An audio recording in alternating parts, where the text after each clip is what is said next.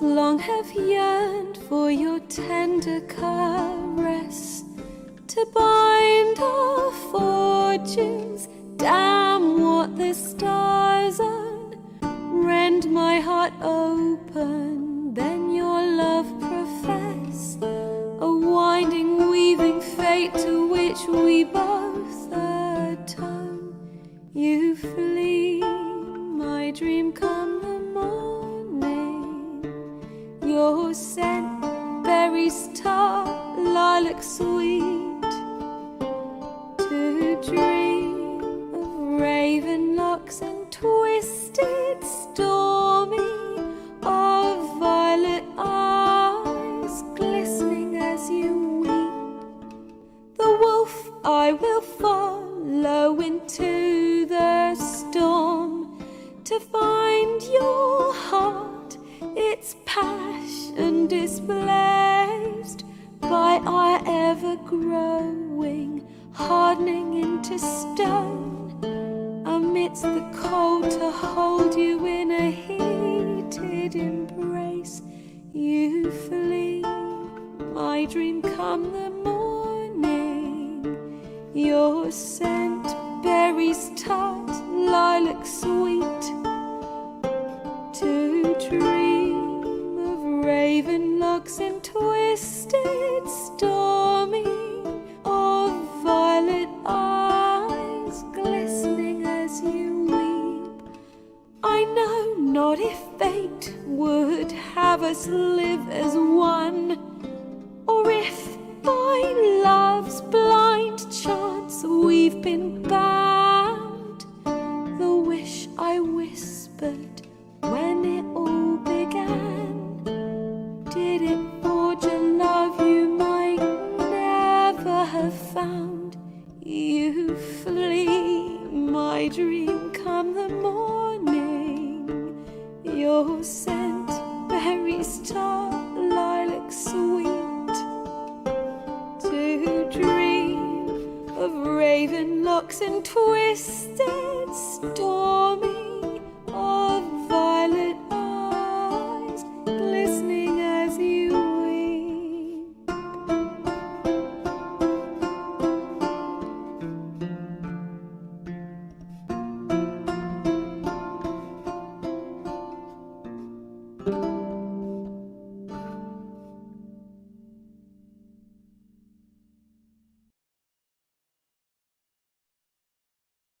Good morning, ladies and gentlemen. Sorry, we are flying by the seat of our pants today. I don't even really know what that means, but we're here. Basically, I have a video that's supposed to go up in 5 minutes ago, and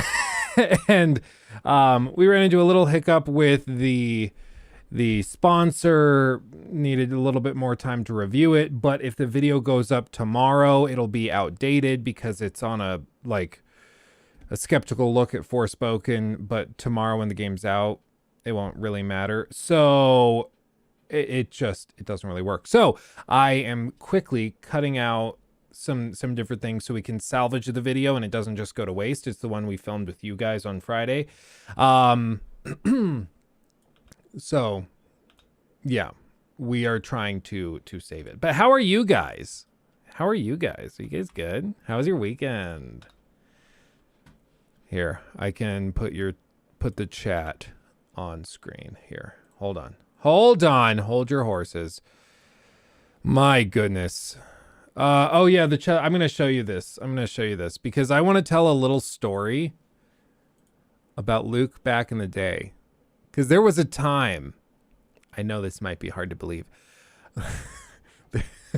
There's a time when, ooh baby, I was the coolest cat in town. I would go to these chess tournaments and everybody wanted to play with me. Everybody.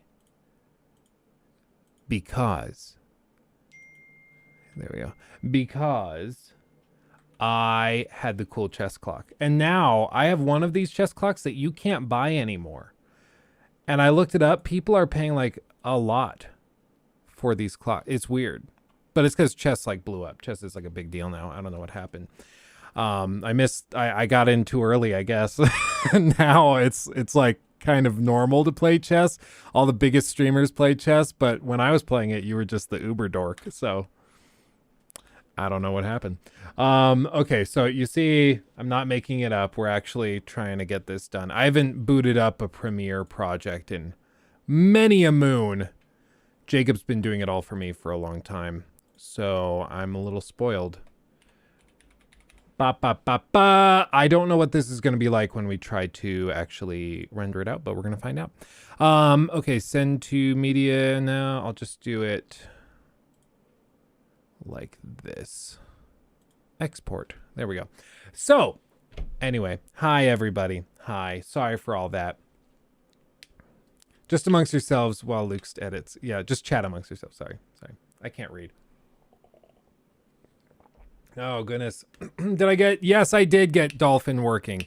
It took a PC reboot, a repairing of the controller, and then some manual profile setups within Dolphin, but now it's working and we're okay. So we're good. Real quick, before I catch up on chat and see what you all are saying, what all you lovely people are chatting about, this is what I'm going to show you, okay? So, like I said, back in the day, I was really cool because I would go to these chess tournaments and chess clubs with this. Okay, I just got this back from my little brother who had been using it. It mainly had just been sitting in his closet. But he had gone to some like tournaments and stuff after I kind of stopped playing. And so he wanted it. And so I said, yeah, you can hold on to it. That's cool. And if we open it, this, at the time I got it, was the Rolls Royce of chess clocks, okay? This is a Chronos chess clock. They don't make these anymore. They're super simplistic, just metal. And then, you know, you set it and then the timer starts. You get a little LED, does the thing. Really satisfying click. Really satisfying. But there was a time when I would go to chess clubs and chess tournaments, and if I used this thing, people would like seek me out because they wanted to use this. I saved up for so long to get this clock back in the day. I played in chess tournaments. I saved up all the winnings from chess tournaments. I did chess tutoring and I saved up the money for that. And I think at the time this thing was like $120. I had somebody, and I'm not joking, at a chess tournament offer me, like, not even that long ago, but it was before I stopped playing, so it was still back in high school. But I had somebody offer me $300 for this thing because they were basically bought out. You can't buy them anymore. The only things that are close to this are kind of knockoffs that aren't the same way. But these old ones, people pay good money for.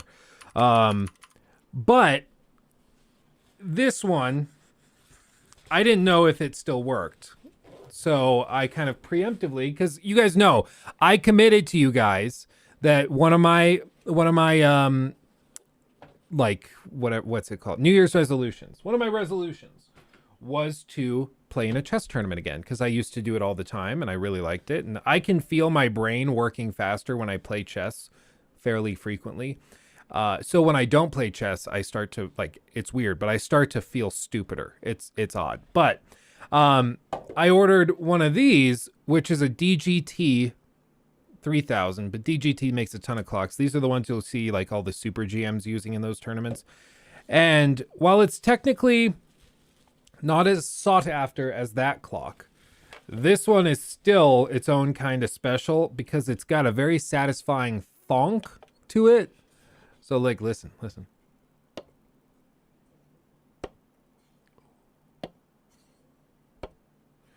Isn't that just satisfying? It just makes your heart sing.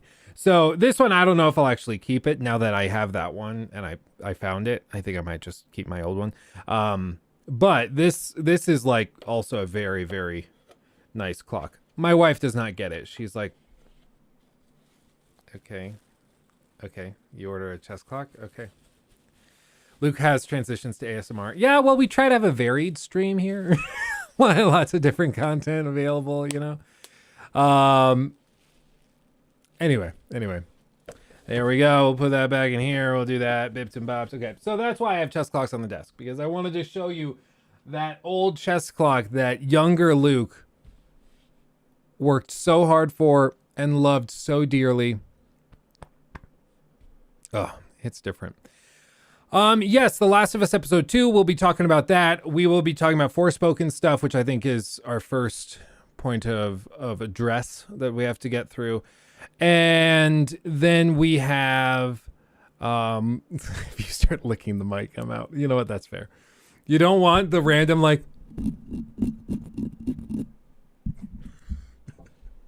Did you guys ever see, hold on, did you ever see that video of the girl doing ASMR, but she takes a drink of something and then chokes really, really badly? ASMR girl chokes. That sounds weird. I'm going to get put on a list. It was just a girl who's playing it, like doing ASMR, and then she takes a drink of a soda and starts like choking on it. And it's kind of funny because it's like really calming. You just hear, it goes everywhere. I don't know, man. Okay, yeah, no, searching ASMR girl chokes, you get some weird stuff. I'm on a list now. God damn it. Okay. I should have known. It's like when I was a kid, my dad looked up, we were sitting in the family room and he had his laptop up and we said something like, hey, we need like baseball gloves. I don't know what it was, but like baseball gloves so we can play baseball or something. So he's like, oh, I'll get on Dick's Sporting Goods website and I'll look it up. So he just sitting in the family room, this good Christian man sits down and types into his laptop browser, dicks.com. And I will never forget the face. Just.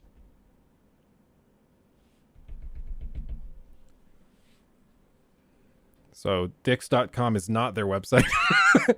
And we all lost it. It was pretty funny. You know, it was a good time. It was a good time. Let's see. Okay, I got to catch up on all of this.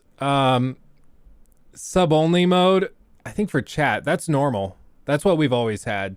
Because I didn't want those random like romance bots coming into chat, so I set it to sub only for like, I think it's any amount of time. If you're a subscriber to this channel, then you can chat. You don't have to like donate, but it's so you have to be subbed. Helps keep the bots out. Hogwarts Legacy, can't wait, man. Yeah, dude, for real. It's on its way. Maddie dropped his review of Forspoken and it isn't really positive. Yeah, we're going to check it out. The Forspoken thing is not really surprising to me. We predicted on Friday that it would come out to like a perfectly bleh standard, and that seems to be the case. I'm trying to think. So this video now, I just re-exported it. Jacob, I think, is busy. I don't really have a way of quickly getting it to Rocky. Basically, I have to upload that video to the channel, but I'm worried it's going to absolutely tank the stream. What if I'm processing. I have a thought. I am having a thought. You ready for this? We're going to get Swifty. Forspoken fixed. I'm going to copy and cut that to my external drive. That's USB-C. Then I'm going to take my work phone. We're going to plug that in since it has USB-C. Thank you, Samsung. We're going to plug that in to the small SSD. And then we're going to use... No, do not format. I almost just completely wiped the whole drive. And then we're going to use that and do a cellular upload. And maybe within like 6 hours, it'll be ready. These are the things Luke has to do when he is not prepared. Cable. A nice cable. Cable. I overpaid for this cable so much. I meant to order like a 3-meter one, and it's like 1.5. And it was very expensive as a cable. And then the Amazon store that sold it closed down and disappeared, so you can't actually do anything with it. Let's see. Turn off Wi-Fi. Just use the neighbor's Wi-Fi, right? This is probably not going to work. I don't know. Anyway, did I finish Lego Titanic? I did not finish Lego Titanic. I got one more piece to it. Now the only little bit left is the back, like, deck, which probably extends about that far, and then we're done. Then it's done. So we probably can finish the Titanic today. No joke. Which is pretty crazy. It's a little silly. Let's see. I had something to give away as well. Oh yeah, if you have a PS5 and somehow have not gotten God of War Ragnarok yet, send me a DM on Discord. Okay, you have to be in the US. I'm sorry, but if you're in the US and you're a member of our Discord, links in the description.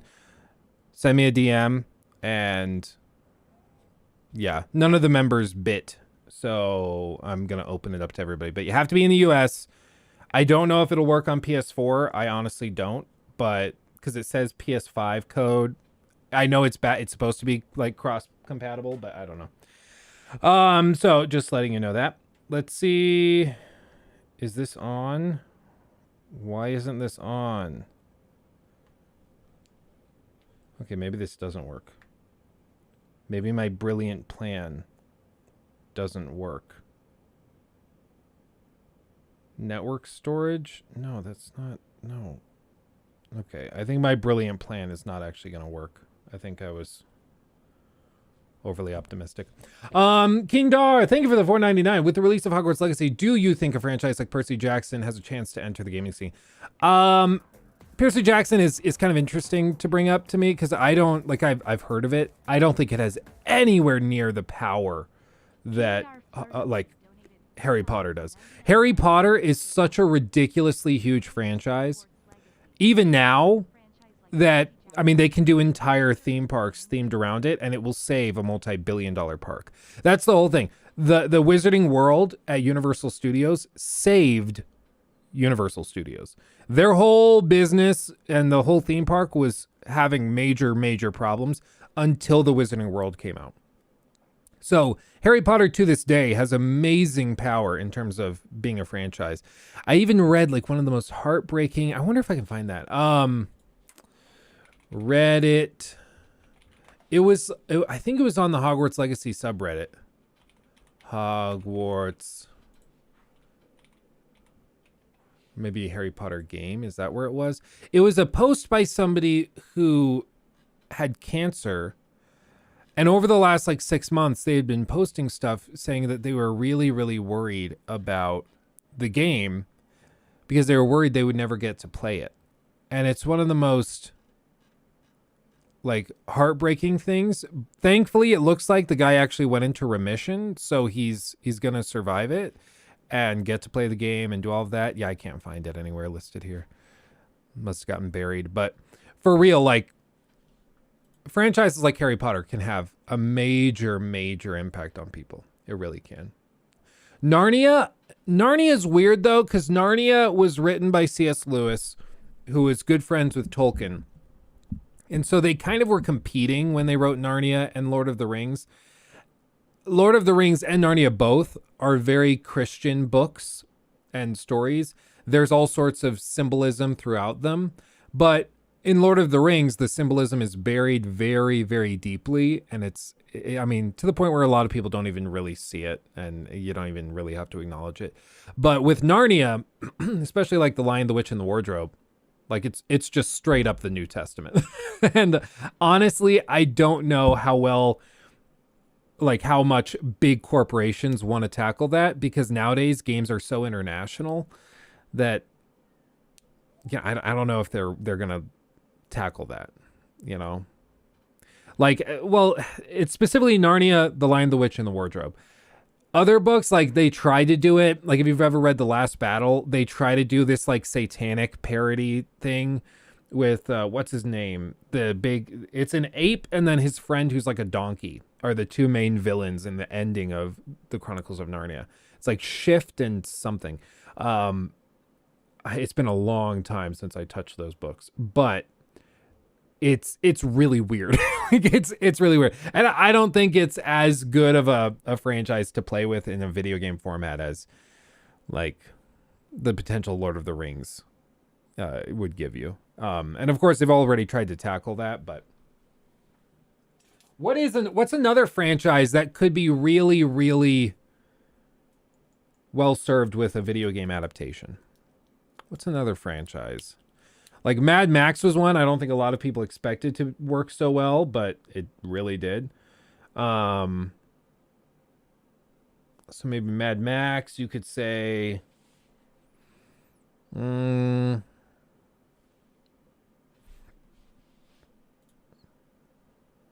Indiana Jones? Like Indiana Jones might. I don't know how they differentiate that from like Tomb Raider and Uncharted.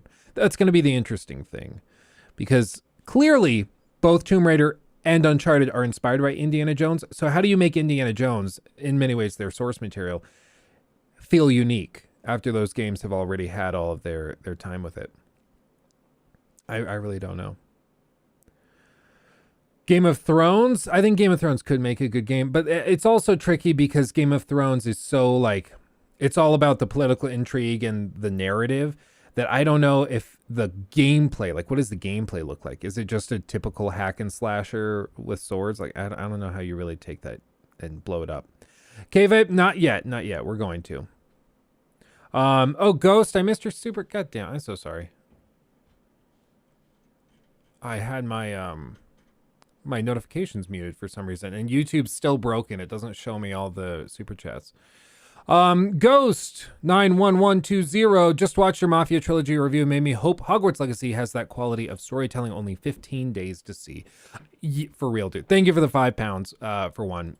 2, yeah, 15 days. It's crazy. And 3, it's a little insane that we are that close, and also that we, like, the hype is just getting insane. You see why, like, hopefully you guys are starting to see why I'm trying to actively calm people down a little, because it's starting to get ridiculous. I saw a tweet from somebody that said that they just requested 9 days off of work to play Hogwarts Legacy, starting with, like, the early access. 9 days. Like, they're going on an all expenses paid vacation, basically. Like, that's another level. Sorry, I'm not happy with the lighting. I don't know what this is. Why it's all kind of screwed up. No, that's the hair light. We need the hair light.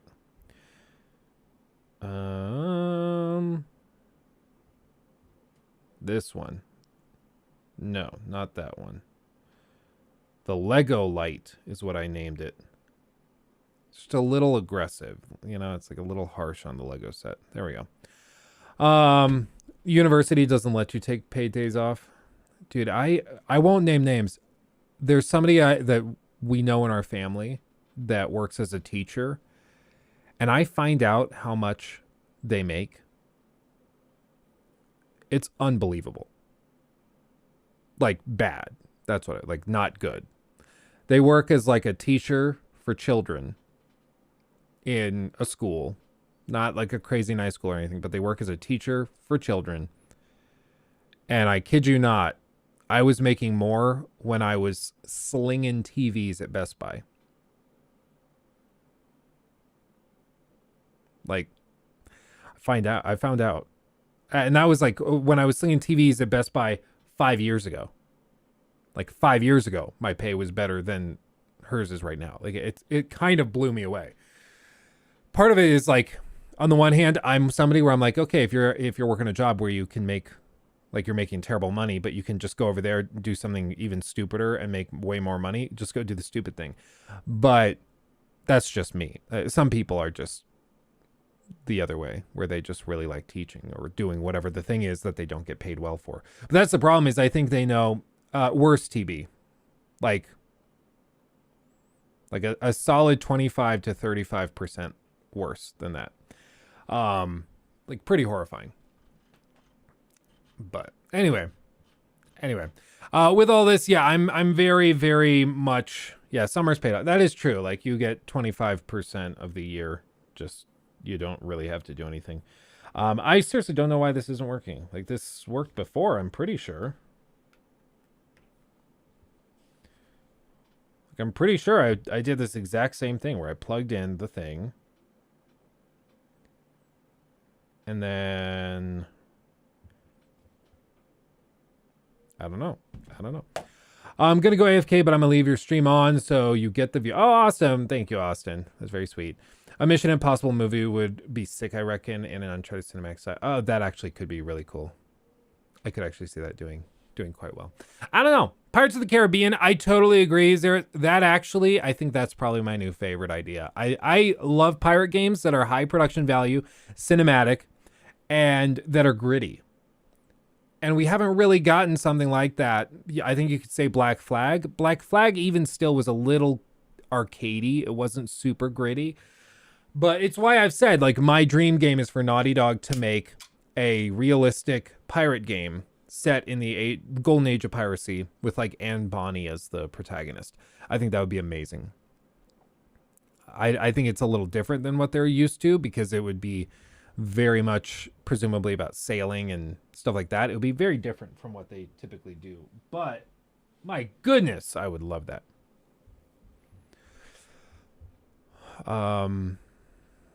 Let's see. I have so many questions for you, Luke. Oh, King Dar, I will try to answer. Godfather franchise in a game would also be good. Yeah, they kind of touched on that with Mafia. You could definitely see the inspirations there. Well, if this isn't going to work, I don't really know what else to do. I guess I could try plugging this directly into the PC and then transferring the footage there. Maybe. I don't know. The only other answer is to try and upload it from this PC. But the stream might tank for a little while. But I mean, if that's what happens to get the video up today, maybe that's worth it. I don't know.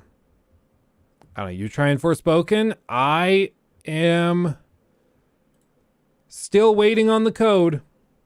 They told me on Friday that they would get it to me on Friday, the review code. Then they said that probably Monday it'll go up. Still don't have it. Which Harry Potter game are we trying today? Harry Potter Quidditch World Cup for the GameCube. Yeah. Okay, we're going to try it. We're going to try actually just uploading it. So we're going to be watching carefully and see if the bitrate absolutely tanks.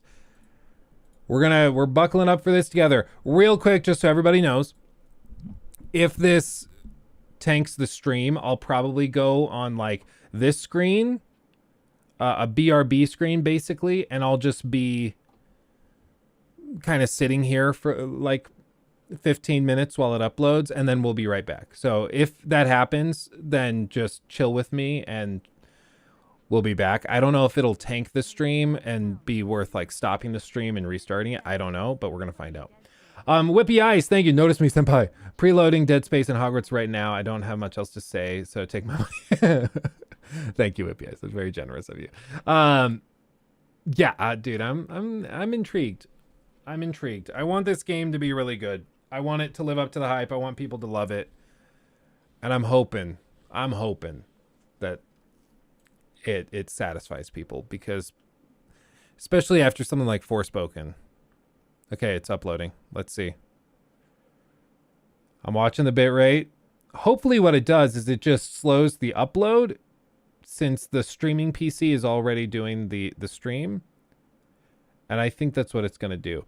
What I believe I did is I set up the network switch that's back there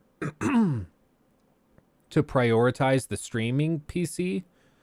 So when it's like uploading heavily, then the switch gives preference to the streaming PC over everything else. So I think that's what it's doing. Because right now this is working and this isn't causing issues. So that's good. Okay, well, I'm actually okay with this. Looks like this stream isn't gonna tank after all. Yay! I love it. I love it. I don't know why in the morning my voice gets so deep and gritty. Buy Ubi shares or not? I honestly, it's all just a matter of risk to reward.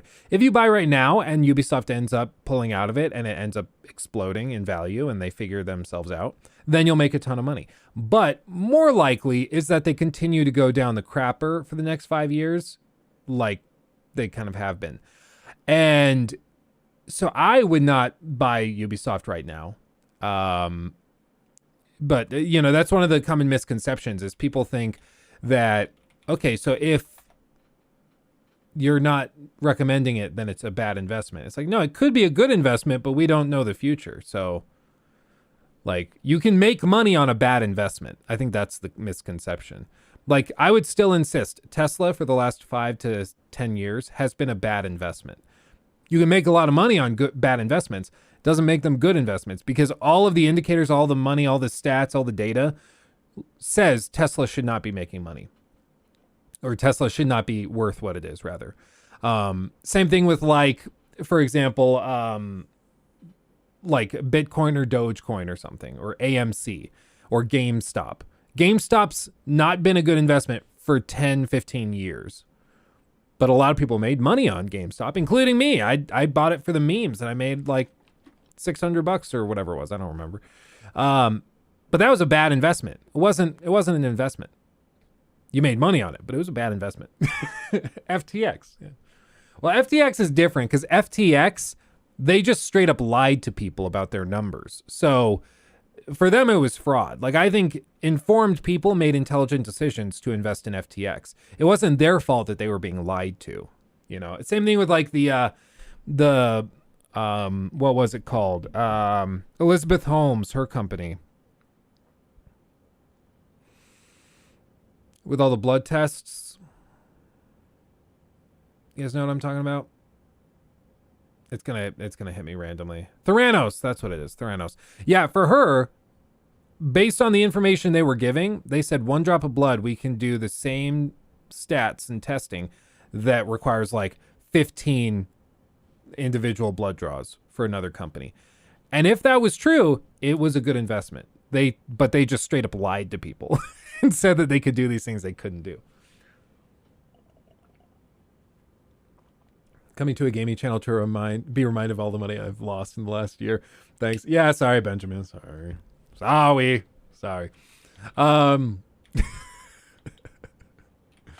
Yeah. It's been a rough year for everybody. Or it was a rough year. Hopefully this year, I think we're going to bottom out this year, but we're probably not going to magically make a lot of money this year. It's probably going to be like 3-4 years till we recover. But I'm pleasantly surprised. I think I believe with my IRA, I think I made like $200 last year. Whereas like what they predicted or what the market did, if it was just thrown into the S&P 500 or something, I should have lost a lot. So sometimes going and having like a company like Fidelity or somebody manage your money for you can actually be convenient, because it's almost like they know what they're doing, right? Especially for your retirement stuff, where you just shouldn't, like, there's no need to risk it. Play it safe and you'll be fine. You know, even if you can only throw $50 a month into it, that's worth it. At least then it's something, you know. Let's see. Okay. I have not been this flighty trying to get a video done in a very long time. It's a little weird for me. Edit title and description. Okay.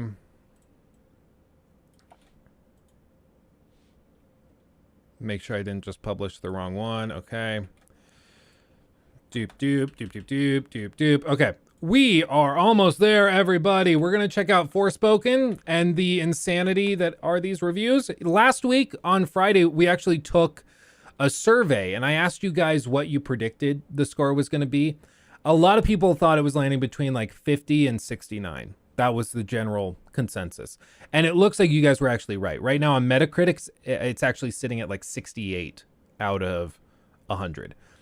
I thought that it would sit closer to like 75 out of 100 because they were giving it to more weeb types.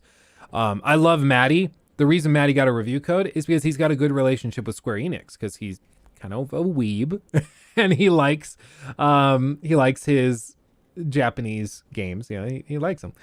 And so he's got a good relationship with them.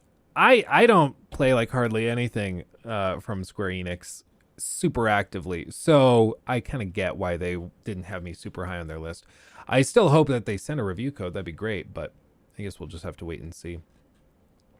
I will be watching it, though. I will be watching it closely. ACG, did he... So he did get a review code, or he didn't? I don't know. Oh, also, I guess we could open this real quick. This was cool. This was kind of a cool thing. You guys know what PlayStation sent me? This. This is the brand new DualSense Edge wireless controller. This is their competitor to the Elite Series 2 from Xbox. And I love the Elite Series 2. It's built super solid. Like, you can try and it doesn't creak or squeak. It's just built like a tank. You can swap out all the little joystick heads, adjust the resistance on them if you want, swap out the D-pad. There's paddles on the back if you like the paddles. I freaking love the paddles. I can't play games without it. I just much prefer this. And it's just built really solidly. Different profiles with an on-screen or an on-controller indicator as to which one you have equipped. Really, really solid controller. So they are trying to compete directly with that. This comes in at 200 big ones. And that's a lot of money. I mean, for $200, I think, isn't the Elite Series 2 like 170 right now? Controller. Oh, dude, it's even okay. This is the core. This is the other one. Yeah, it's like 180. It's 180. Oh, thank you. Thought you should know you're now officially my #1 comfort YouTuber. Aww. Thank you for everything you do and keep up the hard work. Thank you, my friend. That's very sweet. Thank you, Sophie. I saw you replied to my DM on Discord. I have to answer that, so I'm sorry. I went through all of my DMs on Discord on Friday on our drive, and now I have to catch up on all of the replies from people, but I'm trying. It's just, there's a lot. So this is the Elite Series 2 is 180. So it's less than this one. So I'm expecting this at the very least to be competitive, right? Like, at the very least, this thing should come along, have the same build quality. It should have the same feel of just being premium. And ideally, it would be even better. Ideally, I would touch this thing and be like, oh, God, and just immediately reach climax, right? That's what you would hope. That's probably not going to happen. Hopefully, for everybody's sake, it doesn't happen. But let's see. Moving everything out of the way. And my Lego cam. Let's see. There we go. Okay. If we open it. Okay, they got it in like a static bag. A manual. Who cares? Okay.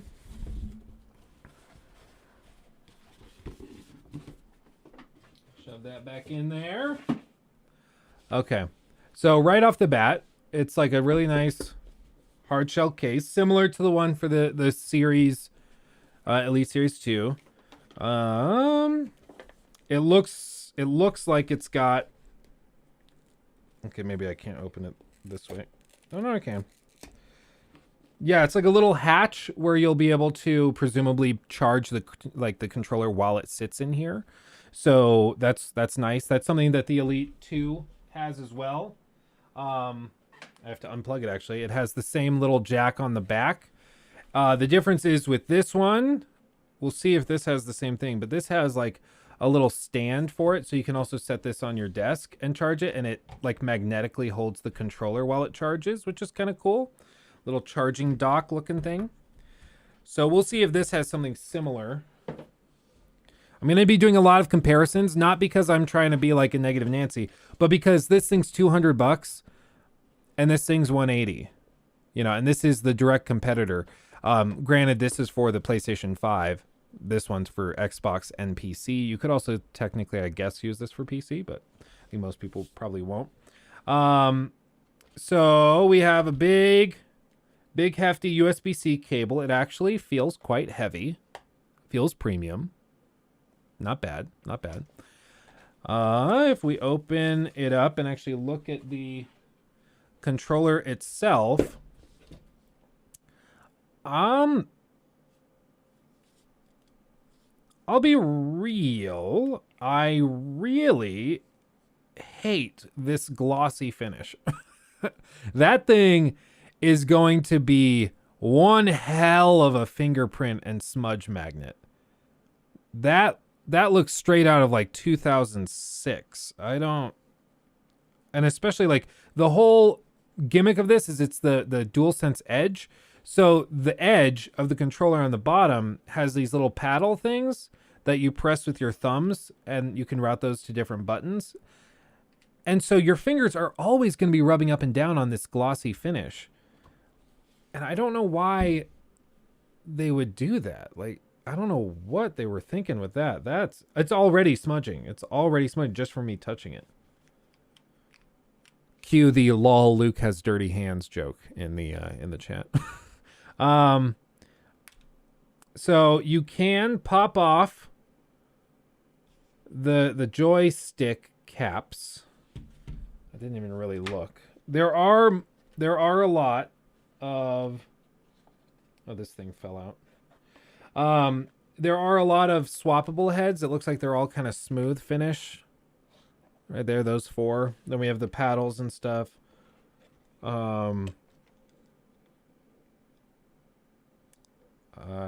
will investigate that. We'll figure out what that is. So, I mean, okay. I guess one piece at a time.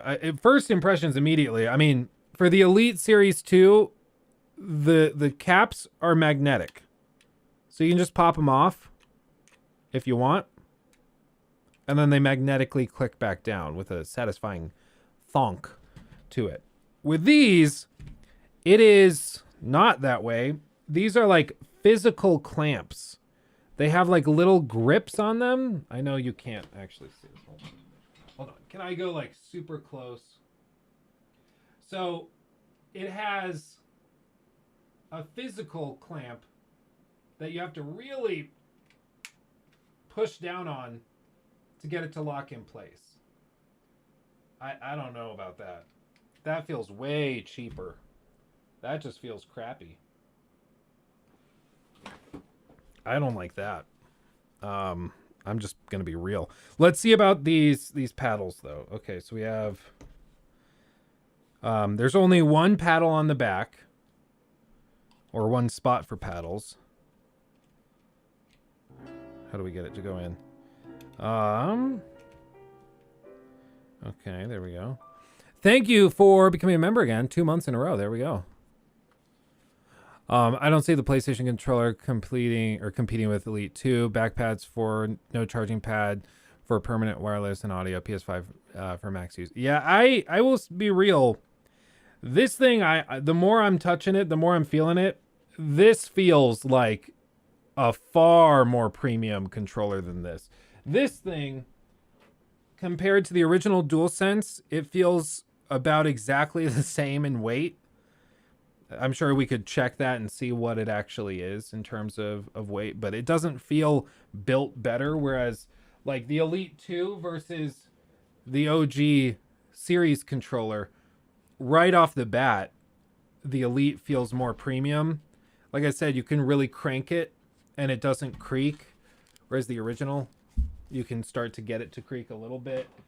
And then this, it's solid, just like, okay, maybe more solid than the original DualSense. But I mean, that might just be that this thing's been used a lot, right? I really don't get why it's more convenient to put these like thumb accessible edge buttons, which means you have to take your thumbs off the joysticks and press the button when you still have an extra finger on the back of the controller, or 2 if you play like that, that's not being used. Like, why didn't they put 2 paddles on the back? That doesn't make any damn sense to me. Right? Like, isn't that weird? I don't know. The top of it's textured. they went with a glossy finish for the front of this bezel. I don't know about that. And then they did texture the triggers a little bit. So I guess I can show you that. So you see there is a texture to the trigger. And then the glossy finish on the top ridge. And then the textured touchpad.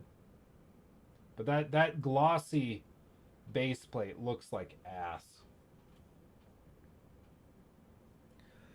I will be real. I am not that impressed by this. They do have different, I guess, a different style of paddle. If you want like a little tiny disc looking thing. And I guess for this is more of a pull action to click the button as opposed to the press. So this is more like for the middle finger versus the ring finger, I guess. I don't know, man. I really am not. Again, I thank you, PlayStation, for sending this to me. I appreciate it. But this is weird. This is just a freaking weird device. I don't really understand this. So we have the USB-C cable as well, but what is... It's like a plastic piece that says unlock lock.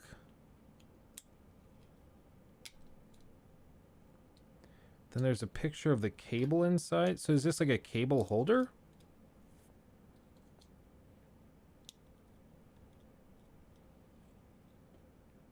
I guess? Oh, is it to like... Oh, no way. Lock? No. Lock. Okay, that's got to be one of the stupidest looking things I've ever seen. It's a plastic housing for the cable. For this particular cable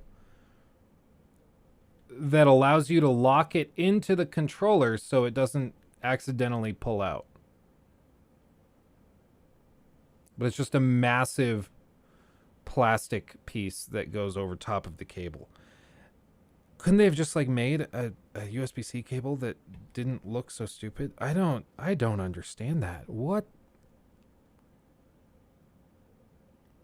Yeah, so it turns this $200 controller into a wired controller. I don't know, man. This is weird. This is freaking weird. Also, it doesn't come through on the camera, but the gloss finish comes off as actually like slightly more bluish gray than all the other black finishes on the controller. So the touchpad looks black, but the glossy finish, and I know you can't see this in the camera. I'm looking at it now. It doesn't really come through. But the glossy finish actually comes off as like almost like a inky blue black. Like it's very subtle, but it's not the same color. I don't know. The real benefit I see to this is the replaceable joysticks. I destroy my controllers so fast on my 5th because all the others had insane drift. That's the thing though, is I don't think you can actually replace the stick. You can replace the cap. And the replacement, it's like a cheap plastic snap-on thing. Can you adjust the resistance?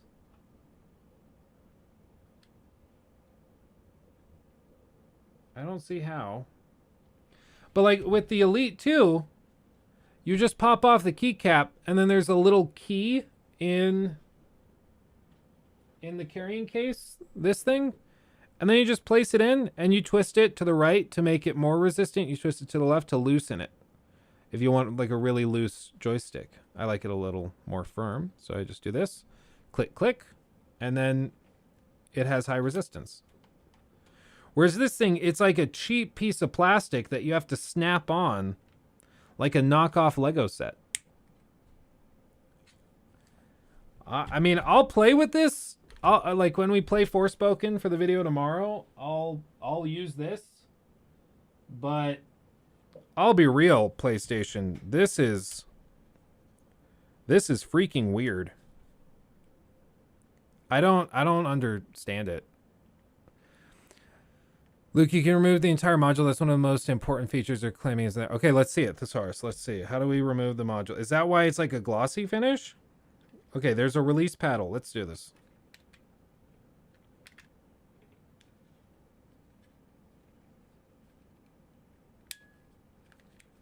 How do I do? Okay, so there's like a little switch on the back that says release.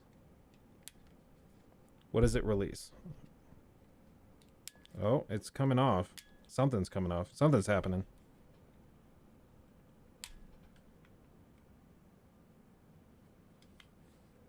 Okay, maybe I'm just breaking it. Okay, fine. I'll read the manual. You guys. I'm a YouTuber. It's fine. Let's read the little paper manual and see what the hell this is. Okay.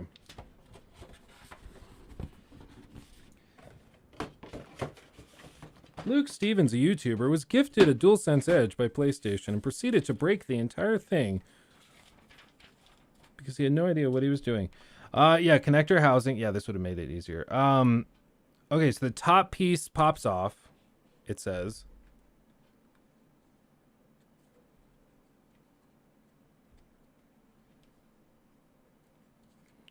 I have like big sausage fingers. I can't easily do this. Okay.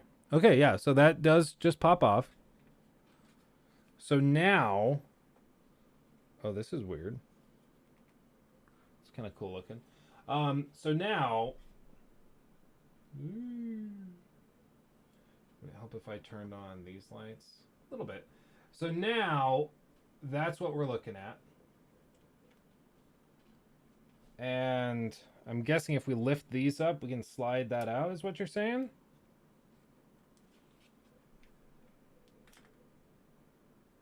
And just remove the entire joystick. Okay. And the entire edge piece. So this is what you're saying when we're referring to you being able to swap out the stick modules. So I'm assuming they're going to sell these separately, right? Is that what you were saying? $20 for a new one? He broke it, yeah. Can you imagine? It's not supposed to do this. So $20 to replace that. I mean, I guess it's one way to combat stick drift is just allow people to replace it themselves without the full $70. At $20, they're still making bank on these. But, I mean, that's better than a new $70 controller. High dome caps, stick caps, attached to controller, half done. Okay. How do we increase or decrease resistance? Remove caps, attach caps. Okay, attach lever button.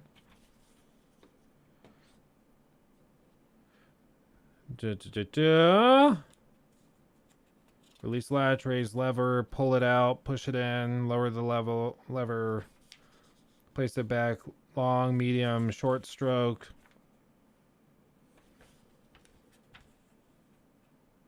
I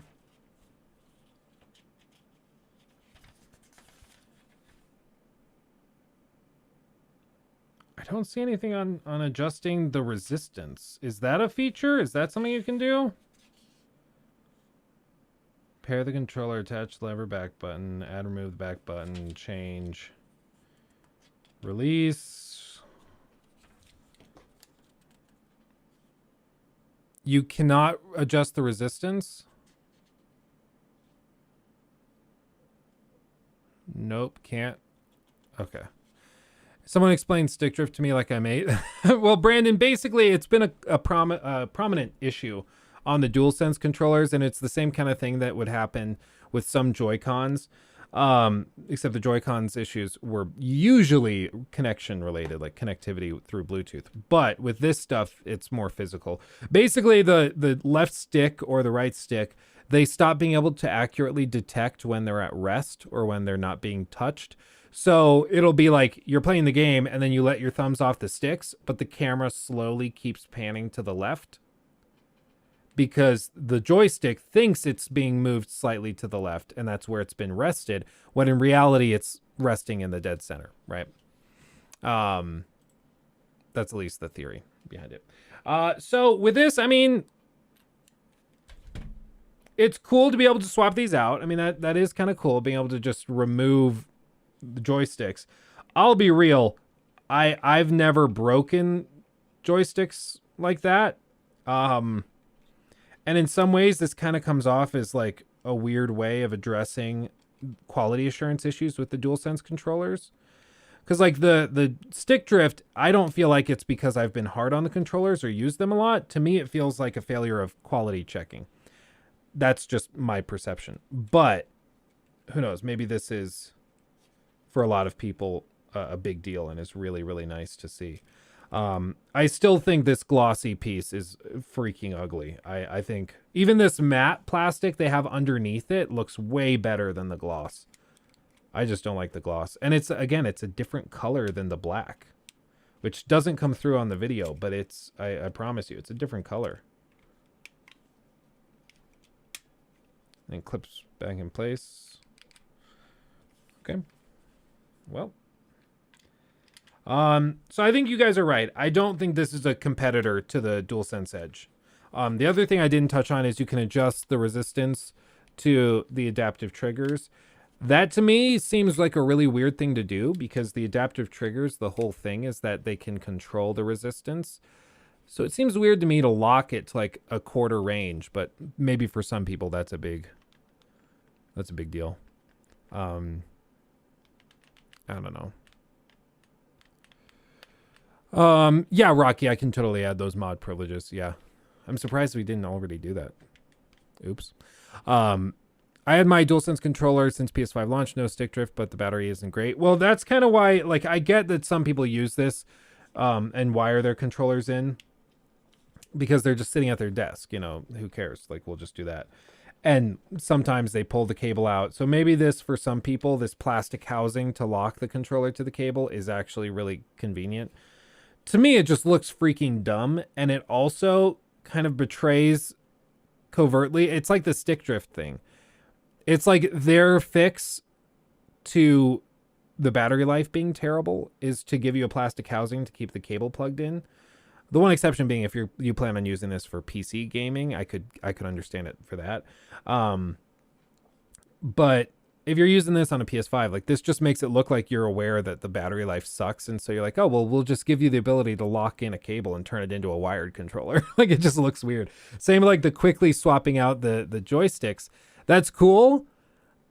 But like, I'll be real, I haven't had that problem enough for it to justify the cost of a $200 controller that's otherwise pretty lackluster. We'll see what I think the paddles are going to be nice. I really don't like that there's only one paddle on each side on the back. I wish there were two, because I don't think I'll like these thumb edge things. I think that's kind of stupid. You have to remove your thumbs from the joysticks to press them, which kind of removes the purpose of the paddles. Like the paddles, the great thing about those is that they make it so you never have to remove your thumbs to touch these buttons. Like I don't get it, but anyway. Or if you're used to throwing it, yeah, maybe. Okay, and let's be honest, it's not even a very pretty control. I just don't get the gloss. I think the gloss was a huge misstep. I think what they were trying to do is they were trying to make it look like the PS5.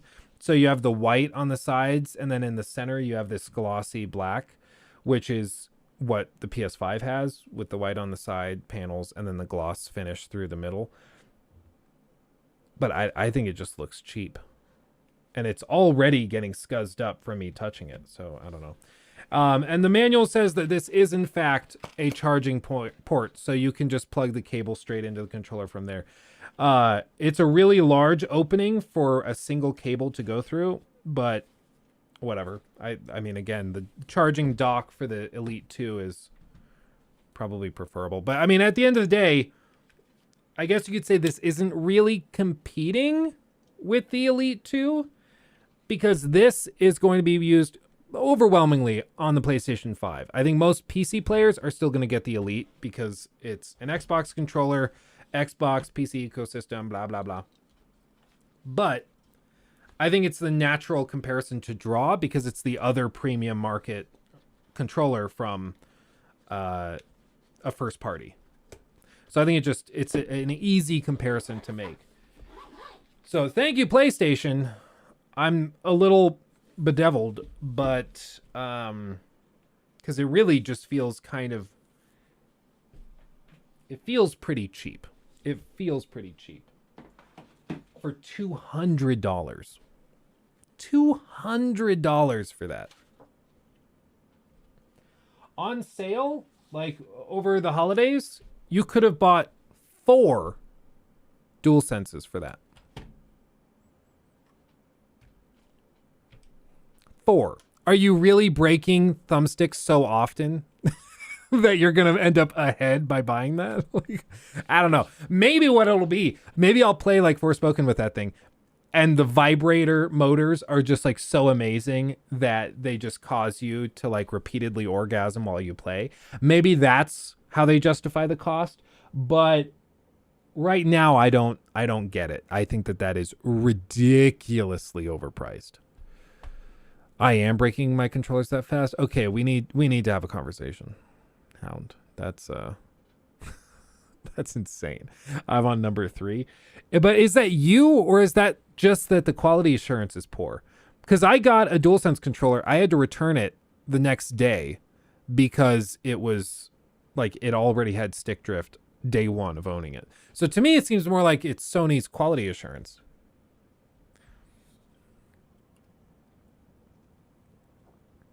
How much do you think it's actually worth then? I think like charging maybe $120, $115, something like that would be much more fair. Cause like I'm being real with you. It doesn't really feel much more premium than this DualSense, which over the holidays and depending on where you're shopping, these things are on sale for like $50 regularly. So you could buy 4 of these. Play with all of your friends. Have plenty of controllers to go around. All different colors. You get a red one too. All different colors, depending on your mood, versus getting that one thing. But I don't know. I guess it's not really designed for me because I thoroughly don't understand it. I don't know. I love the red one. Yeah, the red one's really sexy. Is that the like full price cost is $70 for these PS5 controllers, but like they're on sale for $50 all the time. Like if you're shopping for one and you see it for $70, just wait a little bit, it'll be fine. So again, thank you, PlayStation. Just not for me. I would not recommend people spend $200 on that. And just like that, Luke was cut from the press list. No longer welcome to receive items from PlayStation. I don't know, man. I don't get it. I'm not going to lie to you. If I think it looks like ass, I'm going to tell you it looks like ass. Maybe I should be a little bit more polite or more friendly to the brands. I don't know. I don't freaking know, man. Okay, the Forspoken thing is on its way.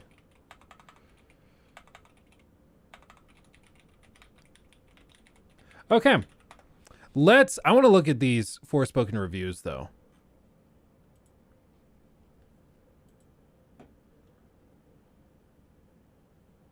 Okay. Close that down. Okay, let's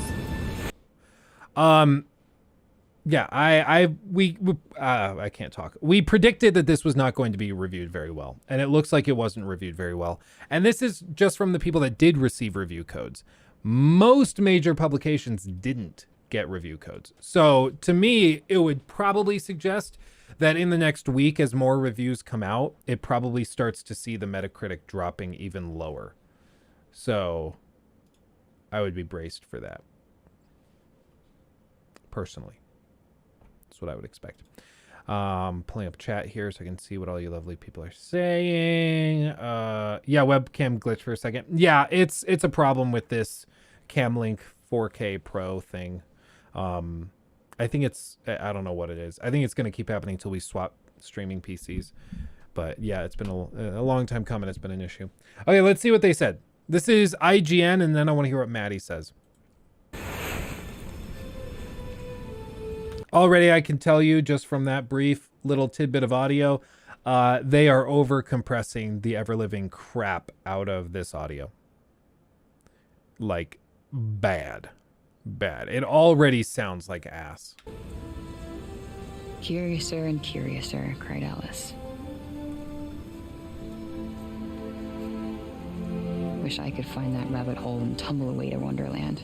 Okay, stop me if you've heard this one before. A down-on-their-luck orphan has their life turned upside down when they get whisked away to a fantastical new world. There they suddenly have magical powers and must reluctantly rise to become the hero its people need to stop an evil threat. If that sounds like every fantasy book you've ever forgotten you read, it's probably because Forspoken is a remarkably generic RPG, from its bland story to its lifeless open world. Thankfully, its flashy parkour and energetic combat do keep the relatively slim campaign decently entertaining throughout. But running through its boilerplate checklist of side tasks doesn't hold much appeal beyond mindless trophy hunting after that.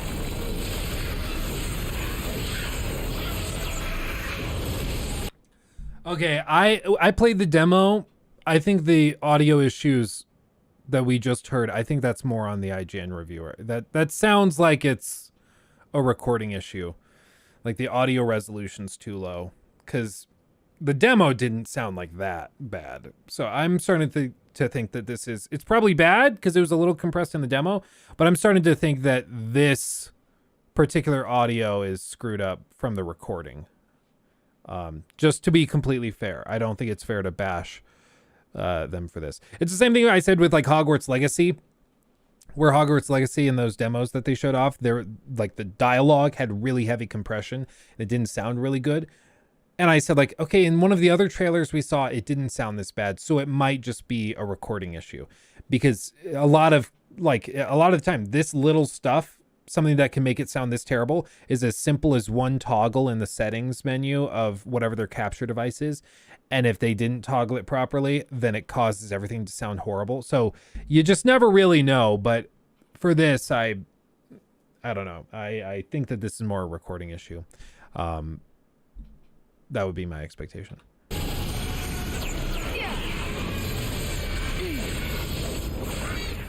Yeah. The newest action RPG from Square Enix puts you in the brooding shoes of Frey Holland, a well-acted but largely unlikable New Yorker. Frey is pulled through a portal to the fantasy realm of Athia and accidentally becomes bonded to an equally unlikable talking armband she calls Cuff. Cuff? That's a bit reductive, isn't it? Cuff? The four remaining realms of It's like they thought, he's got a British accent. What more do you need? What do you mean unlikable? He's a Brit. Dilly, isn't it? Athia have been afflicted with a corruption that has forced its populace into the last remaining city of Sepal, and it falls on Frey and her newly imbued powers to help its citizens by facing four powerful rulers called Tantas. Not that she's all that interested in doing so. If you want to save your city, do it your f***ing self. Forspoken's world and story are about as bland as they come, equal parts predictable and forgettable, and mostly told through exposition dumps between large stretches of open world exploration. Across the 15 hours it took me to beat the campaign, the writing never does a good job of establishing any of its characters or the relationships between them, constantly assuming we must already be invested in these people in a way it never actually earns. We must execute her immediately! Wait, what? No, that's crazy. You know what this is? I totally know what this is. This is what happens when you take, on the PlayStation 5, when you have it set to spatial 3D audio, but you record it off of an HDMI cable where it only captures 2 channels. So, because I ran into this problem, I think during Ratchet and Clank, while recording footage for that review or critique. And it's just an oopsie. Like whenever I am playing games and recording the stuff, I have to only listen to the audio through speakers with the whole thing set to stereo. Otherwise it just breaks. Like it doesn't work properly. So this tells me he was probably playing this with surround sound or with the 3D audio headset. But it was only capturing 2 channels, which is why it sounds so weird. So I know exactly what this is. It's a big oopsie. And I don't know why they keep playing clips of audio knowing that it's that screwed up. But you know what? I guess if it works, it works. This is why it's like a curse to be a perfectionist, though. Because like I ran into this issue with Ratchet and Clank, and I went back and I re-recorded half of the game to fix the audio problem. I guess they're just like, yeah, whatever. The game sucks anyways. Who cares? I don't even know how I got here. Please listen to me. The most egregious example of this is the chemistry between Frey and Cuff, which frames most of Forspoken as a sort of buddy cop movie, but spends almost no time showing these 2 unlikely partners genuinely growing closer together. That means their snippy banter comes off as obnoxious rather than endearing. Can we just not talk? Fine. Fine by me. Suit yourself. I love a bit of silence. Fantastic. This is one thing that I noticed in the demo a lot. Like, having characters who are just kind of like hyper sarcastic, very much like passive aggressive and things like, it's not witty. It's not relatable. Like when we have friends that do that, we find it annoying. Like we can't stand hanging out with them. And for a video game, you're asking players to, you're describing me. Sorry, Rock. Somebody had to tell you. No, like for all this, like you're asking players to sit down and go through a journey with somebody for 15 hours. That's a lot. If you have somebody that you like, a friend you don't really like, are you going to go on a 15-hour road trip with them? Probably not, because they're annoying. Thank you, Devex. Appreciate you. Thank you for becoming a member. Like, probably not. You're not going to go on the road trip with them because 15 hours is a long time to spend with somebody you don't really like. But with this, it's like they have her be obnoxious and unlikable. And then like, why don't people like playing the game with her? She's super sassy. Frey is surprisingly vocal about her disdain for most of the tasks you're asked to complete. Not super into the idea of going in here. And Cuff constantly belittles her for no good reason. Reasonably impressive, I suppose. Reasonably? Kiss my ass. I think it's supposed to come off as sort of friendly ribbing, but instead That was weird. I think they just beeped out her saying ass. Didn't they? I think they censored the word ass. Kiss my ass. Yeah, they totally did. They totally did. Oh man, YouTube censorship at its worst. think it's supposed to come off as sort of friendly ribbing, but instead it feels like awkwardly watching a couple argue at a dinner party. This dynamic never really changes, and it is always exhausting. You absolutely sound like that. No, you absolutely sound like that. Yeah, see? 2 can play at that game. You're f***ing stupid. Some conversations and cutscenes can also have a stilted feel to them. The performances throughout genuinely aren't bad, even when the writing leans heavily into telling rather than showing, but none of it is very fun to listen to thanks to long, awkward pauses between lines and occasional crowd noise or background music that's so loud it drowns out the dialogue. The Tantas are deeply connected. They may be undetermined, but they are. When you're not in Sepal talking to townsfolk and doing mundane side quests like chasing cats, you're generally given a target on your map and free reign to get as distracted as you'd like. I'm sorry. This is just, this is really funny to me. Like, you know the term herding cats? It's like a turn of phrase. People say, oh, trying to pin you down for dinner is like herding cats. You know, where it's just, it's a task which is kind of pointless. It's next to impossible. It's not fun. It's tedious and annoying. And this is literally a quest in the game, is for you to herd a cat around a city. It's just funny to me. It's like, what's the worst thing people hate doing? Oh, you know the turn of phrase for something that sucks? Oh yeah, let's just do that. Okay. It's just funny. Yeah, AC Valhalla as well. Yeah, it's just fun. Like, I get it. I'm not saying that the game is bad for doing that. Like, a lot of the time, this is a reference to that kind of thing, where they take, like, the turn of phrase and then flip it. Like, so this is something that happens, you know, but it's just freaking funny to me. Oh. Along the way. That involves sprinting across Athia's rocky terrain using Frey's magic parkour skills, flipping over obstacles, and then beating the snot out of enemies at various points of interest for new equipment and other rewards. That went well. This is what you'll be doing for the vast majority of your time with Forspoken, and it can be a lot of fun, even if those systems never get too deep.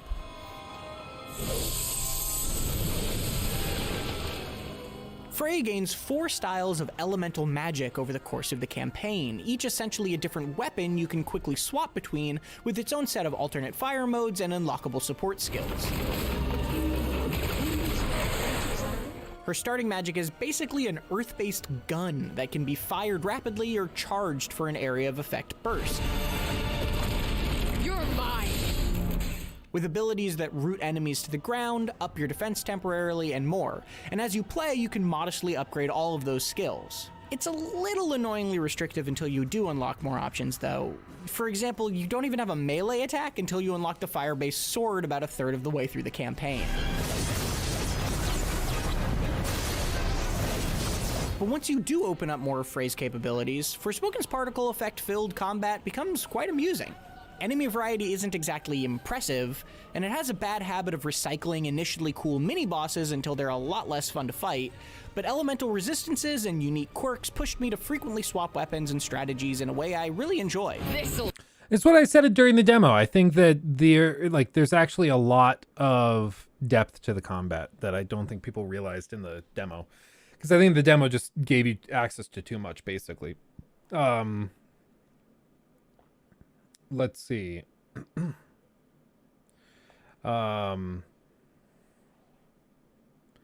Let's see. Sorry, I'm posting the video. I'm going to title it A Skeptical Pre-Review Look at Forspoken. That way people aren't upset when they click on it and then realize that I haven't played the game yet, because that's going to happen. Real quick, everybody, like the video. Like the stream. That really does help. So like the stream. I'm going to be assertive. Like it, or I will throw a fit. I will sass you. Oh, the other thing this made me think of. Like, look how good the combat looks, right? It looks pretty good. But just think of how many things have to go right in a game for it to be well received. Like, the team that worked on the combat worked their asses off, made this thing that's really robust and pretty good. But because the writing staff dropped the ball, everything else kind of flops, right? It's amazing to me. Sam, thank you for becoming a member. Appreciate you. Oh no, he's getting assertive. Everybody buckle up. Oh no. Anyway, but it's fascinating to me because you can have a team that has like 3/4 of it does amazing world-class work. And then the other quarter drops the ball and just doesn't do a good enough job. And the whole game suffers. The Metacritic, like, if the story was really, really good, if the narrative was good and the world was worth exploring, like, for Forspoken, it looks like there's 2 major problems. The narrative sucks, and the world is not worth exploring for its own sake. Because it's just lifeless. So it seems like the world building team, or whatever they called them, and then the narrative team both dropped the balls. But the combat team, the graphics team, it looks like they did a really good job with all of this. I'm still really weirded out. I don't think we've seen any PC reviews yet. If somebody could check that, do any of you guys know if anybody has posted a PC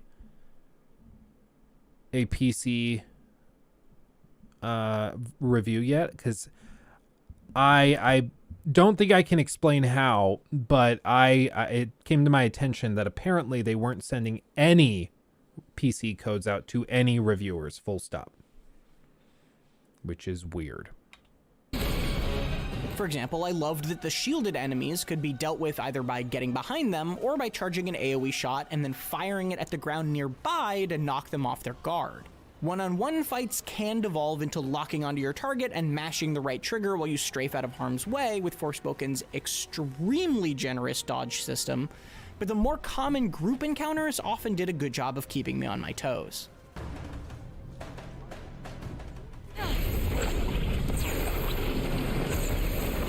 The parkour system is a similar mix of straightforward and flashy, sending you nimbly soaring across the environment by simply holding down the circle button and pointing yourself in a given direction. Just like your attacks, this becomes more fun once you unlock some cooler skills, like options that boost your speed with well-timed button presses. That said, it's also far more mindless than combat. requiring very little nuance even as additional techniques become available to you.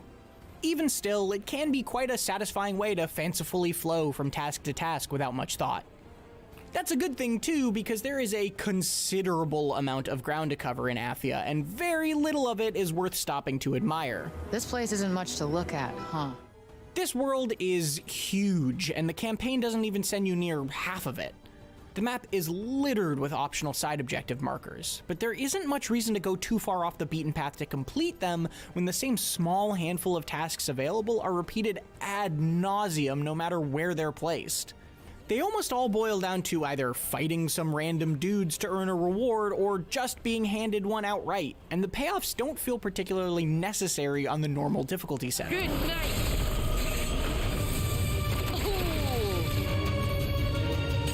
Plenty of open world games follow a similar structure, but Forspoken does it with such a bare bones transparency that Athia comes off less like a world for you to explore and more like a repetitive checklist asking to be crossed off. That's one thing you can tell, like, in all of this gameplay that they're going through. They just, like, in the top left, it's like, gather 15 Google Glops and then 24 Feather Floops. And it's just, like, we teased Ubisoft relentlessly for doing that.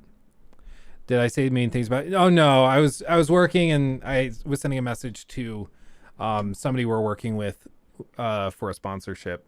And we were going to post the video today, but my videos do well if I post them between 10 a.m. and noon, but the sponsor didn't think they could approve the video until this afternoon. So we were like, okay, we'll post the video tomorrow, but the video wouldn't really make sense tomorrow because it's a pre-review look at Forspoken.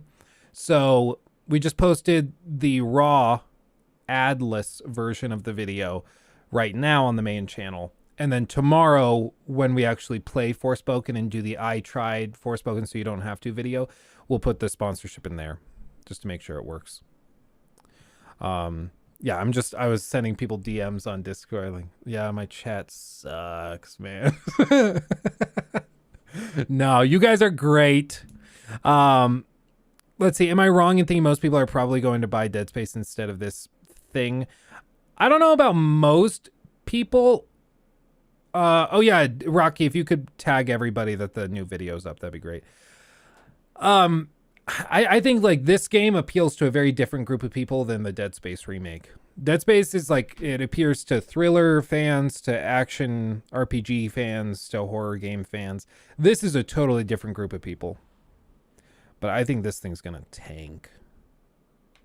It also doesn't help that Athia lacks much in the way of interesting visual landmarks, mostly filled with piles of samey rocks and ruins. Each of the 4 regions offers some twist to their layout, but they'd still mostly blend together if it weren't for the blunt color filter slapped onto each one. After the credits rolled, I ran around this map for another dozen or so hours, hoping to find some exciting secrets in the heart. Yeah, you see spellcraft, inflict piercing attacks on 2 enemies, 2 out of 20. Knock enemies down, 14 out of 15. Glide, use glide to skim across water for a certain distance. You have to go a total of 3,280 feet. Like, how is that fun? It's just not. I just don't get it. Hard to reach corners I hadn't visited yet. But with the sole exception of an isolated trader selling a few neat items, all I saw was the same side tasks on these same bland landscapes over and over and over again. Look, I'm sure there will be die-hard completionists out there excited for a chance to put on a podcast and spend dozens of hours clearing every single map marker and opening every single chest, but I was given very little motivation to do so here.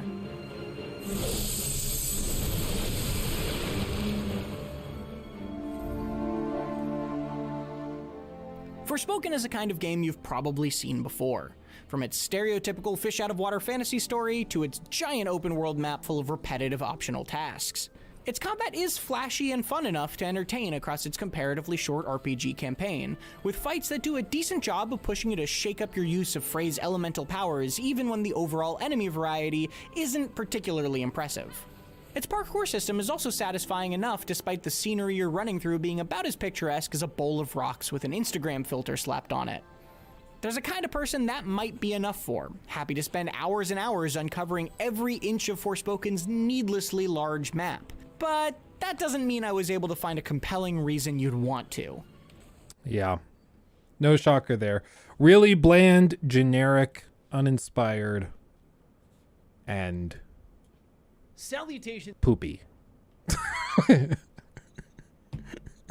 Told you 6 out of 10. ACG's review next. I'm guessing he didn't like it. I'm guessing.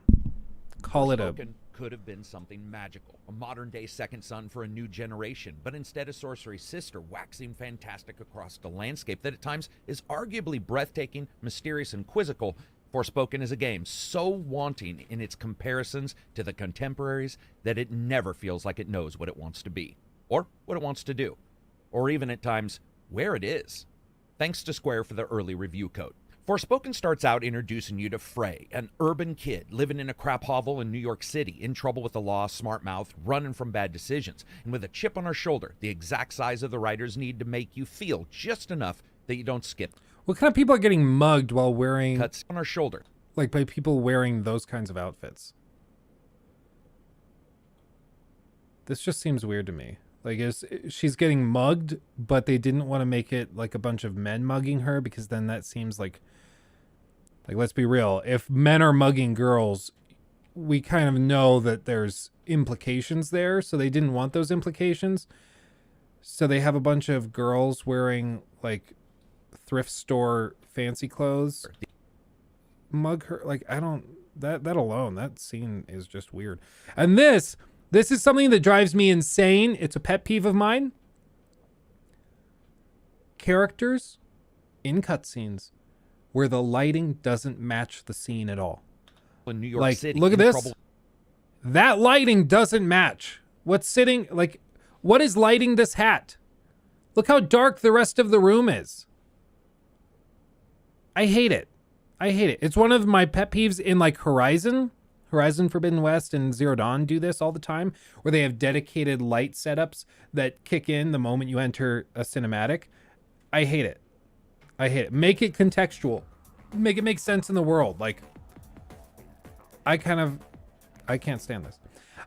Rory, thank you. It's not a bad game, not worth $60. Is it woke? I don't know about woke. I haven't seen anything like that. I just find, like, there's little things like this that would just start to drive me crazy if I played this, I'm sure. Horizon has amazing lighting in game, absolutely. My problem is just with the style of lighting they use for cutscenes. It's just a personal preference. I'm not saying that it's bad for doing this. I'm not saying Forspoken's bad for doing this. I'm saying personally, it's a pet peeve of mine. Artistically, I hate it. Same thing with, like, constant fade to blacks. Fade to blacks, I personally can't stand it. I find it to be like the last desperate transition when an artistic type doesn't know how to transition scenes. Like, how do we do this? I don't know, just fade to black. You know, I hate it. Australian dollars through Super Chat. Oh, thank you, Sean. Very Looking generous. forward to the Titanic unveiling. Oh, yeah. Oh, yeah. I guess I should probably be working on that right now while we're watching and reacting to these things. Because we're close. We're very close. Thank you, Sean. Thank you again. Lachlan also got his Duplos thanks to your previous donation, or one of your previous donations.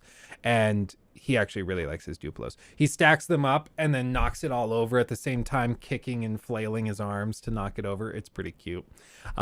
He's thoroughly enjoying them. Let's see. It's a hat with a bunch of mini LEDs to light it up. Duh. I wouldn't put it past him. It is the Bronx. New York has weird fashion styles. Rory, people calling everything woke. It's insane. Yeah, for real. I don't know. It's like, I don't like this thing, therefore it's woke. It's a little annoying. The easiest way you can deal with it is just ask people to define woke. Like, what is woke? Usually they'll say it's like virtue signaling. In which case I'm like, why not just say virtue signaling? Like, when you say woke, there's immediately 50,000 implications of what you mean by that. And a lot of them just make you out like it's not a good look. It kind of degrades the quality of your argument. Whereas if you just come out and you say, yeah, no, it seems like they're trying to appear very virtuous by presenting themselves in this way that's disingenuous. That's way more, way more accurate. Don't be mad, but I'm going to edit the last stream tonight, as my laptop was giving me issues the whole weekend. 3 times a charm. Oh, yeah, dude, that's totally fine. And if you have trouble with it, just let me and Jacob know, and we'll have Jacob do it. But Jacob's definitely, he told me this weekend he really is appreciating the help. With I the woke boss, up today. smart mouth, running from bad decisions, and with a chip on her shoulder, the exact size of the writers need to make you feel just enough that you don't skip cutscenes. You know what this makes me think of? That little mugging. Like, did you guys ever see the Family Guy episode where they're walking through the city and then they get jumped by the muggers and they're like, oh my gosh, it's a perfectly racially diverse group of muggers. And it's like, you know, they have the one, like 2 or 3 white guys, the Russian guy, the guy from Eastern Siberia. And then they have the one guy who's like Asian. It's just like, that's kind of what this comes off as. It's like a Pepsi commercial for a mugging. It's funny. Has there ever been a vamp or a werewolf student at Hogwarts? I do not know, actually. That's a good question. Surely there's been a student at Hogwarts in the history of Hogwarts that has been a werewolf secretly, but I don't know if that's in the lore. I don't know if somebody who's a Harry Potter stan knows. Well, Lupin, yeah, but like as a student. We mean like a student. At least that's what I thought he meant. Yeah, vamp or a werewolf student at Hogwarts. Was Lupin a student when he was a student there? While he was also where? Okay, I guess I just thought it came after the fact. $4.99 through Super Chat. All of you guys Has like there ever Luke, been a vamp or dumbass, werewolf Lupin. student at Hogwarts? I guess I just, for whatever reason, thought that Lupin was like, he got afflicted with that after the fact, but I don't know. Huh. My definition of woke is a character using their gender and sexuality as a means to establish the character as being a hero. Batwoman, as an example. So using their gender or sexuality as a means to establish the character as being a hero. Okay. Yeah, I mean, by that definition, I haven't played the game, so I don't know.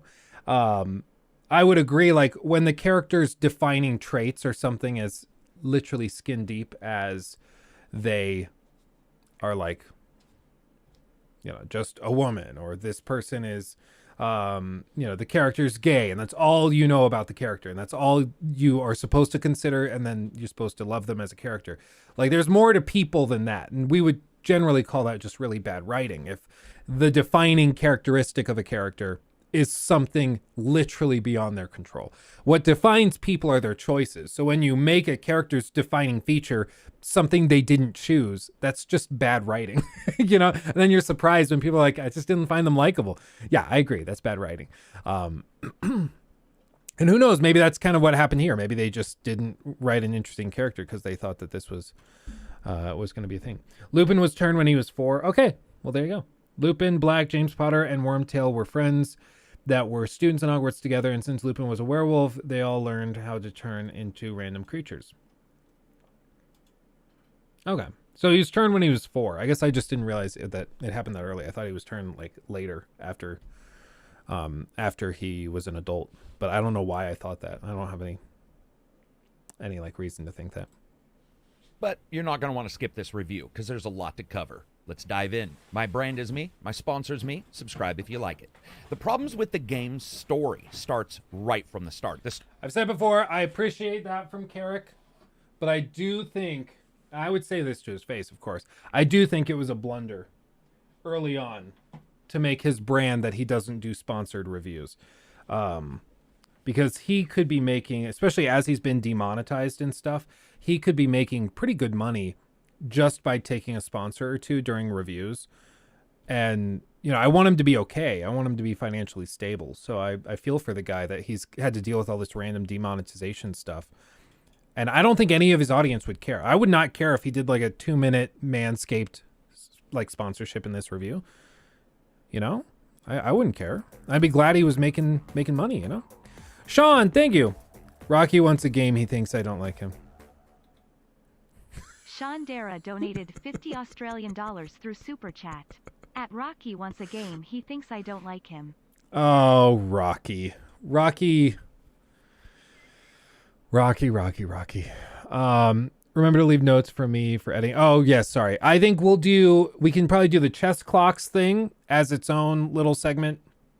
We can do what else did we talk about already? I think the IGN. Well, honestly, this IGN and this Forspoken thing, the whole Forspoken discussion can be one big thing. And then we'll do the Hogwarts or the Quidditch video will be its own thing when we get to that. So we'll just separate those out. Oh, and the Sony controller. Yes, the Sony controller. You can have that unboxing and impressions thing be its own. Anyway, okay. Blah, blah, blah, blah, blah, blah. Focus. Start of the game has a short bit of narrative explaining her hardships, and then boom, she's in this fantasy world. And it's up to you to uncover the mystery of why she was drawn there and inevitably how to get back home. To find her way out of trouble, Frey has to get into some, using her consistently droning new companion, a magical amulet she wears on her cuff that has to be one of the best examples of a character in a game talking endlessly but saying absolutely nothing. Nevertheless, with the magical cuff, Frey can cast spells, starting out with earth-based magics, and then learning more, she explores, levels up the spells she knows, and learns entirely new elements by killing the current rulers of the worlds, known as the Tantus. Oh, thank you, The Mauer. teleportation into the fantasy Mahor worlds Hazen donated 30 shekels through Super Chat. All this woke talk reminds me how bad AC Valhalla and Odyssey were when it comes to straight and gay romances. It's like, hey, you hot, wanna bang? Like, no, real life isn't like that. It is, but to be fair, that was also a problem with like straight relationships where it's like, so you are attracted to my sex? Yes. Then we're doing it. You know, it's just, there was no mystery. You know, you couldn't really screw it up. The one exception would be like in The Witcher 3, if you try to get with Triss and Yennefer, they both shut you down because like the game's like, come on. And so sometimes game devs kind of joke around with it and, you know, kick it back. But it's always been a thing in video games that like for sexual partners in a game, they make it overly easy, you know, like really, really easy to land them. Alexios was kind of hot though, and I'm saying that as a straight man. I'd let Alexios take me. You guys remember the Stupidio quest line, right? That I did that video on? The what was it? You killed my mater and you fucked my pater? It's just horrified. Yeah.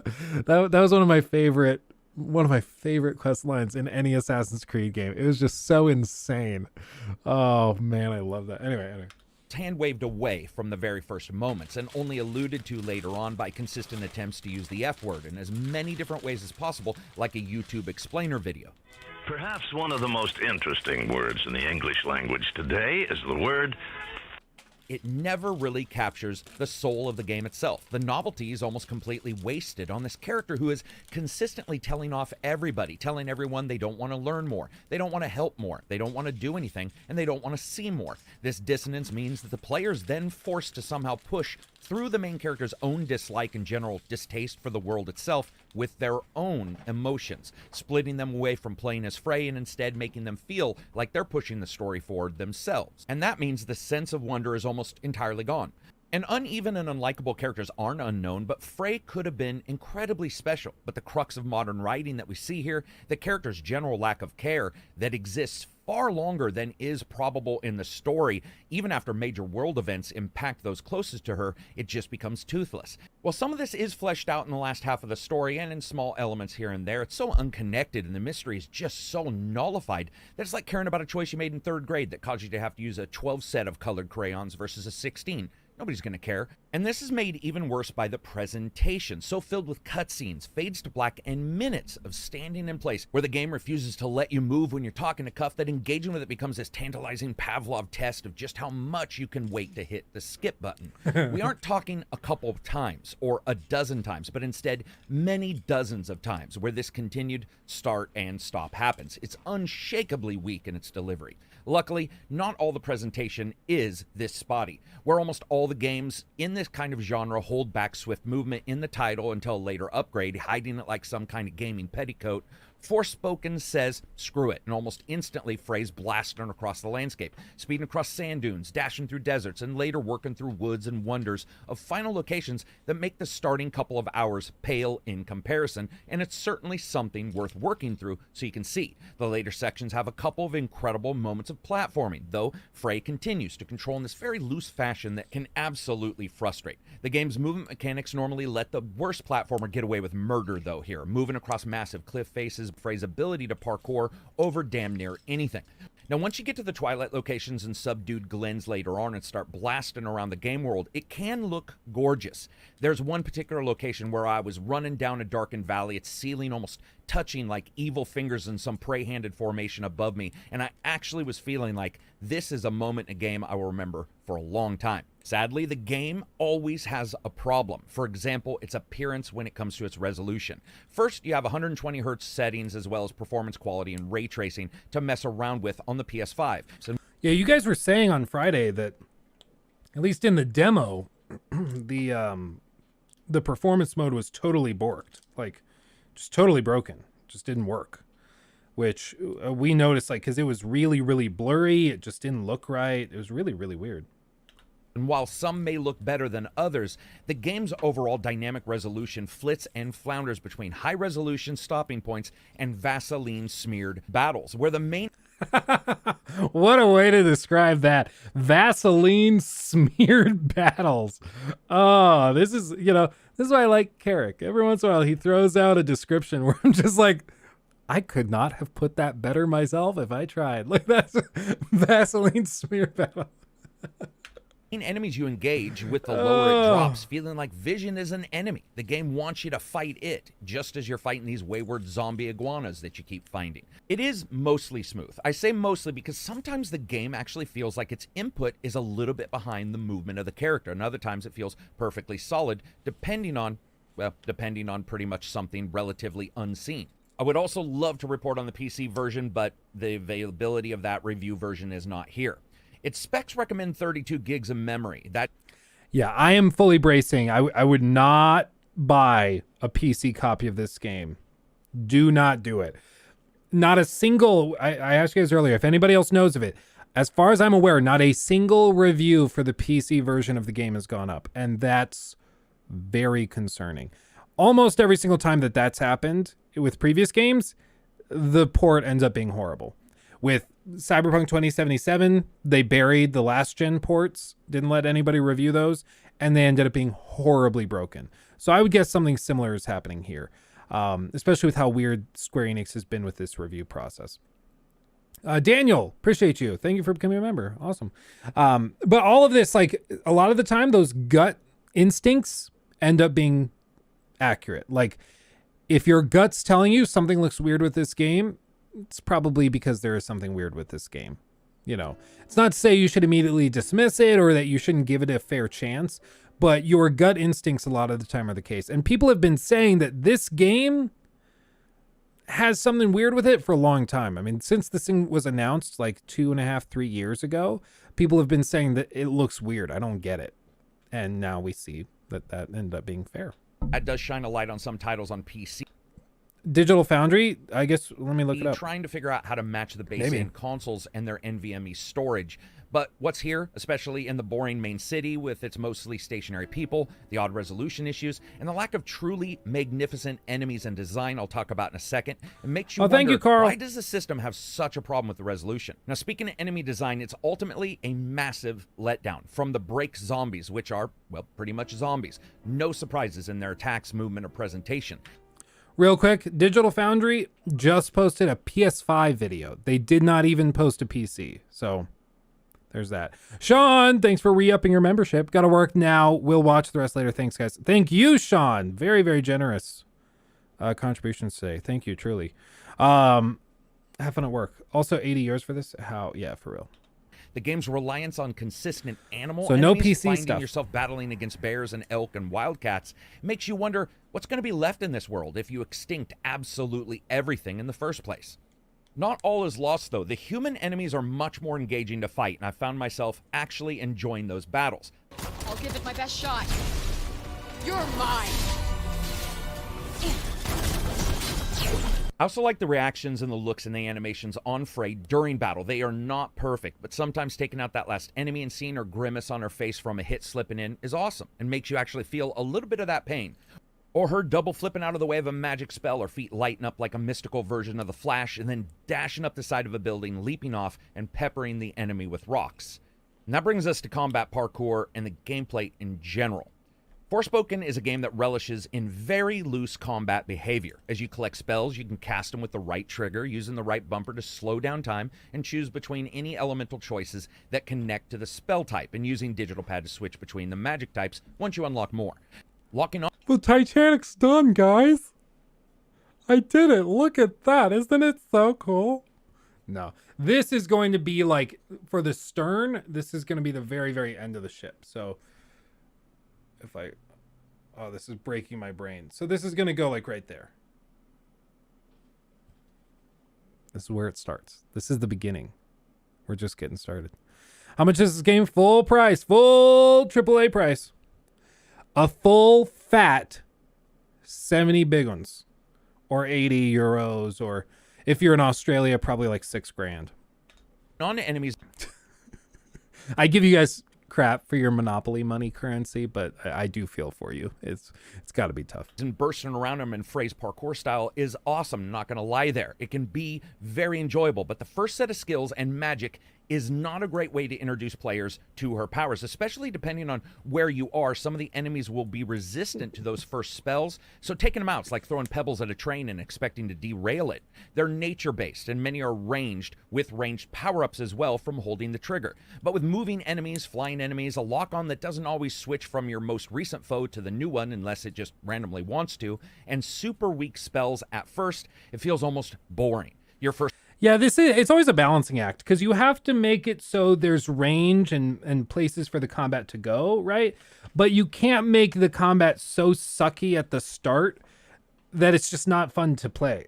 And that seems to be where they're at, where they wanted to show like the growth of the combat. So the spells start out weak and you only have this one spell to use, and then it grows and gets better and better and better. But if you do it too poorly, then it just ends up like the combat sucks. And that's it. Like, it never really comes together at any point. It's just like, yeah, the combat sucks. It's boring. People give up on the game and move on. You know, especially with something like this, like, you've got to win people over. Otherwise, like, it just doesn't... people are going into this game very, very skeptical. You know, very, very critical. So that's just something you got to keep an eye out for. I just swallowed, like, my own tongue. Jesus. Australia has weird animals. Also has weird animals and spiders. Yeah. For real. You guys have pandas. Pandas, which are so stupid. Like, if you take them out of the trees that they live in, they just die. Like, they just don't know what to do. Daniel Embritson donated $50 through Super Oh, thank you, Chat. Daniel. That's very Keep on generous. keeping on. Keep on keeping on. Will do, my friend. I appreciate you. That's very generous. Thank you. Koala, yeah. The actual Australian price for the base game is 115 Australian. Dude. Koala bears. Koalas. Yeah, koalas. I'm going to keep saying it. Just trigger you. Not for this. Now Hogwarts Legacy Digital Deluxe, however, already pre-ordered. Yeah. I mean, it goes to show you the difference between a publisher and a studio that instills confidence in their game and one that seems actively to be sketching people out. And Forspoken across the board, every step of the way, has been sketching people out, and they haven't been able to win people over. And I mean, you can tell. I mean, look at this thing. Like, people are going into this game like, yeah, no, it's going to suck. And then the reviews drop and it's not great. And it's just lackluster. Whereas like even something like Gotham Knights. Gotham Knights, people played, like, were excited for that game. And then the reviews dropped, not super great. And people said, I'm still going to get it. You know, it's probably just reviewers being overly critical. And but that's the difference, is this game doesn't seem to have appealed to really anyone. I mentioned I went on the subreddit for this. And on the subreddit for this, people people were posting like, I'm excited for this game. This game looks really good. I can't wait for Forspoken, blah, blah, blah. And the top post had like 25 upvotes. Like, the community for this thing is tiny. They just haven't won hardly anybody over to this. So I guess we'll see. I'm so disappointed in Australia right now. I was born here and the price of Forspoken here has done me in. I'm officially leaving Australia. Come to Colorado. We'd love to have you. Or Nikki and I have been looking at Florida. I know, Florida, it's America's armpit. I know. I've heard the jokes. I've made many of them. Or what was it? No, they say because Florida has all of the like retirees from all over the country, people go to Florida. Rocky, you too. You need to get your ass over here. People retire in Florida a lot. And so they call it God's waiting room. Or America's waiting room for the afterlife. But I don't know. I like the price of living in Colorado has gotten so insane. I just don't know if we can justify it anymore. Like, oh, that's why it's hot in here. The air vent's open. That's why. It's just stupid expensive to live here. Like, it's ridiculous. Me and my little arms reaching for the vent.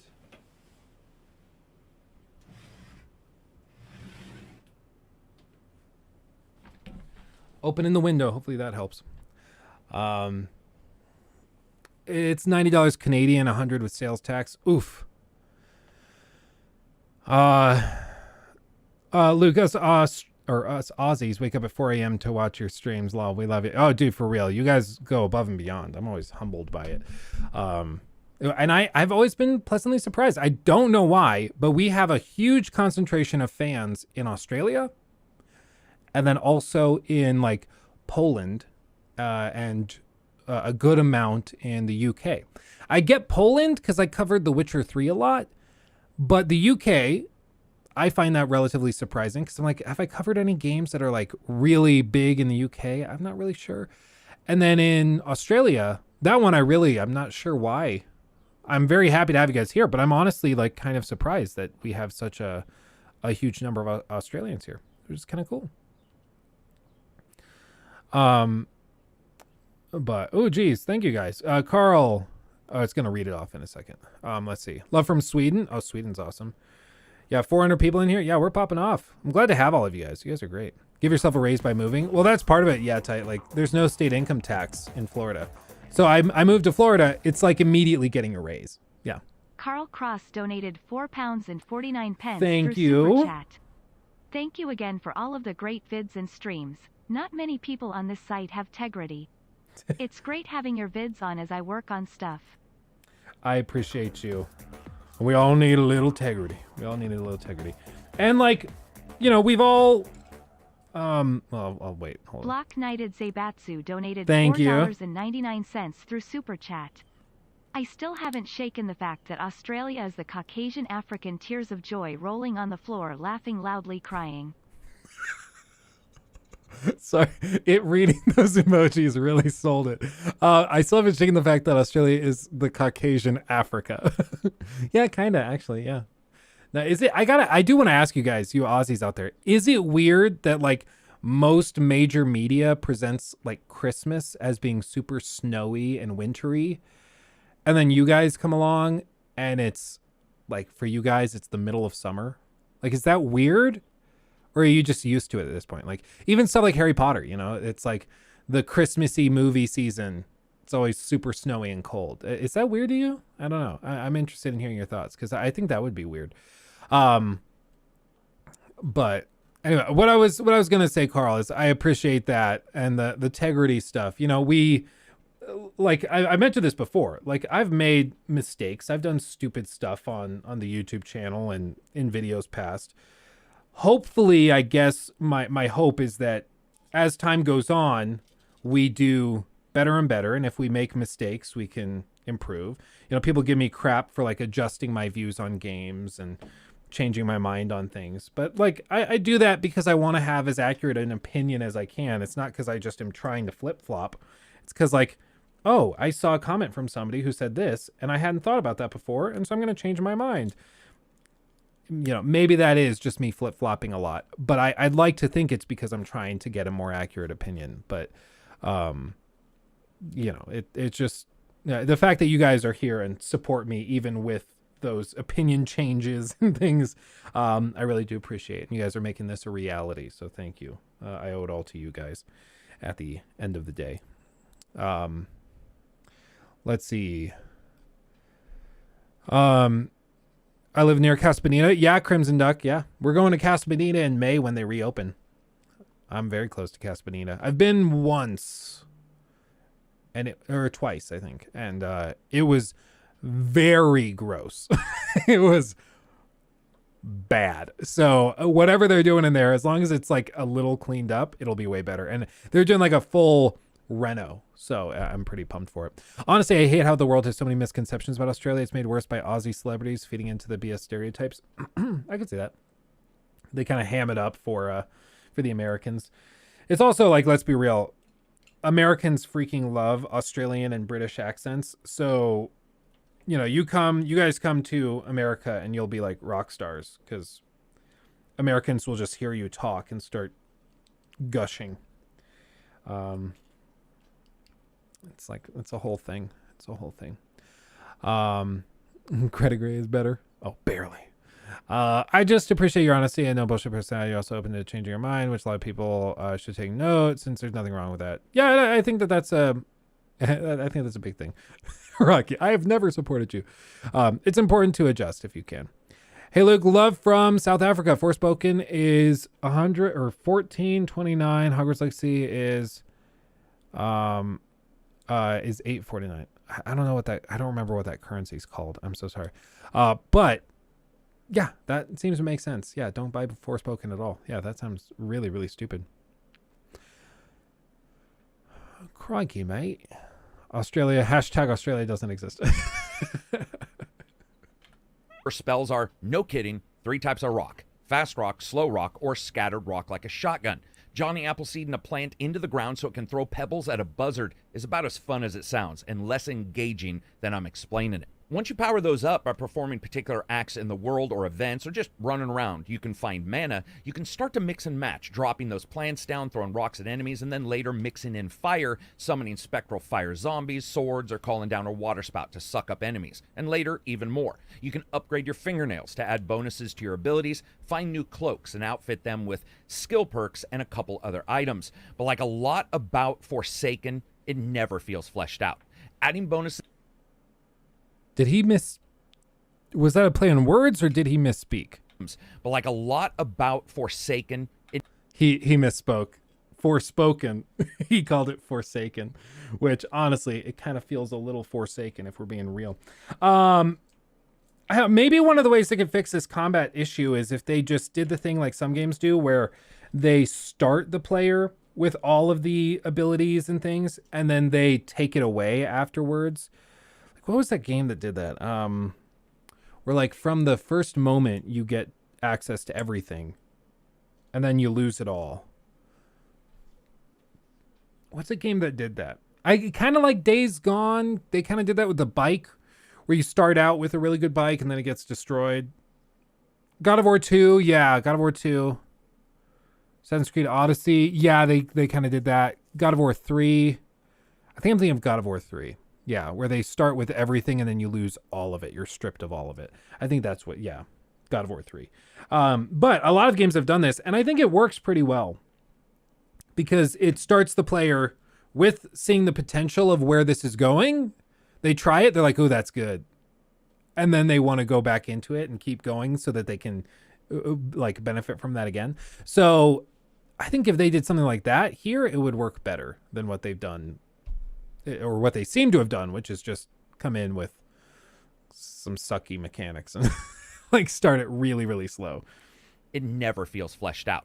Adding bonuses to items is locked down to those that you found in the game world, with questionable percentage bonuses to abilities that aren't the clearest in their verbiage in the first place, so that upgrading and switching out items becomes more of just casual experimentation versus true augmentation. Mixing all those together with a very generous, in fact possibly too generous parry system is not really as enjoyable as I was hoping it was. It still looks cool at times and certainly over the top, but it doesn't feel tight. In many ways, this is exactly what I wanted in a spell system that grows in power over time. However, the first spells really are so bland in their introduction that by the time you get to the next set, you almost don't want to use those original ones at all, because the new ones feel so much better. And you're like burnt a out on system them entirely. Yeah. Unfortunately, you may have to switch because of enemy resistances. Now, gaining movement powers, taking on challenges to upgrade your initial spells, all that would add complexity. Thank you, guys. Thank you. I was going to read it. Thank you for the 15 shekels. I always found it fascinating how the UK,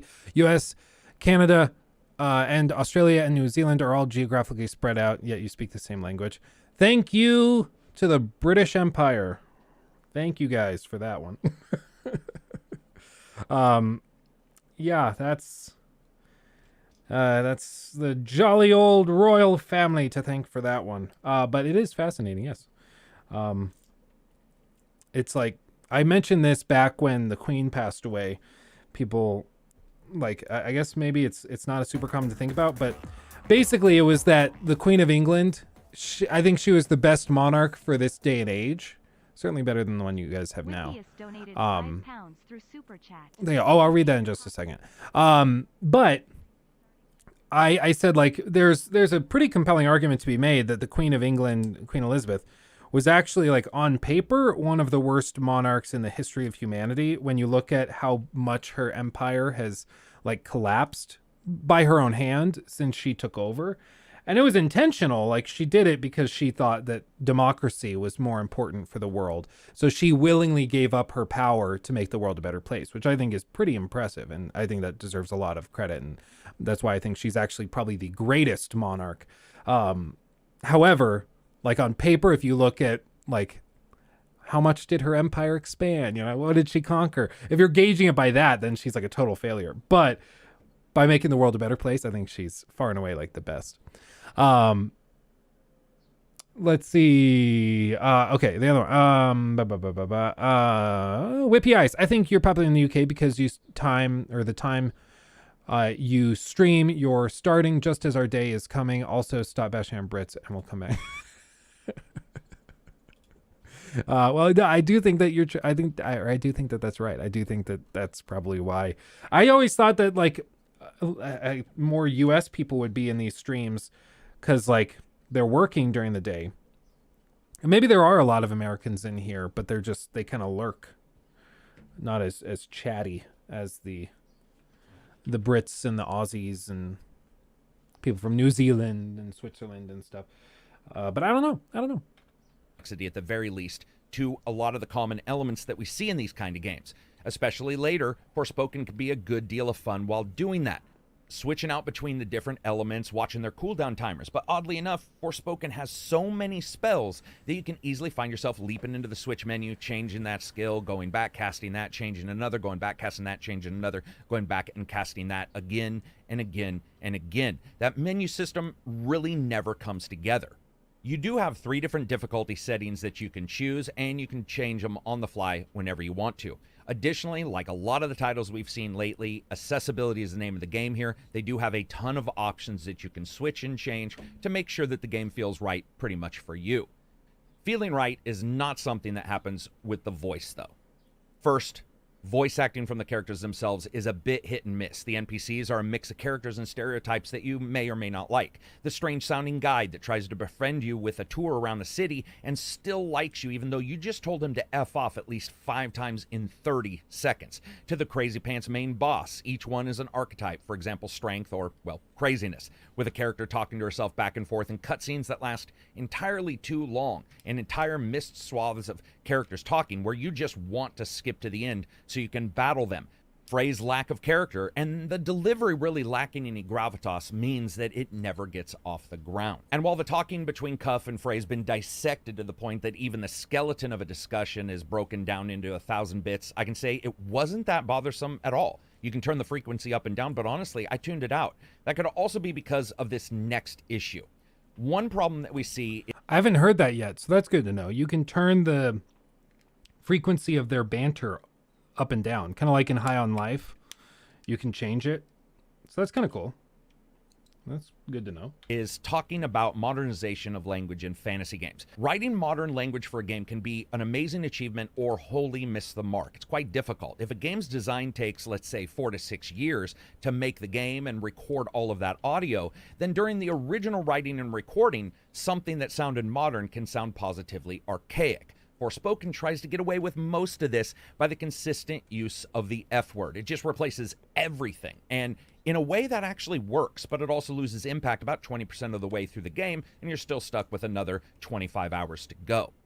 The best voice acting in the game is by all means Frey, but the writing really never lets her stretch her wings in any way, shape, or form. Now, one place that the game is actually lifted up are the musical tracks, and I want to make sure that that's explained. Exploration for musical tracks is awesome, but only later does the game really experiment with any kind of soundscape that you will be surprised by. It's not terrible at the starting, but it is fairly generic, and then really ends up coming into its own later on in the game. However, the timing for stingers, surprises, and battle queuing is way off. A lot of the times while exploring and entering into battle, the battle music won't trigger, and it it just plays the exploration music throughout it all, offering no real emotional investment, or Stinger's timing shooting out after the actual moment it should, offering a really comedic timing to the surprises. This is a perfect example of excellent music that just needs the timing tightened down for everything to feel emotionally connected and resonate at least a little bit. Sounds are fine. I dig them. Explosions, fiery burning, churning up a muddy quagmire of dirty water into a cyclone around enemies' feet is tactile, sounds great, and is exactly what you would expect. 3D audio works. It's rewarding. You can track enemies regardless if they're on screen or not. Frey's ability to move around at such high speeds can make panning and tracking a bit less useful, but working through all these different enemies and running around, that's a trade-off I can live with. But that's the problem with Forspoken. Everything's a trade-off. For example, the game has horrible map mess. This easily equals some of the complaints that we see about Ubisoft games. You can see mana for raising your spell abilities just laying around the game world, which means for the most part, you're going to want to try to find it all because that does help you. But they're everywhere on the map, and it shows them all. It also shows all the places to go and fight a single group of enemies to get a note about the game world. Yeah, for real. And by the way, doing dots is not a fix for this. It's amazing to me that this was like, for some more sycophantic Ubisoft fans, when I called out Assassin's Creed Valhalla for doing this, people said, oh no, I think that they did address this and they did actually fix it. Because what they did in AC Valhalla is they took all of these like Ubisoft points of interest that you see like right here all over the map, and they swapped it. So now they were just color-coded dots. So gold is like an item of treasure, something really valuable. And so it's a gold dot. Or a world event is now I think it was blue, a blue dot. And random things are just white dots. It's like, that doesn't fix the problem. Like, you're still just putting the points of interest on the map for me to run around and grab in a collectathon. That's not actually fixing anything. You're just changing it from a question mark to a dot. Like, you're not fixing it. But people thought that, like, I was totally off on something else. It was weird. It's like, this is not a fix, guys. This is not a fix. You're just swapping question marks for dots. It doesn't make any sense. Oh, sorry, 343. Yeah, sorry. Everybody like the stream. We got probably well over 100 people haven't liked the stream yet. Like it. I'm assertive. Like The Witcher had, yeah. No, and it's something I didn't like about The Witcher. Which is, in the Witcher Next Gen update, they took that off by default. So now those question marks aren't all over the map by default. CD Projekt Red changed their mind on that. I'm not saying that, like, my thing had anything to do with it. My outspoken hatred of that had anything to do with it. But I am saying that it does actually make a difference. And it seems as though the developers of The Witcher 3 Next Gen update heard that from fans and from YouTubers and stuff saying they didn't like it. And so they took it out. So now you can explore the map. And if you want the question marks and points of interest on the map, they'll add those. You can go in the menus and turn them on. But by default, they're turned off, which I think is cool. Smallest things are tracked here, and it's not hundreds, it's thousands. And while the level design in the first couple locations you go to aren't the greatest, it does get better later on. And like I said, those are some enjoyable explorations. But with that loose story and a character that's tied to it that just doesn't want to seem to engage it, as well as the presentation problems, Forspoken has a lot of issues. How does all this come together, though? Is there any fun factor to be found? There is. Forspoken has its fun. It's just locked in a head-to-head battle with a sense of almost confusion. There's moments later on with the spells, ignoring the main story and exploring and combat that are absolutely awesome. But the game has two huge core weaknesses. The first is that the game consistently feels like it wants to be a game like Horizon Zero Dawn, but it's lacking the one thing that worked so well in that other game. The connective tissue between the unique world and the character. It was woven into the combat and the collection. The surprise of finding new enemies and having to take them apart in different ways. In Forspoken, there's almost none of that, and the enemies are nothing more than mindless roving packs of creatures that never challenge the player and just eject boring bits onto the ground. The other is that the game feels so messy. Here's just one of a countless example I can give. One of the first quests you get is a side quest. You find a statue, basically a kid's toy, and it goes on to say how rare and valuable they are, how much of a find it is. It's 10 feet away from 5 characters talking in a group in a city square. If a pattern is established by that first trackable sign in any system, that feels far too soon to establish it. but it does. Everything feels ramshackle. Even the later locations, which do look and feel much better than the starting 5 hours, feel like everything is sort of plopped down in the game world. The destructive force, almost like the nothing in the never-ending story, is turning everyone to zombies, but it doesn't seem like it should restructure the entire world like geomodders in a Minecraft competition. I did enjoy myself, but the similarities both in gameplay as well as appearance to Second Son were noticeable and unshakable. The movement, the over-the-top animations, the glitz, the almost hallucinogenic dance club vibes win in battle. What results is this glorious overwrought work of messy art, color, and grandeur, and almost monolithic display as spells and moves explode around one another, like the developer just learned what a graphics shader was. Games always hope to subsume the title genre contemporaries, their strengths, and build upon their own, borrowing tactics like great builders borrow philosophies and materials to make something from the foundation of what came before and yet end up something unique.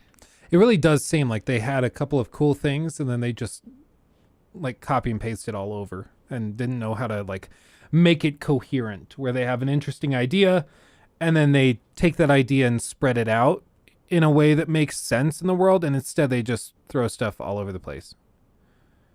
You know, I don't know.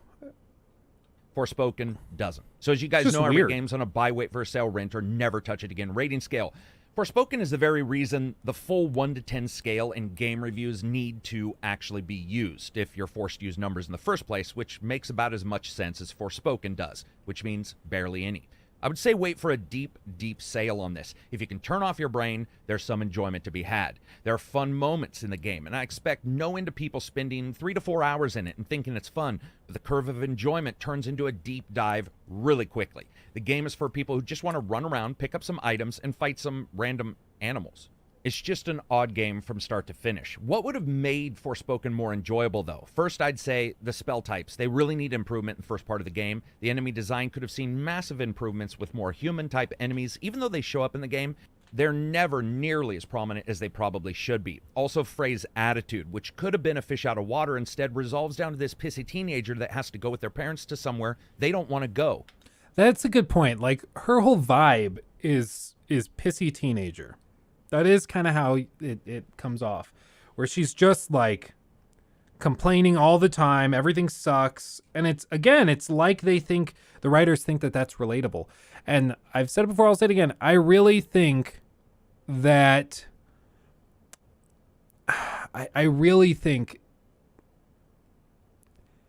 the reason this stuff is in all of these games is because the writing staff talks and acts this way. Like, they really do think this is relatable because this is how they are. They're like the obnoxious, sassy, bratty, annoying teenager. That's why Saints Row, like, they put that out and they think it's relatable to just constantly complain about capitalism and like your various frustrations with student loan debt. Like, yeah, I guess some people are like that, but also I think that you're just kind of insufferable. You know, like, I think it's just that simple. And with this, it's just frustrating because with a couple of quick conversations, I think they could have avoided all of this mess. Like a couple conversations with some creators or streamers early on that just come in and say, listen, this is cringe as hell. You need to rework this. I know you don't think it's cringe, but everybody else is going to think it's cringe. And if they heard that, then they reevaluate it. They could fix it. I'm so behind in chat. I'm sorry. You guys are so active. I don't know what to do. Let's see. Man, I trust Carrick, but everyone is so harsh on this game. Yeah, I mean, so this is one of the reasons I think that it's like the whole idea of buy, wait for sale, or never touch again. Even that rating scale is kind of a little off to me. And the reason is because very, very few games are a never touch it, in my opinion. I think most games can fall into a spot where they are probably a like deep sale. You know, if this seems appealing to you, you should only jump on this if it's very, very discounted. But like even something, I'm trying to think, like Gotham Knights. Gotham Knights, I think in a lot of ways is just a bad game. However, I do think if you can get it for like $5-10, you should and play it. And I think you'll have a decent time. It's all price, like to it's the value proposition. It's the cost of the thing versus what you get. And in this case, like for Forspoken, there is a price where I think this makes sense. You know, if you get this thing for $5, yeah, no, I think you can go in if you have 2 hours of mindless screwing around sort of fun. Okay. That's fine. You know, I tried it. It's just not for me. You might stumble into it, realize you really like it. Who knows? But I think there's always a price where something makes sense. I've bought some horrible games on steep discount on Steam. I think very, very few games are a never touch again. Very few. I'm honestly having trouble thinking of a never touch it game. Like, what's a game that I would say never touch? Like, even something I really don't like Valhalla. I think Valhalla makes sense at a certain price point. New Saints Row, even though like Saints Row, I think to a certain point you could expect that. Anthem, even that I think you could, like, it was on sale after I made my video. They put it up on sale for like $1.39 on, I think it was EA's Origin or whatever. And like, even for that, I think that probably is a fair price. You know, you can have probably a few hours of fun. Let's see. Ride to Hell. Even Ride to Hell, for the memes, it's so outrageously bad. Buying that for like $1, I think is fair. For like $5 even. I think you can have some stupid fun with that. Look at him listening. Oh, I listen, Rocky. Like Marvel's Avengers, I think you could probably, I know people that have actually had fun with Marvel's Avengers. I know that's crazy to think about, but I do know people who have had fun with it. I'm not one of them, but I know that there are people out there that actually do like the game, unironically. Let's see. Kushab, good to see you, my friend. Yeah, it has been a minute.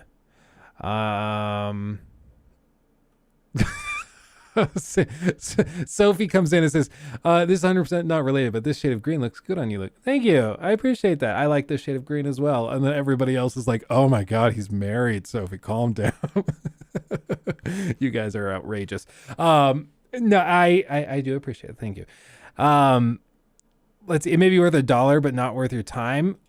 You know, that's up to you to decide. But my point with all of this is just that I think there is very, very, very seldom a case or an example where a game is just totally not worth like the bottom of the barrel sales discount. So the never touch again, like I think I would only apply that to games that are not even really real, like Abandoned. Yeah, don't buy Abandoned. Don't do it. But a lot of this stuff, like if it's heavily, heavily discounted, I think that it makes sense to at least try it. You know, I think at that point, I don't blame people. Luke, want to play Anthem? I mean, I would be fine. Even ET, if I saw ET for $1 out there, I mean, sure, now you can get it through like JavaScript emulators through your web browser, so it's not that big of a deal. But even ET, like I think for the memes of it, you know, just to screw around. I don't know. Evil West, heavy discounts. I think Evil West you could have fun with. Like to some people, that kind of half sucky game, people can have a lot of fun with. Look at Skillup. Skillup loved it.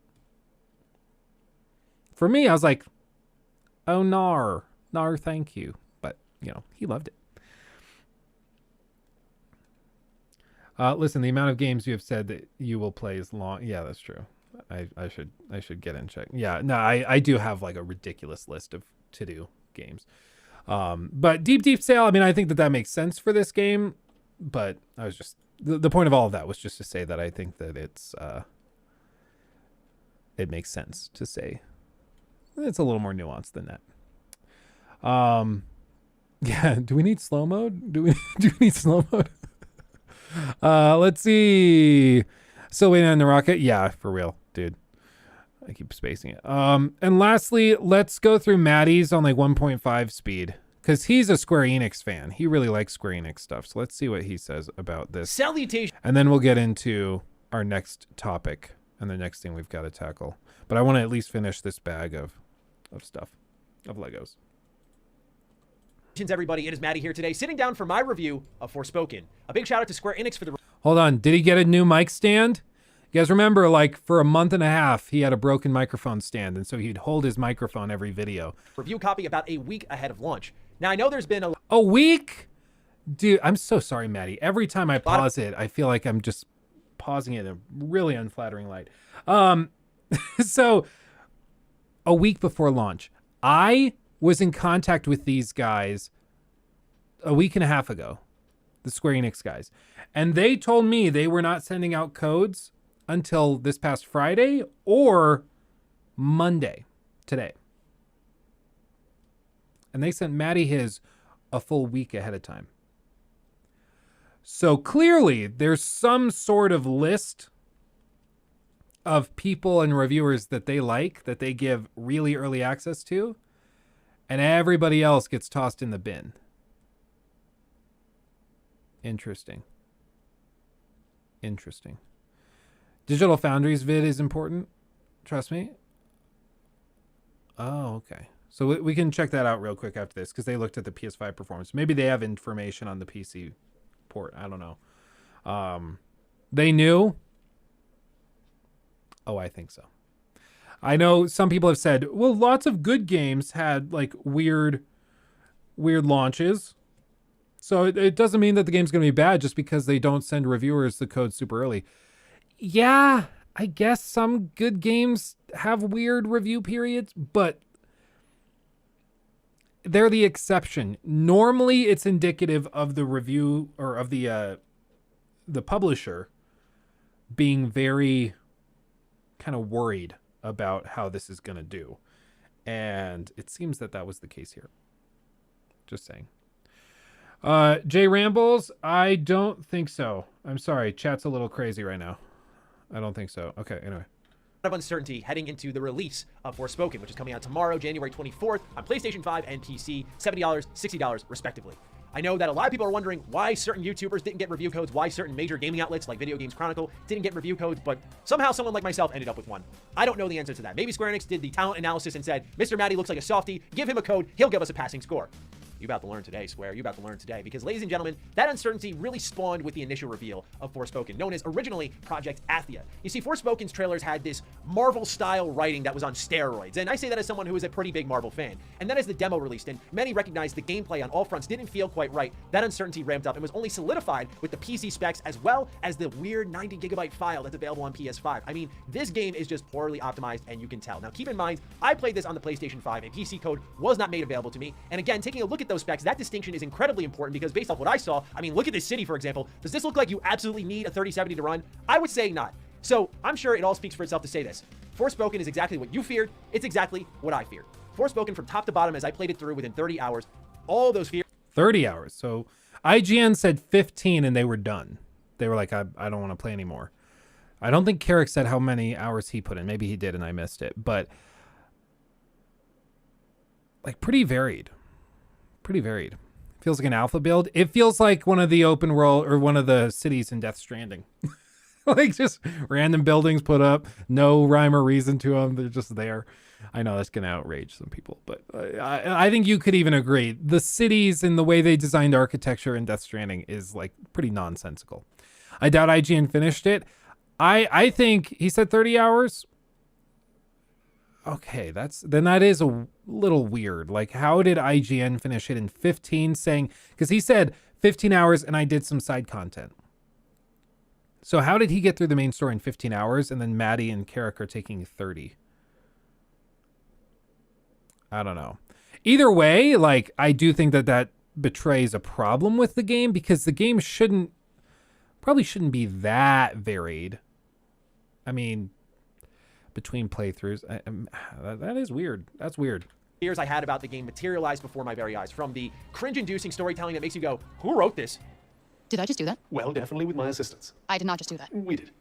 I just moved shit with my mind. And then you see great names like Gary Whitta and Amy Hennig behind some of that storytelling and original concepting of the game, all the way down to the gameplay, which looks fantastic, but when you play it, it feels like it's been put together with Scotch tape. And then you have arguably one of my most disliked... Don't knock Scotch tape. It's great. I'm kidding. Do whatever. ...protagonist in a video game in a long, long while. And Forspoken is not very good. But what I can say positively about Forspoken is there's an undeniable weird factor here. From the open world activities to the banter between Frey and Cuff, this game is weird. I don't mind weird ever. And quite frankly, different doesn't mean better because what is there is not executed well. They skipped every cutscene. Dude, you may unironically be right, because the IGN guy did say that he was actively like trying to press the skip button during those conversations. So that might honestly be what it is, that they actually did that. That's funny. Okay. Interesting. Maddie just insulted Marvel's writing. I don't expect a very long lifespan for him. Well, and that's surprising because he seems like a Marvel fan. I don't know. But make no mistake that I haven't fooled myself that absolutely everyone will dislike this game. There is a weird factor there, and sometimes different and weird is all people need to love something. I'm going to break down why that still didn't work for me, but I wanted to make sure that for those of you who want to keep an open mind about this, that there may be something here you end up digging as I'm going through it all. But let's not delay any further. Ladies and gentlemen, if you are new here, you're into video game day one reviews, you're in the right place. We have plenty on the way here and on Retro Rebound, so stay subscribed to both my platforms. Let's start off with that story, because man, oh man, do I have a lot to say about it, and I'm sure you're very curious given the trailers like, oh, did I move that with my mind? Oh, it's all over the place, man. If you could pick one game out and say, huh, they watched the latest Marvel TV show, they watched She-Hulk, or they watched Captain America and went, yeah, okay, I like that. Let's do that. That is what this game's interactions and banter are exactly like. But let's start off at the top. You play as Frey Holland. Now, Frey Holland comes from New York City, and this is where I think the weird factor will kick in a little bit. When I started the game and I saw New York City, I went, huh, as a New York local, that's awesome. I love when I see New York City in a video game, and I'm starting here, but I know I'm going to end up in this fantastical world. So initially, I'm gripped right away. I go, okay, let's see, how do we get there?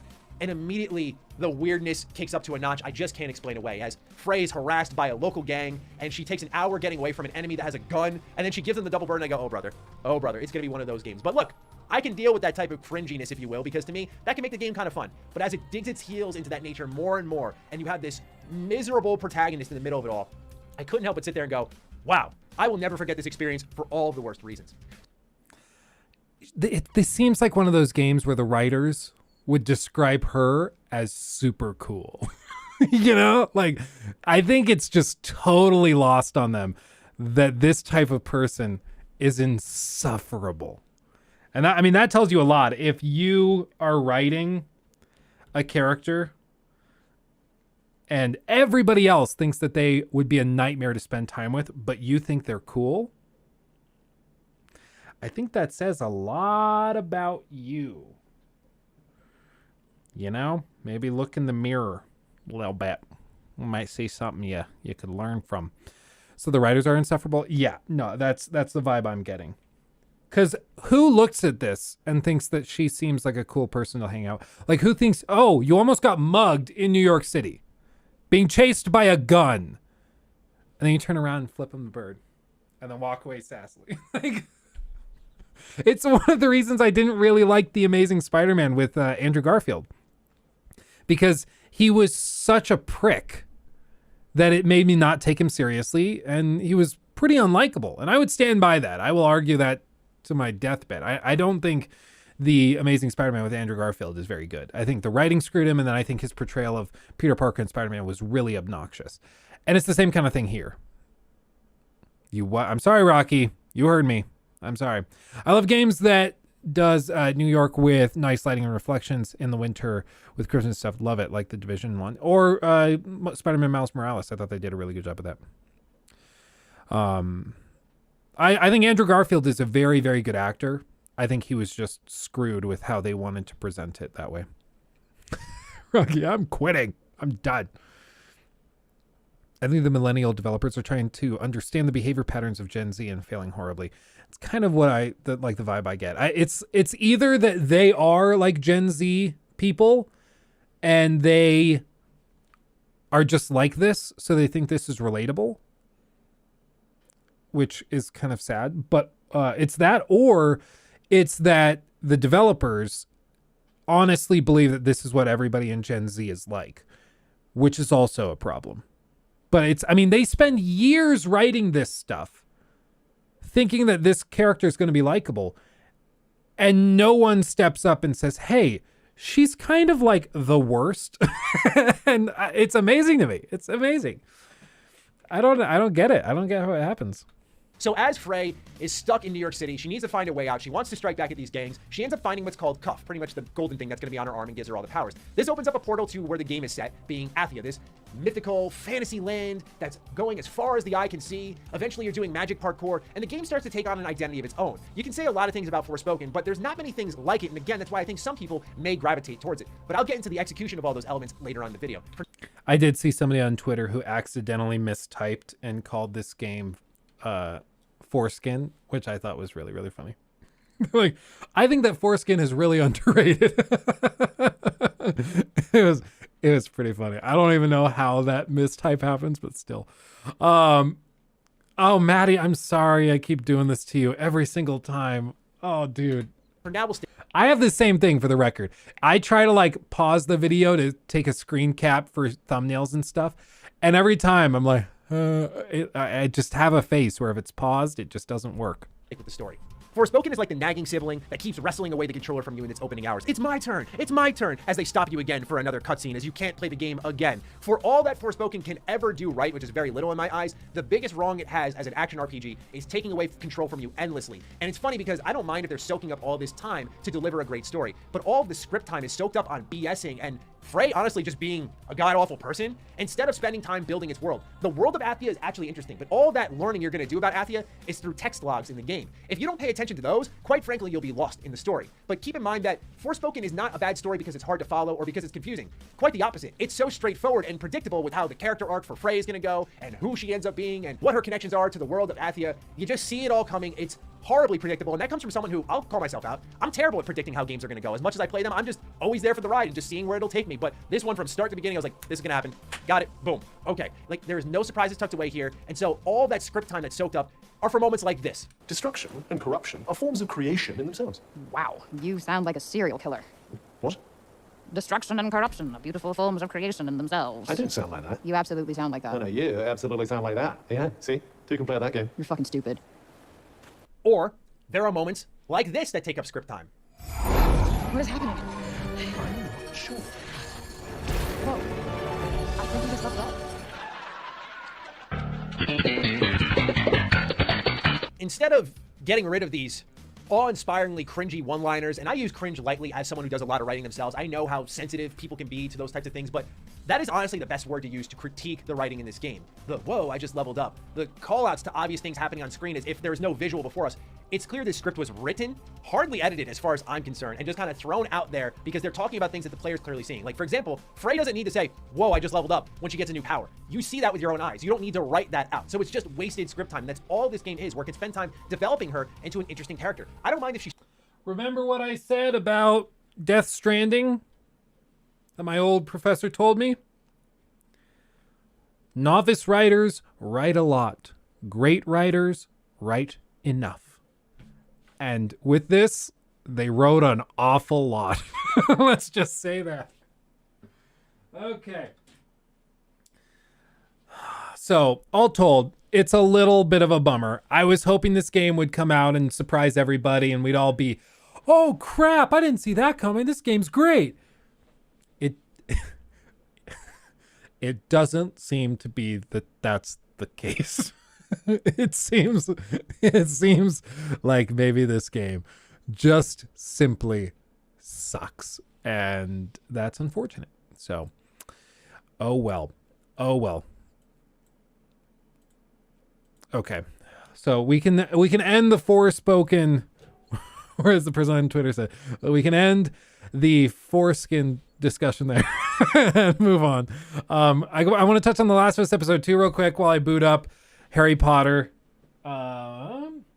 Quidditch World Cup. And we're going to try... Digital Foundry. Oh, you were saying that's important. Is it actually important? If it's not, I'm going to tease you. Okay. Everybody, if this Digital Foundry video is not important, then we're all going to tease Rocky, okay? 3 hours ago. Okay. Okay, real quick. Let's see it. The clickers looked great. Yeah, dude, they did for real. Ghost. Thank you. Well, that's a red flag. They have a character new to the world an exposition wet dream, but the story is in text logs you have to collect. Yeah, it just sucks. It just sucks. Brother, I have a cult here. For now, Rocky. Okay, let's see this. Remember, if it sucks.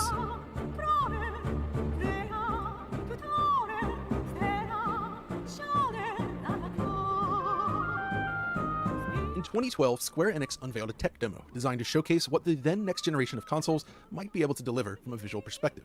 That demo was called Agni's Philosophy, and it was our first taste of the Luminous engine, which would go on to power the gorgeous Final Fantasy XV. 3 years later, a second demo known as Witch Chapter 0 was created and shown, focusing on the same lead character from Agni's Philosophy while expanding its core technologies. Now, more than 10 years after that initial demo, this confluence of technology and world building are joined once again in Forspoken. Powered by the Luminous engine and inspired by the world of Agni's Philosophy, Forspoken channels a different era of Square Enix, an era where new concepts flowed freely, bound not by the finality of its most popular fantasy series, instead offering something different. In that sense, Forspoken melds Japanese design with Western sensibilities to create a rather unique fusion. This project was developed by Luminous Productions, including many of the same people that worked on Final Fantasy XV. In fact, Forspoken is only the second game in 10 years to be powered by Luminous engine. We were given our first taste of Forspoken when it was known as Project Athia and revealed alongside other games during the PlayStation 5's first showcase. This trailer showcased impressive visuals and conceptually interesting gameplay scenarios. Yeah, it got downgraded pretty hardcore, didn't it? Look at that. Sounds good, Crimson. But it also raised many questions, and the hype leading up to the final release has remained somewhat tepid. As such, I went into Forspoken filled with uncertainty. Pre-release media never really managed to perfectly convey what the game is about, and the demo kind of raised more questions than answers. So before we dive into our discussion on the game's presentation, I want to lay out the basics, specifically explain what Forspoken is all about. At its core, Forspoken is an open-world action RPG with a focus on magic and high-speed traversal, something evident from the demo. You take care of the lead character Frey, equipped with her initially unwanted companion Cuff, and explore the world of Athia while engaging with its countless characters and creatures as you begin to uncover the nature of the world and your connection to it. First impressions, however, are a little rough. The game opens with a rather ham-fisted sequence that has Frey narrowly avoiding prison time, running from gun-toting gang members, and escaping an abandoned building she calls home as it burns to the ground. It's a little heavy-handed, but shortly after this moment, she'll find herself whisked away to a new world known as Athia. Upon arrival, it becomes clear that Athia is slowly succumbing to something known as the Break, a cataclysmic event that distorts and corrupts anything caught within its grasp. The survivors have built their home within the grand city of Which Sepal, part is keeping important? the Break at bay. Frey, however, is seemingly immune to the Break, allowing you to explore the vast world surrounding the city, and it's here that the bulk of the gameplay takes place. Athia is largely deserted, inhabited only by the corrupted. It kind of resembles a game like Elden Ring in that sense, in that you're rarely safe. Performance. Things look a little better in Athia, but there are problems here as well. The city of Sepal highlights some of the more obvious problems. Look at that. Indirectly lit areas exhibit this unnatural sheen, while areas bathed in light rely too heavily on a strong bloom component, leading to this overly contrasty look that's almost reminiscent of Xbox 360 and PS3 games. Yeah, I mean, this for area real. has some serious wall guy energy, doesn't it? I also have issues with their use of color. Areas like this are bathed in garish colors that wind up looking more gaudy than anything else. Now, of course, being a fantasy world, you can do as you please with the colors, but in this case, I feel that some of those selections fall short. I'd also like to add in the poor use of ambient occlusion. This game is slathered in AMD's Fidelity FX features, including Fidelity FX ambient occlusion. Problem is, in this case, it winds up looking more like an outline shader with these thin black lines filling out boxy scenes. The implementation here just isn't very good. That becomes extremely evident when looking at wooden structures like this, or beneath the vehicles in this scene. Look at the glow visible along the top ridge of the tire. Where's that light even coming from? In comparison, Final Fantasy XV on the PC supports VXAO, which is now out of date of course, but vastly more effective. Surely a solution compatible with consoles could have been developed for this game. We've seen a lot of strides in this area over the years, and Forspoken just falls short. Considering the static time of day, I feel like the best solution here would have simply been to bake out the ambient occlusion into a texture. They're For already real. pre-calculating parts of the lighting pipeline, so why not ambient occlusion as well? Of course, all of this is exacerbated by the lack of shadow casting lights. The whole thing is just baffling. I think all of my issues can be summed up with a simple example like this. When you enter this small room with these arched doorways, you would expect light to pour in from the left and bounce around, creating shadow and naturally lit areas. But instead, surfaces have this sort of whitish blue glow and are uniformly lit, making them look highly unusual and unrealistic. We see the same thing here. Take a look at the doorframe to this small building. There's this whitish blue glow encircling the doorframe, and it just looks highly unnatural. If we look at a game like The Witcher 3, for instance, note how the light sort of... Which is almost 8 years old. Just throwing that out there. Almost 8 years old. fills the scene. Crevices are now correctly shadowed in a way that looks pleasing and realistic to the eye. But of course, this is using the updated ray tracing options that were recently patched in. So what if we look at a game like Assassin's Creed Unity? This is a game that relies entirely on baked light. This game is, what, 9 years old now? I don't know what time of year Unity launched. I think it was in the summer. But this is almost 9 years old. And look how good Unity looks. When placed side by side against Forspoken, I think the results speak for themselves. And keep in mind that Forspoken doesn't even feature a real-time time of day system, unlike Final Fantasy XV. There's really no excuse for this. Speaking of FF15 again, this time the console version, I feel like just a glimpse of the game sort of highlights some of the issues I have with Forspoken. You see, realistically, the two games actually share many of the same limitations, and in some ways, Forspoken is a step forward, but I still find Final Fantasy XV to be a more visually appealing game. And things like this really confuse me. Check out the ambient occlusion in this crevice here in Final Fantasy XV. It's just a basic screen space AO solution, but it sort of fills in this corner with some pleasant ambient shadowing. Compared to any similar area in Forspoken, however, it almost looks like there's no ambient shading at all, or just those outlines from the Fidelity Effects ambient occlusion. It's not great. They also just love to slather everything in fog and bloom. Like, there's visible flaws here in FF15 for sure, but compared to Forspoken, it just feels a lot cleaner and more visually striking. I just think that in terms of overall lighting quality, Forspoken feels like a step back from Final Fantasy XV. Yeah. They were really onto something with that game, and this new release is a regression. Moving on to the second point then, I'd like to discuss the related but different shadows. Now, to be clear, the actual ray-traced shadows are of good quality, and they're a nice addition to the game, but there's plenty of limitations here which compromise the visual fidelity. Without ray tracing, shadow maps are deployed, and these are largely acceptable. There's just one problem. There's no solution for distant scenery, so things like trees and structures far off in the distance lack any sort of shadowing at all. It's the same exact problem Halo Infinite suffered from back in 2021. Combined with the odd color choices, and the world feels weirdly flat as a result. With ray tracing enabled, however, shadow quality is definitely improved, but only near the player. The hybrid approach means the BVH structure surrounding the player is rather limited in scope. You can see what I mean right here. Note the point where the soft ray-traced shadow transitions to a standard shadow map. Ugh, look at that. That's gross. Furthermore, it only applies to opaque objects, so foliage and trees do not benefit from any coverage. As a result, while they're a nice addition, they're kind of subtle to the point where it barely matters. This is a game that desperately needed a more robust ray tracing implementation. Just imagine what a difference RTGI could have made in this game. And as a current gen only release, it would have been a good choice. Though when we get to performance, perhaps we'll understand why that choice was not made. Now, the third thing I'd like to discuss is the asset placement and the way they blend with the environment. Basically, the way buildings, structures, and objects are all connected to the terrain feels decidedly awkward, almost like some sort of asset zoo. The building used for resting, for instance, is found all over the map, but it never really feels well integrated or blended into the scene. It just looks like the artist dropped a random building asset onto the terrain and called it a day. That was visible in the demo too. All over the demo, there's just random crap tossed around, and it doesn't feel like it should be there. Random clip faces, there's just a treasure chest. For some reason, just sitting there. It's all over the game. Natural environments look beautiful, but I'm not a fan of the way buildings are placed within the world. And that's not even getting to the repeating textures you often find on them. Yeah. Now, my fourth issue centers on the cutscenes. From bizarre texture issues to awkward animations and dips to black, the game feels surprisingly uneven when presenting certain sequences to the player. For instance, right at the beginning, check this out. The game introduces a major character, complete with a lower thirds for her name, right? It then immediately fades to black, only to instantly fade back up in the exact same scene. Why did they need to fade to black? Thank you!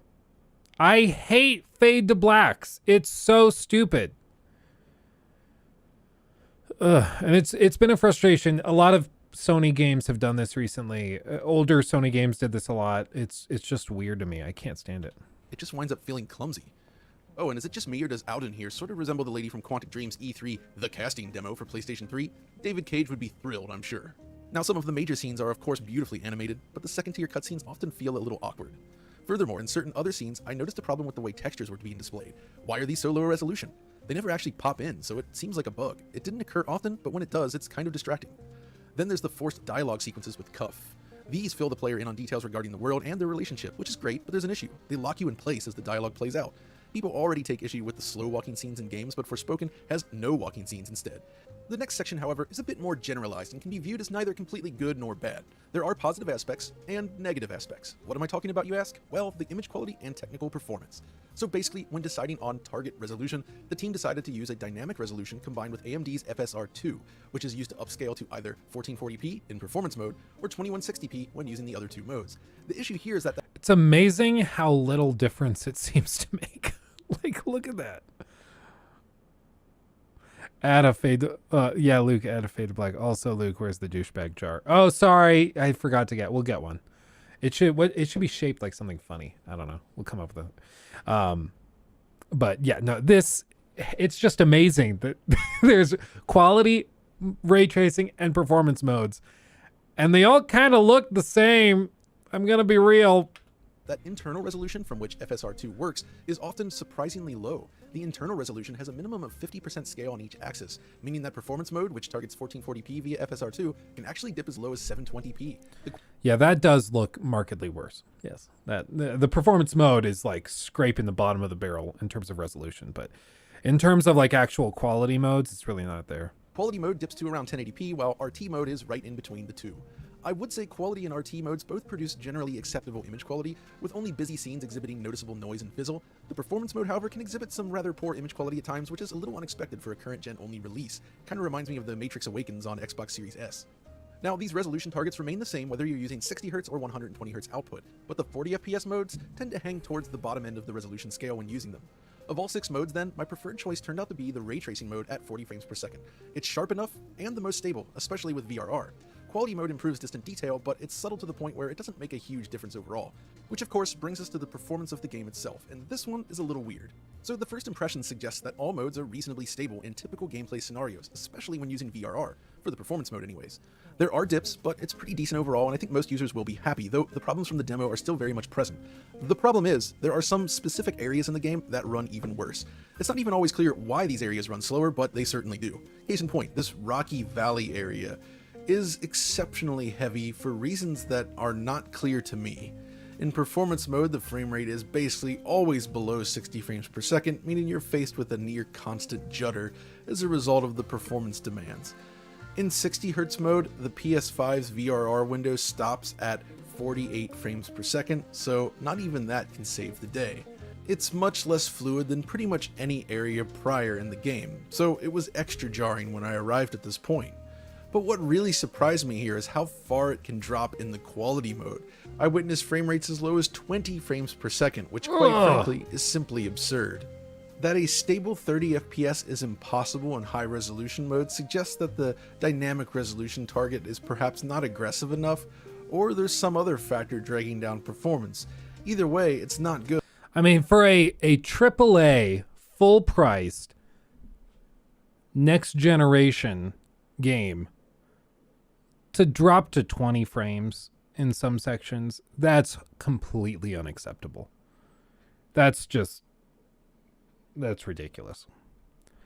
See why I see. Yeah. Well, I'm surprised nobody else mentioned these issues. Like, I guess some of these other reviewers weren't experimenting much with the settings, but it's crazy. Not even Carrick. Normally ACG messes around with this stuff a lot. It's interesting. Yeah, Rice is right. The engine they used is the Luminous engine, which is what they use for Final Fantasy 15. And they're right. Like, it looks like a pretty big step down from what they did in Final Fantasy 15. Was that 2015? I think that was 2015.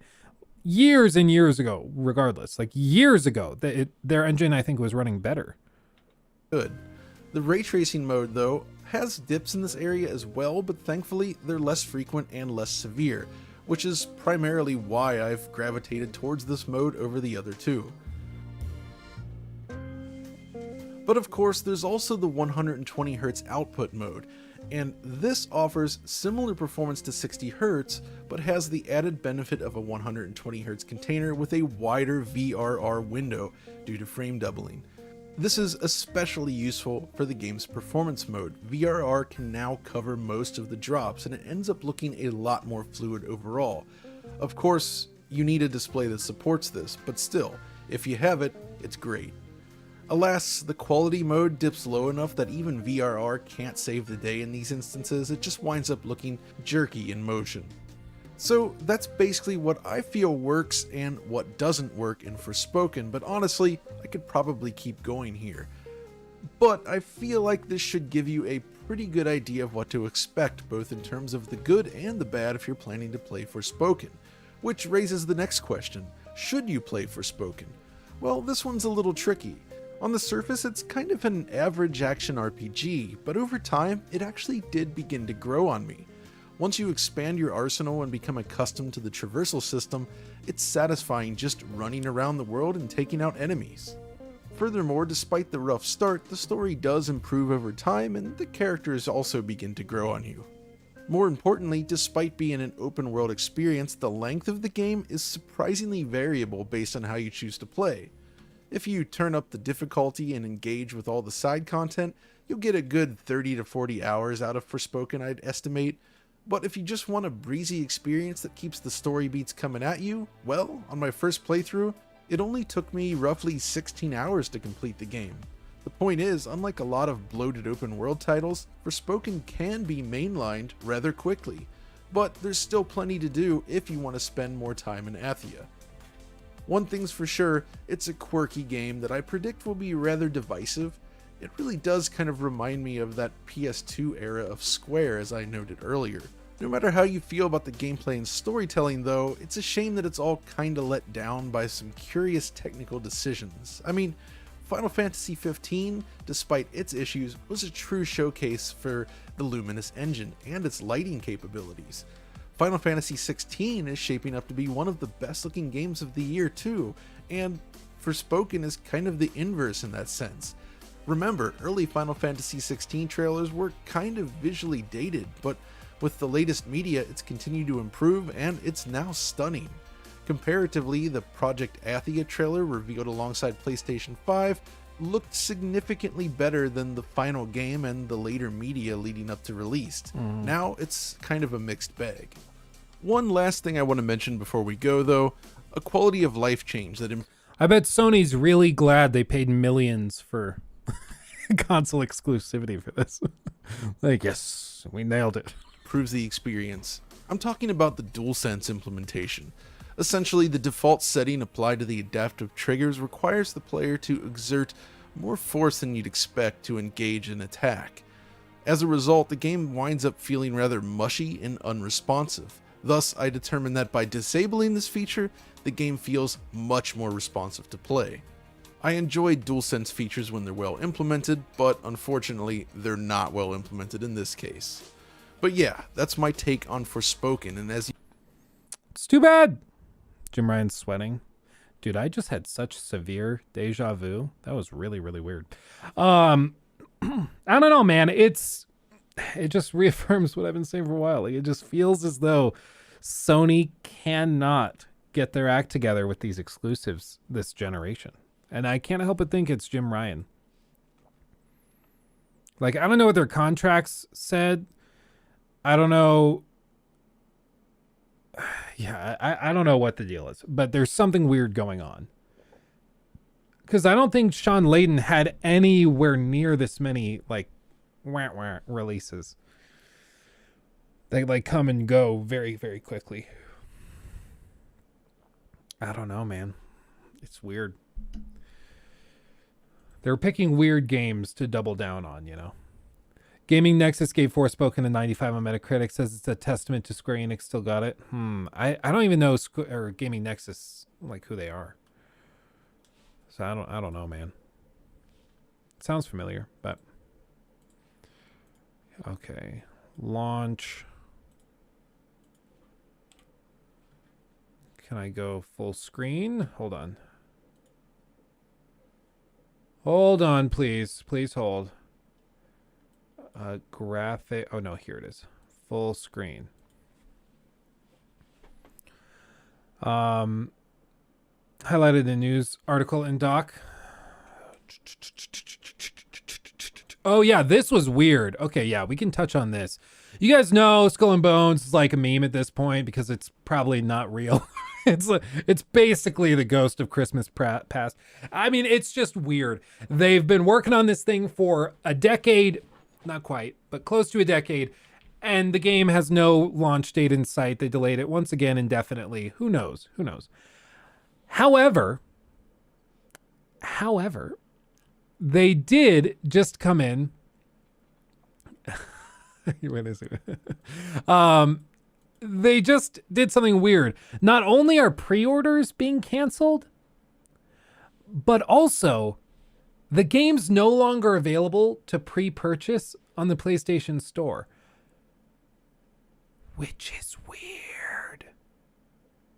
It's really, really weird.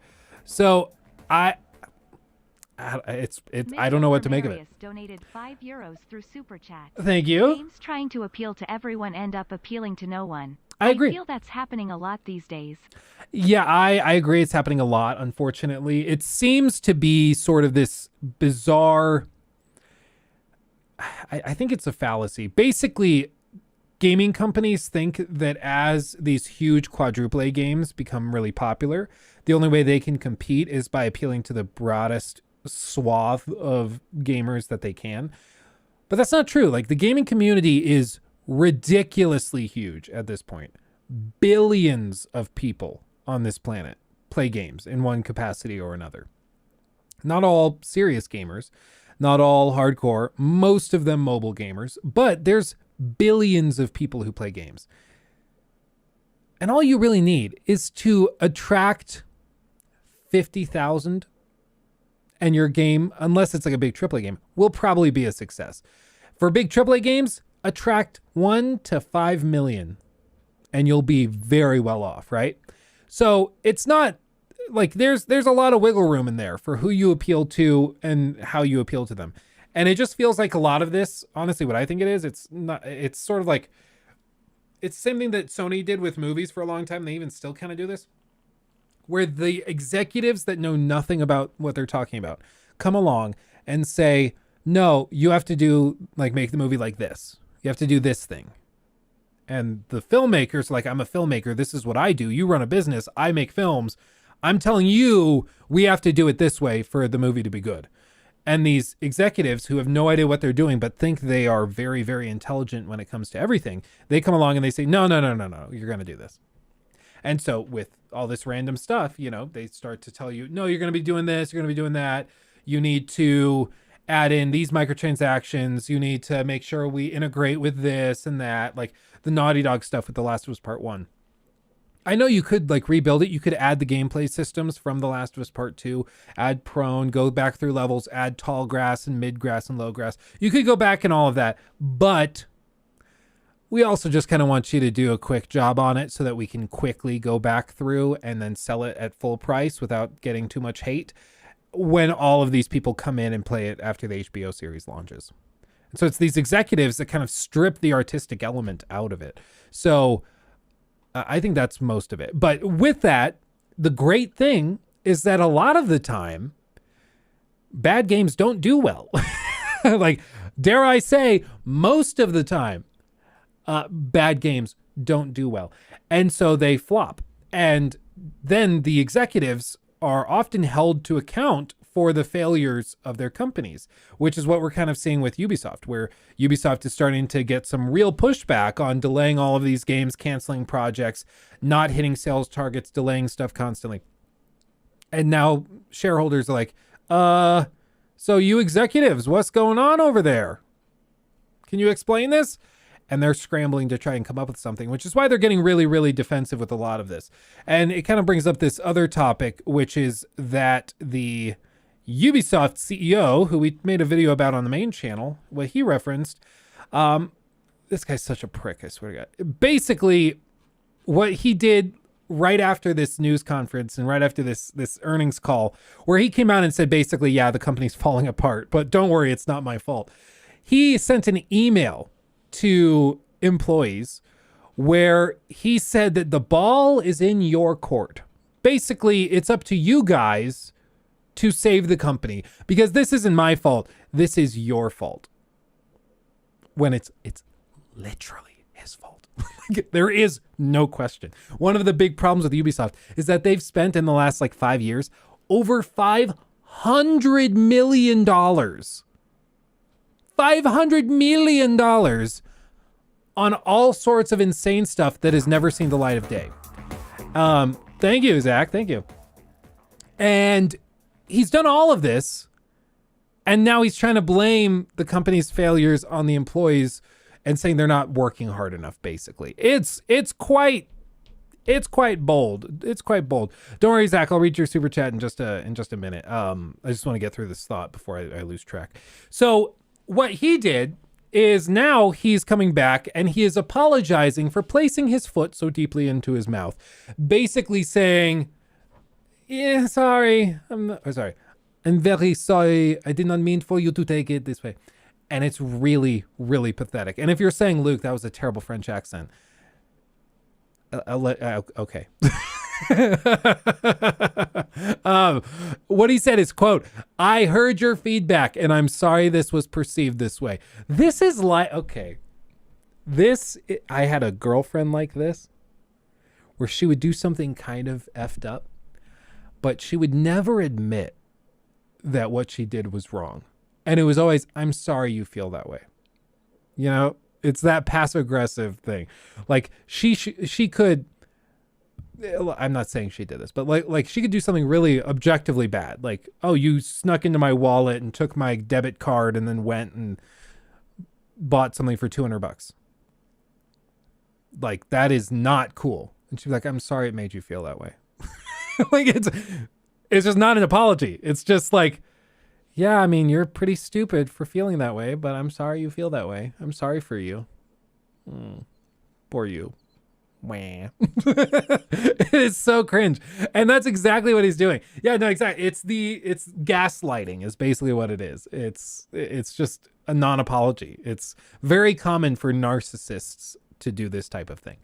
Quote, when saying the ball is in your court, I wanted to convey the idea that more than ever, I need your talent and energy to make it happen. This is a collective journey that starts, of course, with myself and the leadership team, end quote.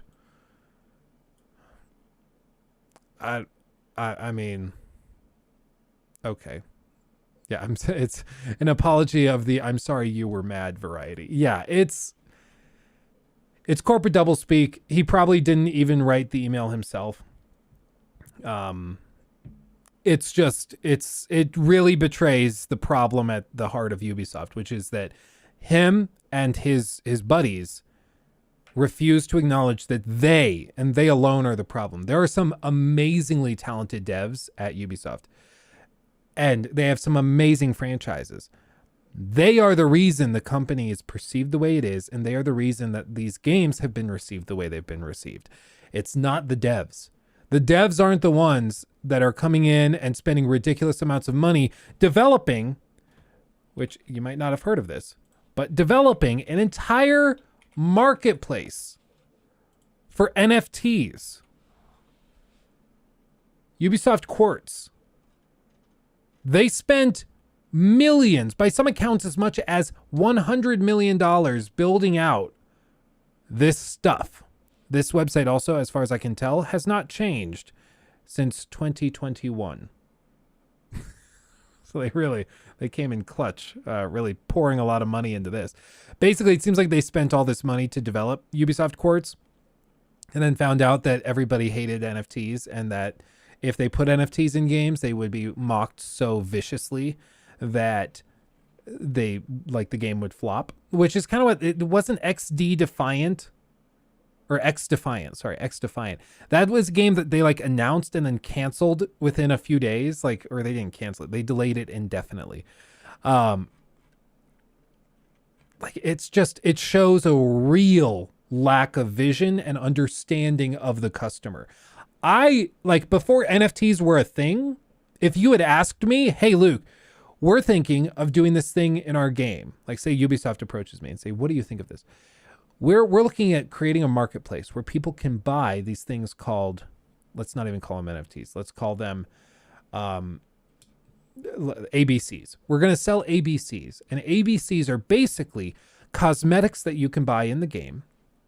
And then you can sell them in a secondary market and even get your money back or make money on those skins and, unique cosmetic items, because it's going to be an open market.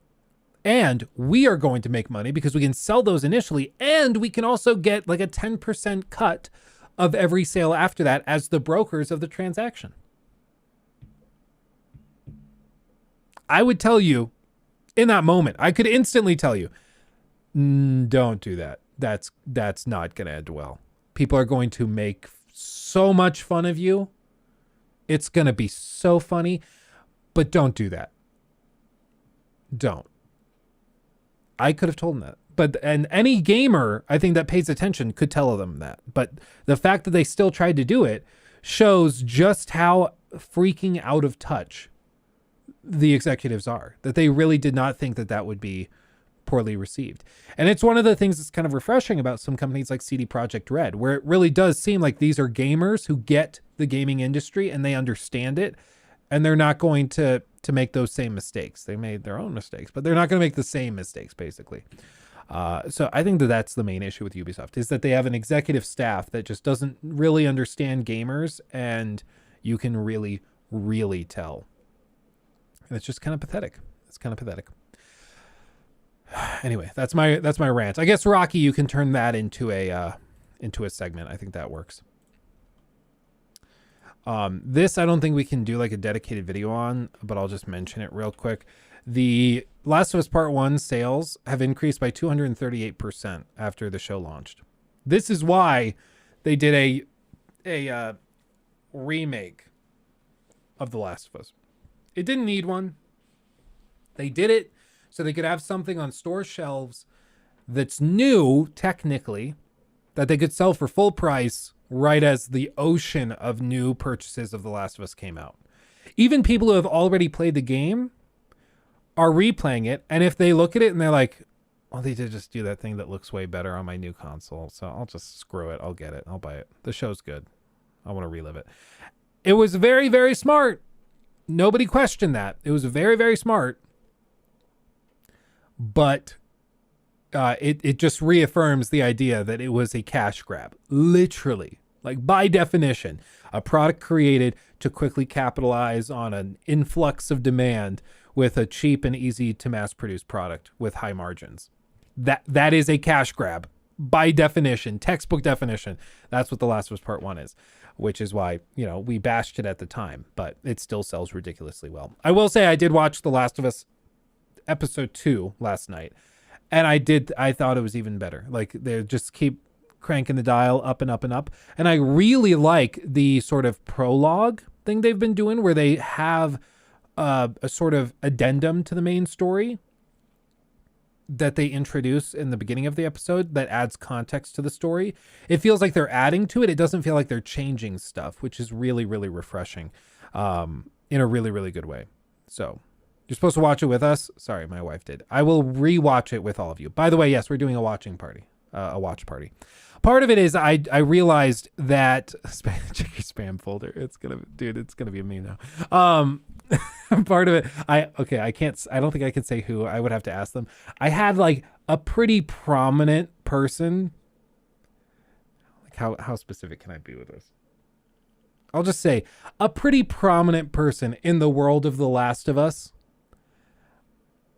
That's vague enough. I had them reach out to me in Twitter DMs, and they just said, "Saw that tweet, man. Really sorry. Would have been nice to have you go." Which was pretty freaking funny. It made my heart hurt even more because I was like, "Oh, it's so stupid. It's so stupid." I don't think I can say anything about like DMs without their permission. I don't want to be that guy. Because DMs are private, so I will respect that. But yeah, like I said, it was somebody prominent in the world of The Last of Us, and I'll just leave it there. But yeah, my heart hurts after that. What's this real quick?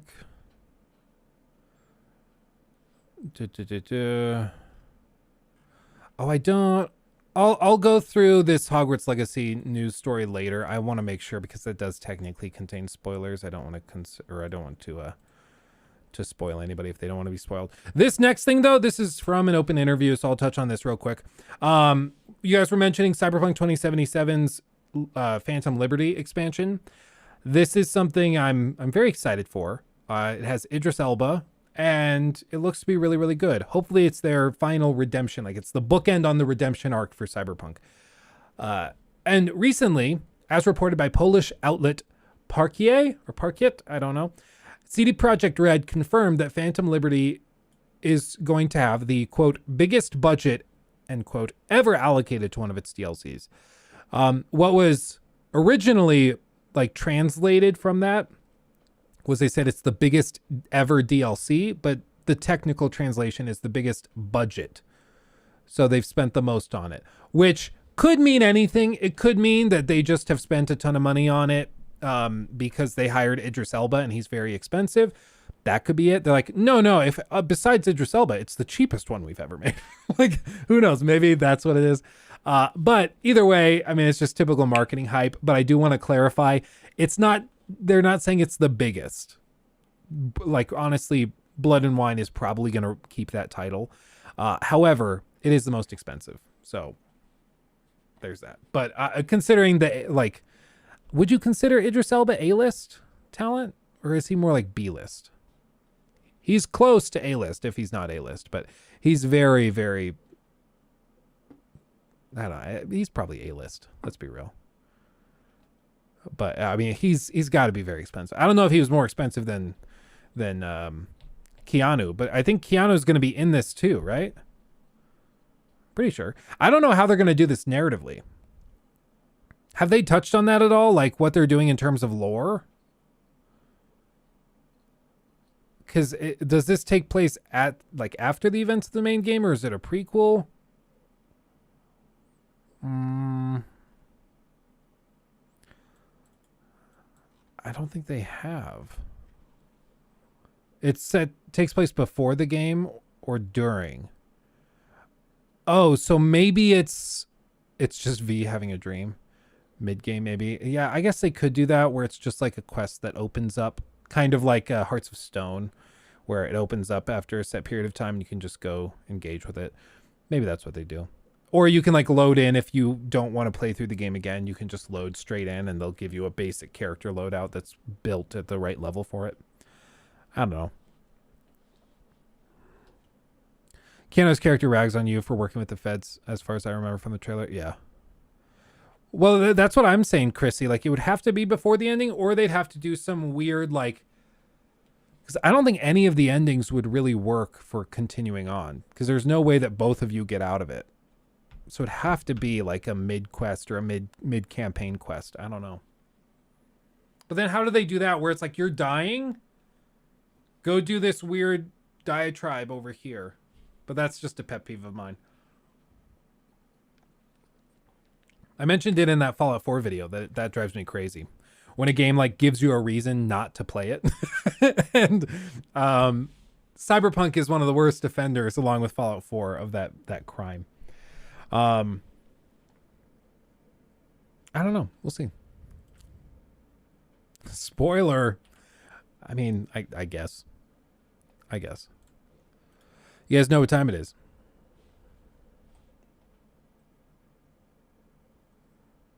You guys know what time it is. Here we go. And here we go. Gotta turn the controller on first. Hold on. You want me to make your transitions? We have these transitions. I turned them off because I was recording and they were kind of getting in the way. But I do have these transitions with the logo. So we have options. I don't know. Let me know what you're thinking. We can tackle those later. Anyway, fade to blacks. Yeah, oh my god. Is that what I should start doing, just to meme on myself? Maybe. Okay. Do I have to hold on. I think we have to go Dolphin, controllers, configure, profiles, Xcube, load. Okay. Oh my word. Okay, we're gonna go here. Stop emulation. Restart emulation. Full screen. I tested this last night and it was working.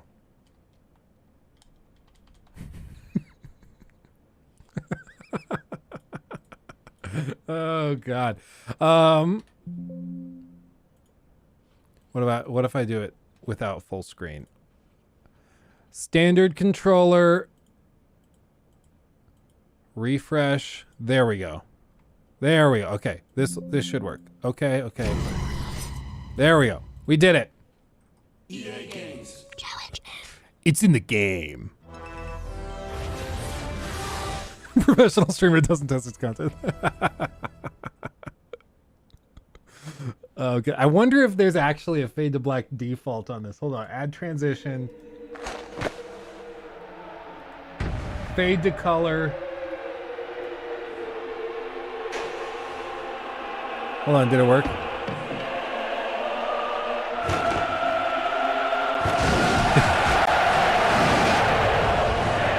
Listen to that audio.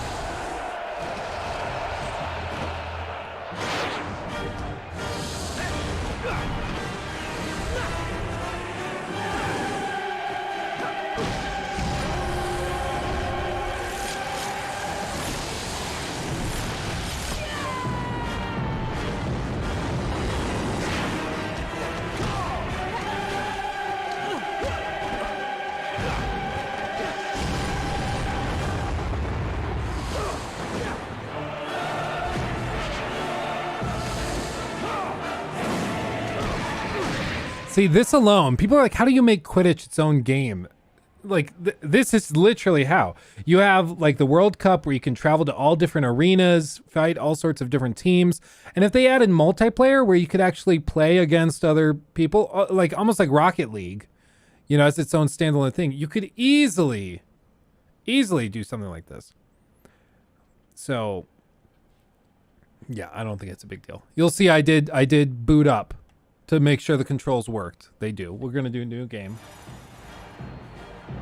2003.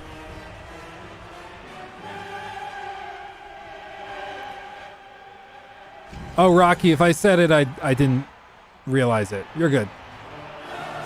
Unfortunately, you have not yet won the Quidditch Cup at Hogwarts, which means you haven't earned the privilege of attending the Quidditch World Cup. I'd suggest you go to Hogwarts right away. Okay. We have to win Hogwarts, and then we can go. Welcome to Hogwarts. Now that you're here, you can choose which of the 4 house teams you'd like to take through to the Quidditch Cup. Gryffindor, Ravenclaw, Hufflepuff, or Slytherin. Once you've chosen a team, you can guide them through a series of house challenges. And if you're successful in these challenges, then your team should have enough skills to compete in the Hogwarts Quidditch Cup. Who knows? You might even win it. His eye contact scares me. Right. No. Quidditch is easy enough to understand. There are 7 players on each side. 3 of them are called chasers. This ball's called the quaffle. The chasers throw the quaffle to each other and try to get it through one of the hoops to score a goal. Hoops? 10 points every time the quaffle goes through one of the hoops. Now, there's another player on each side who's called the keeper. I'm keeper for Gryffindor. I have to fly around our hoops and stop the other team from scoring. Stand back.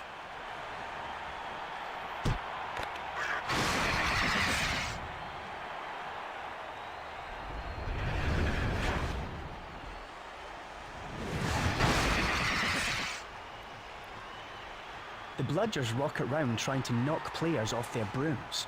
That's why you have 2 beaters on each team. It's their job to protect their side from the bludgers and try to knock them towards the other team. Puts the lotion in the basket.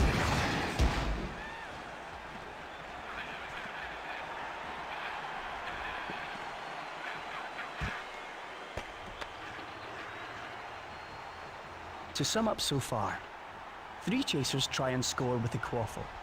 The keeper guards the goalposts. The beaters keep the bludgers away from their team.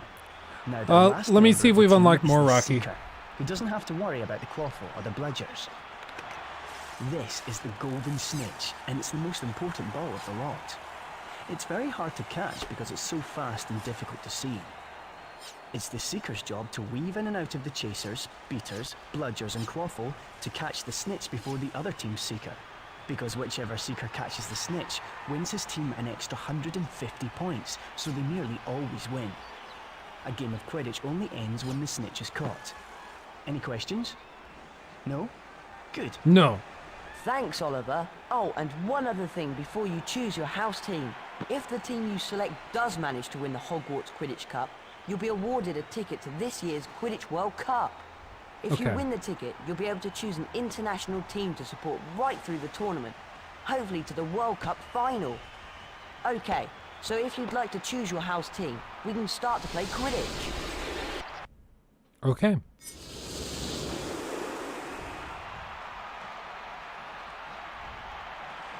Well, I think we've got to play Gryffindor, right? Congratulations on choosing Gryffindor. I'll be your guide from now on. The first thing you have to do is learn the do a skills poll? you need to Okay. play a game of Quidditch. Now, let's go meet the rest of the team. Oh, no. Crap.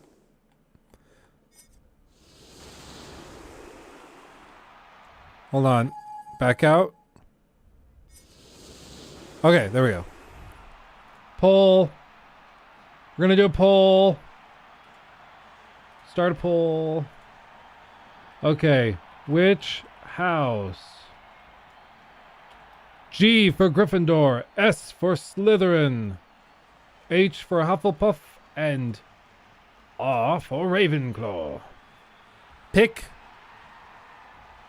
Professional streamer, by the way. Okay, let's see. Let's see what you guys say.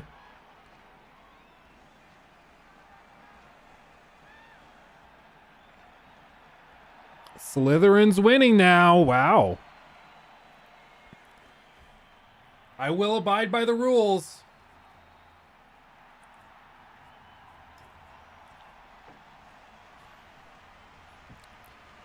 Slytherin for life. Ravenclaw's back in the lead. If you're lurking, you gotta vote. You could swing this. We need you to vote on which house we play as. Looks like Ravenclaw might just barely take it. Might just barely take it. Also, everybody like the stream. Slytherin, Slytherin, Slytherin. Okay, I'm gonna end it in 10, 9, 8, 7, 6, 5, 4, 3, 2, 1. End. Okay. Okay, well, you know what? Slytherin takes it. Slytherin takes it. Well done. You've made the only smart choice. Slytherin. Slytherin. I'll show you the right way to play Quidditch. Of course, we're going to have to teach you how to compete. Come on, let's meet the rest of the finest team at Hogwarts. Okay. Still more like Golden Freya. Okay, passing, tackle and shoot, or seeker, or, oh, we don't have beaters, bludgers, or special moves unlocked, or combos. So, let's do it 1, 2, 3. 1 for passing, 2 for tackle and shoot, and 3 for seeker, okay? Here real quick. We're gonna have to do it all.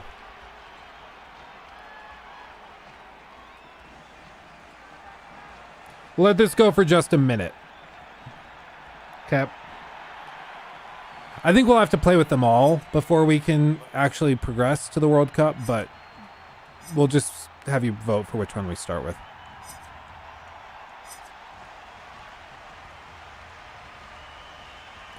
Once it changes to 1 minute ago, I will end the poll.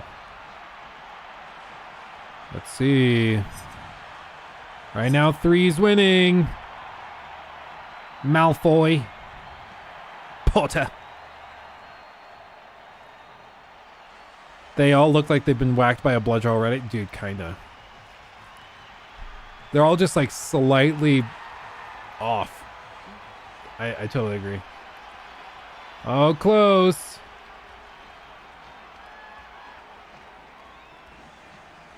Almost time. 1 minute to go. End poll. Number 3, Malfoy wins. Draco Malfoy, Slytherin Seeker. I'm an expert at catching the snitch, and I'll teach you how to be almost as good as I am. Emphasis on almost. Come on, come on, come on. A golden snitch escaped from a snitch reservation, and because I'm the best seeker at Hogwarts, Look how derpy it looks. catch it. This is a great opportunity to learn about slipstreaming and boosting when playing in a real match. Madam Hooch is going to help us out. Your seeker, Malfoy, must follow in the slipstream of my broom as we pursue the golden snitchet. This is so that he can accumulate enough power to boost himself into position and therefore catch the snidget. So there's no elevation control. It handles that for you. The snidget to him. And try not to forget. Use the action button to give yourself a speed boost. And when you think you're close enough, try and... Excellent! Some new Quidditch cards. Way ahead of you.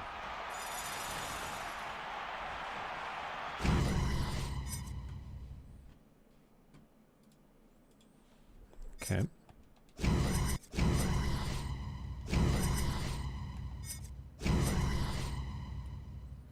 What is this, like, Jordan dunking like background? Doesn't it look like that very same logo? I don't know, maybe it's just me. We've won our first Quidditch card. The more cards you win, the more the Slytherin team will be able to do. These cards will open up all sorts of other things too. You can take a look at your Quidditch cards anytime you like, but not when you're playing, so don't bother trying. Press this button and select the... Okay.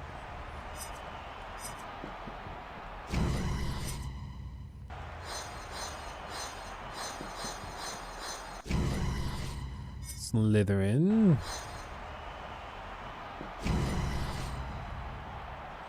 That's kind of cool. They let you tilt it. It's like 3D. Yeah, that's kind of cool. What does trading it do? Oh, you need a Game Boy Advance connected in order to trade. That's funny. Okay. Oh, crap, guys. I'm sorry. I'm just now seeing that I missed a couple of... They just popped up. I missed those super chats. I suck. I'm sorry. Zach, would you ever do a video on Spec Ops: The Line? I actually bought Spec Ops: The Line specifically to do a video on. I just haven't gotten around to doing it. So the answer is yes. As to when, I'm not totally sure, but I do intend on doing it. Wyatt, thank you for the $4.99. Ubisoft should sell the rights of AC to PlayStation. I think that would be like literally last resort. They would sell the entire company to PlayStation before doing that. Just because like that's the last major franchise they have. That's their moneymaker. Should they do that? I mean, I think the games would be better, but I don't think they will. And Mauer, thank you. It's not sure if it's an unpopular opinion, but the soundtrack for the Harry Potter games is far superior to the movies. IMO. Oh, wow. Oh, wow. That is a bold statement. Because the movies' soundtracks are phenomenal. Phenomenal. Phenomenal. Dun, da, ba, da, ba. Phenomenal. Bum, ba, ba, ba. Yeah, just imagine PlayStation owning them. I think they'd manage it better than Xbox, though. Okay, now I have to go and do this guy. Montague's the name. Chaser for Slytherin. You're about to learn about tackling hard and shooting at goal. Okay. Okay.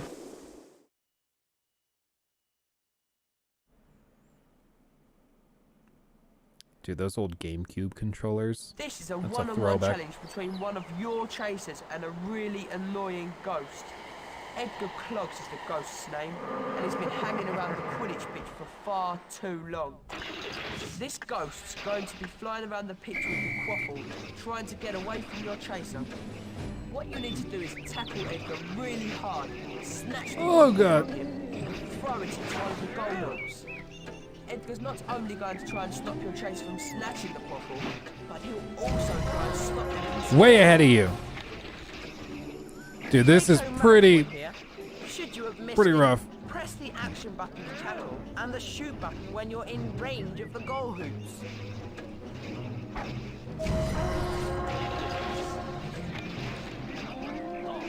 Yeah, there's no elevation control, so it's all just like kind of steering for you. It's pretty clunky, but it's fun. It's a throwback. Let's see. Oh, Crimson, exciting news because of the Xbox EA Play partnership. Anyone with Game Pass will be able to get and play 10 hours of the Dead Space remake completely free. That is really cool. That's really badass.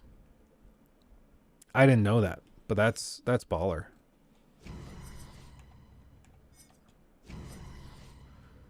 I'm going to sleep now. Yes, Jan, go get some sleep.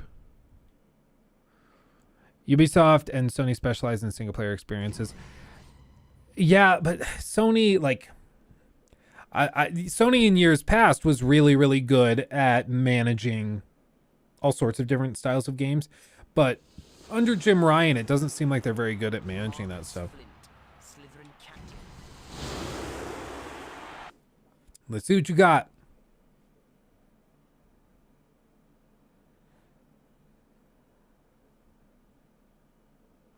This challenge is all about passing the quaffle. Your 3 chasers will be flying in a V-shaped formation. Oh yeah, Rocky destroyed us, and he had like a 900 second or millisecond ping.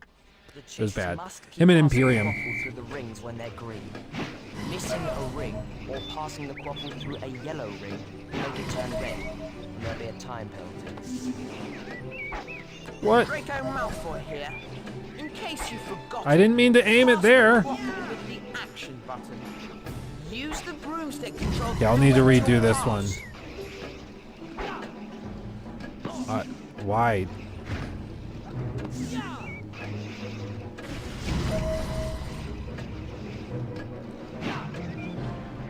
That was weird.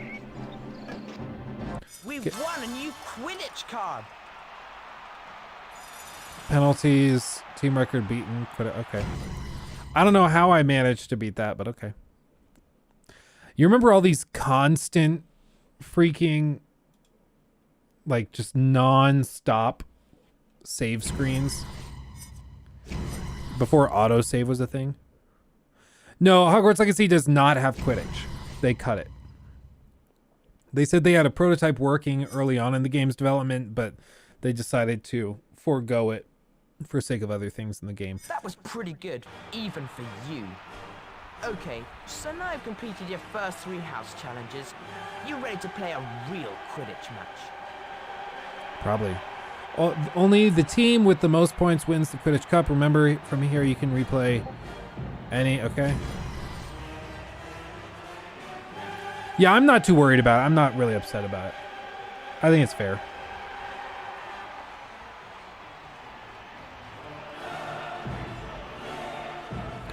Versus Ravenclaw. Let's just go for it. Ready for a match against Ravenclaw, are you? We'll see just how ready you really are.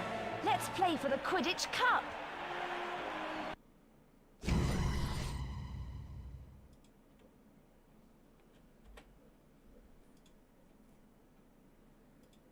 Hello out there, Lee Jordan commentating live from a packed stadium here at Hogwarts.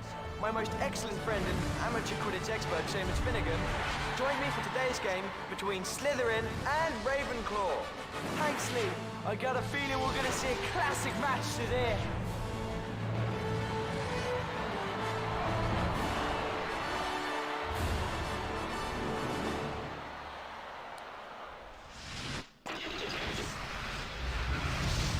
Game on!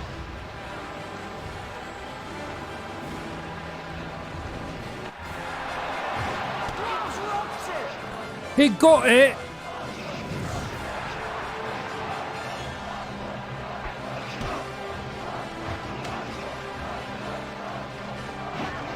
Montague shoots it! Hey! Amazing! Honestly, it actually feels pretty good. I'm actually pleasantly surprised. It's surprising to me because I just assumed that this would suck. And so to see it not totally suck, I wasn't ready for that.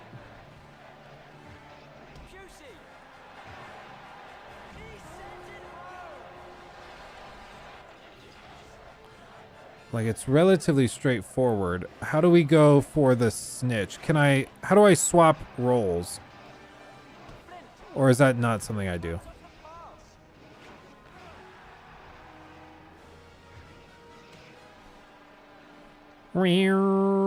I'm flying.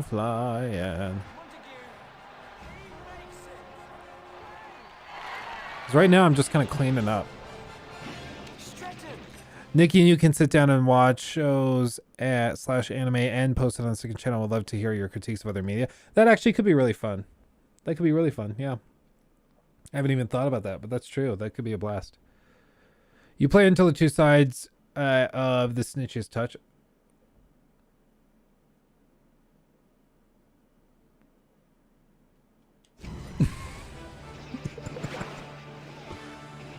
Get here. Hey.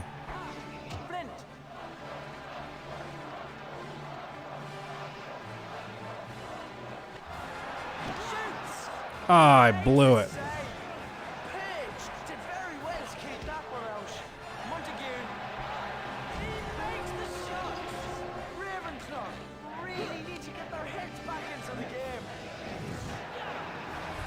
This is just mean.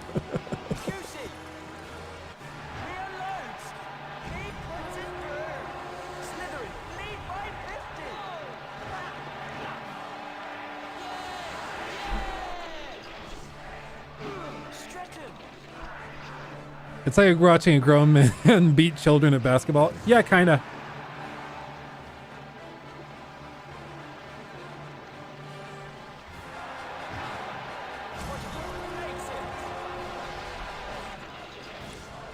They're just like putting up zero defense. And then you can just steal it. Fly up. And you aim for the opposite ring than the keeper's on. Like, what a bunch of nerds. Yeah, if this were like reading books, the game, I bet they'd be great at that. The passing's weird because it feels like you can't pass forward to people. You can only pass like to exactly where you are and then people come back to you.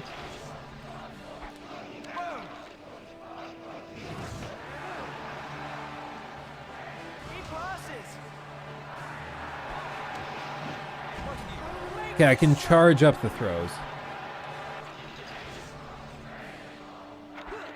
Why are they chanting Ravenclaw? You see how bad they're losing?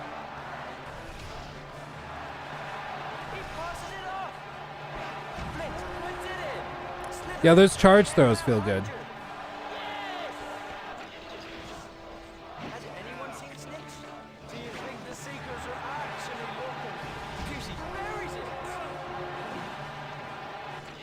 When does the mercy rule kick in? This is bad.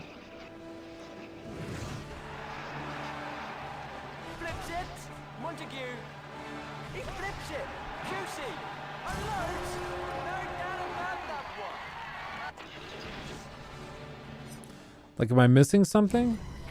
Davies. Passes right. Shoots it. He makes it.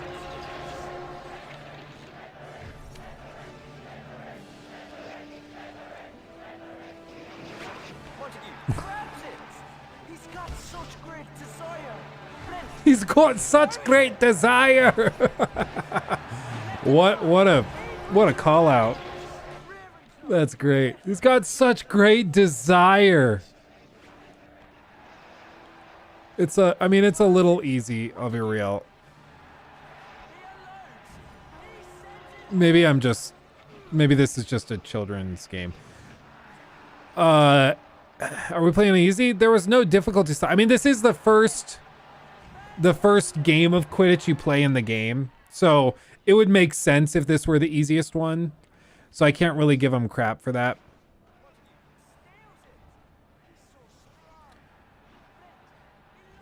Oh. But it is starting to get to the point where I'm like, guys, okay, do we just...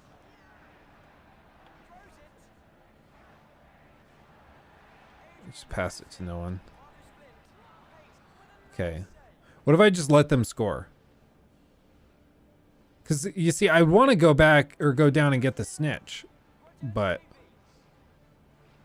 is our keeper going to stop it? No. Okay, so I have to, like, actively try to let them score. Okay.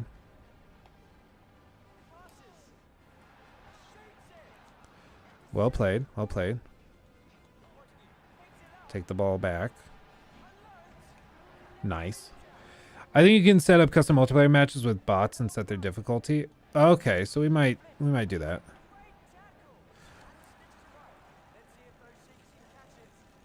Oh, now we go for the snitch?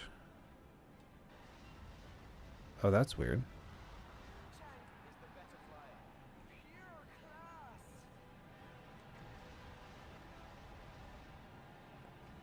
What if I lose? So I think they did say that it's the team with the most points wins, not the team that gets the snitch. Like, you can't lose the game horribly and then get the golden snitch and then win.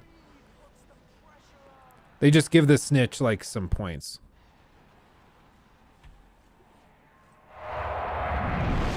He's done it!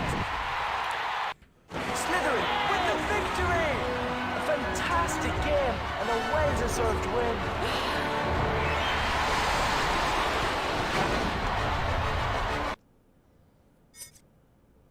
Yeah, that wasn't even close. 10 to 330. Yeah, that was, you know, we're going all the way to the World Cup on this one. Where were the bludgers? Yeah, for real. Luke, don't you know how Quidditch is scored? I thought the whole thing was that you could get the golden, the golden schnaz, and you would win. I'm just going to continue. I don't want to save every 10 seconds. League standing, 1 win, 1. Okay. And I'm assuming I have to play all 3 other teams. Snitch gets you 150 points. Yeah, in this game, but I'm saying in like the books and the lore, it's different. Okay, now they give us access to a different role. Let's see what this one is. Bludger. Now we get the bludgers. In this challenge, you'll learn how to defend against bludgers. One of your chasers, along with 2 beaters, will be searching for targets placed throughout the grounds. What the beaters have to do is whack a bludger at each of the targets. Sounds easy enough, except that once the bludger has hit a target, it'll rebound and chase after the chaser until the beaters can bat it away. Draco Malfoy here. Use the broomstick control to explore the area. Press and hold the bludger button and attempt to guide the bludger towards the target.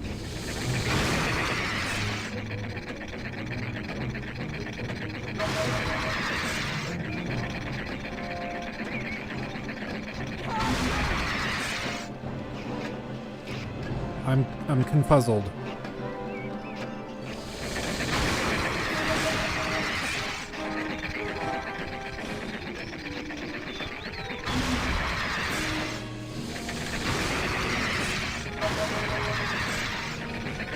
And then we have to avoid it. Okay. Okay. I get it now. I see. Look at that Hogwarts castle. Oh, it's so blocky. There it is.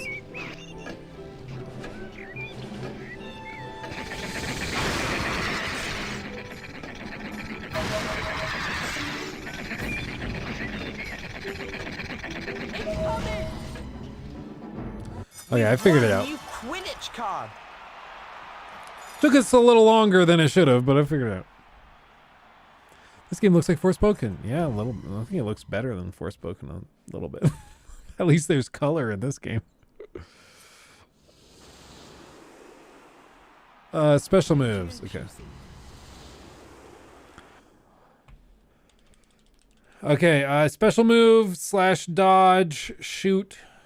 Special shoot / special move, and then the dodge button. This is a one-on-one challenge between one of your chasers and that annoying ghost Edgar Clogs. Edgar's going to try and take the quaffle from your chaser and stop them from scoring a goal. Edgar's being a real pain at the moment, and your chaser needs to use the dodge to shake him off.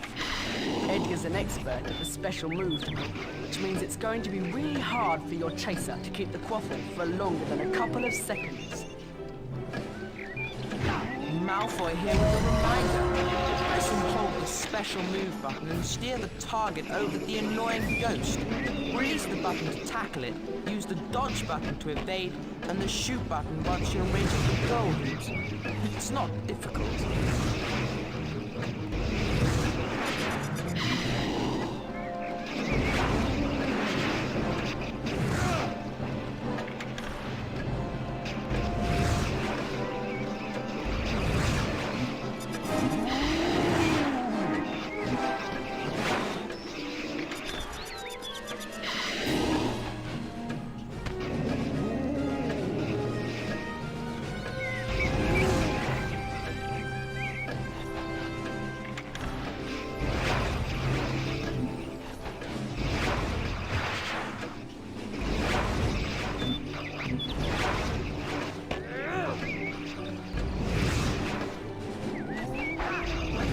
Oh, you dick.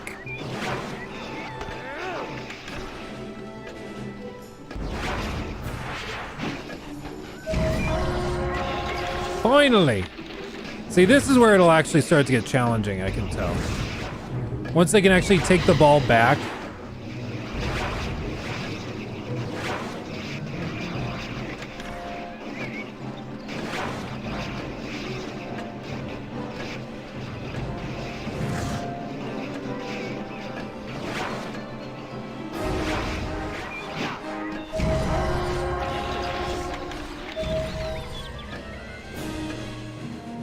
A new Quidditch card for the collection. A new Quidditch card. Yay! Special moves in the inventory. View all the moves you have unlocked so far. Okay.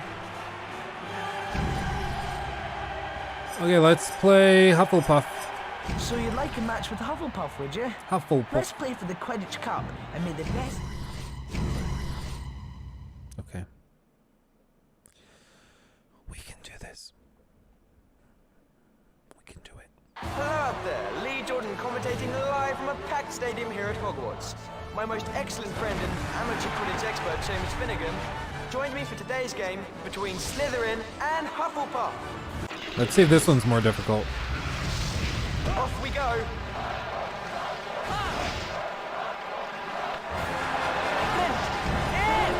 Amazing move. Brace.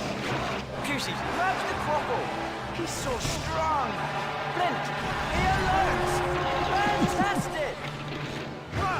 Brace. Montague has it.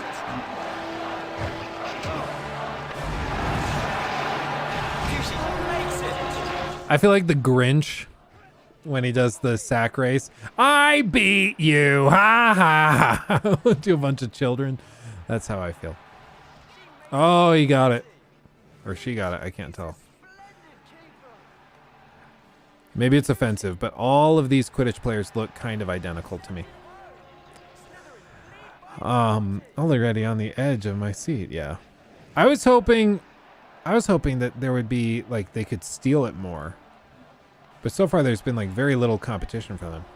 Lizzie's question poll. Hold on. Let me scroll up. Out of interest, how many of you would play an online 2024? Oh, that's a good question. Or out of interest. Okay. Copy. Let's do this. Yeah, I would like to know this too. Start a poll. The question is, how many of you guys would play an online 2024-2025 Quidditch World Cup game? So like this, but with modern standards, right? So I would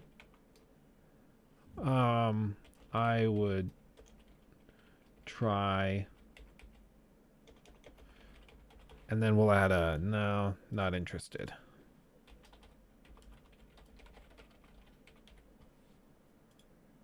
Let's see. I would be, yeah, I'm interested to hear this too. Continue.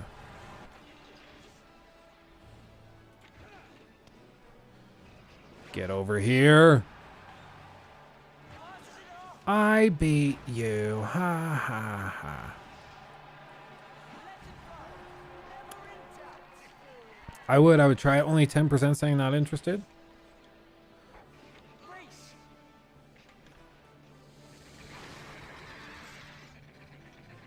Can I hit him? I thought that was the whole point. I guess not. Sorry. The dialogue here is hilarious. Steal it away. Okay, they're offering a little bit more resistance now.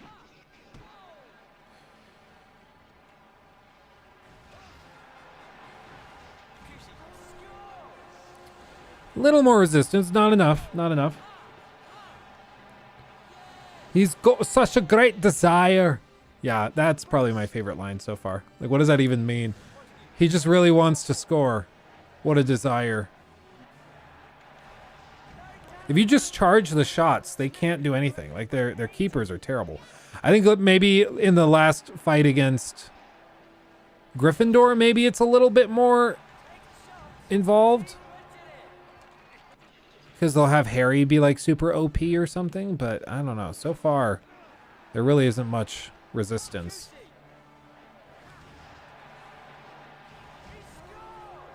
Because you can just run up, score, and easy. Now people are chanting Slytherin. Yeah, people like winners.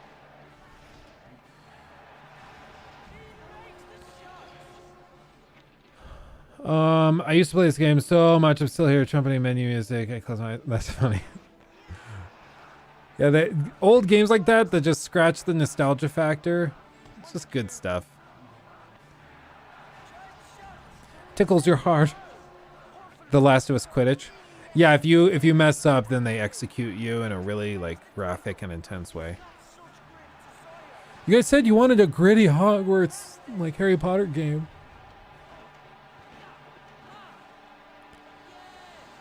This is definitely a game. You know what? For the GameCube, I could see if you were big into Harry Potter, this would be like awesome. Like awesome. People lose their minds for this. Oh.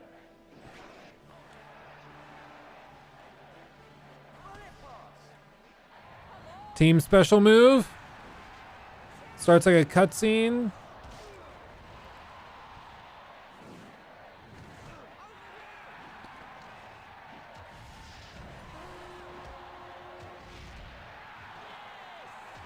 Yes.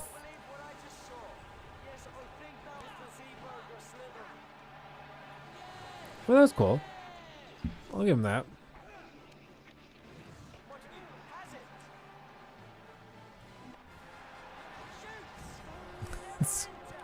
It's not hard enough, I think, is the biggest problem I have. Like, it's pretty mindless. Like, there's some stuff here and there, and occasionally they offer a little resistance, but there's so little difficulty here that, like, I can comfortably do this without much difficulty. As he tosses it right into the keeper.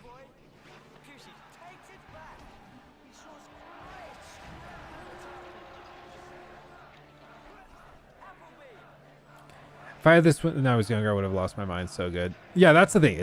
It was meant for kids in 2003. There were like a couple movies into the franchise. And for them, I think this would have been a dream come true. Like, this would have been great.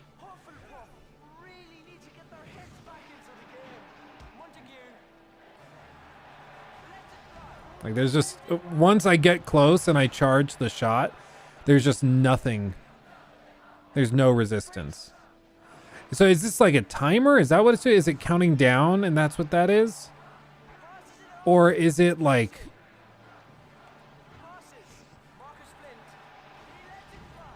Or is it based on score? Like once I reach a certain threshold, then we get the snatch.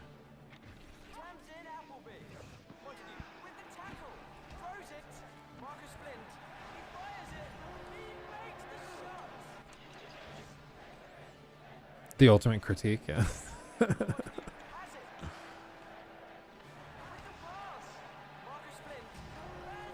Brr. Yeah, the golden schniz. She has a snitch in her snatch. A snitch in her snatch. A snitch in her snizzle snatch.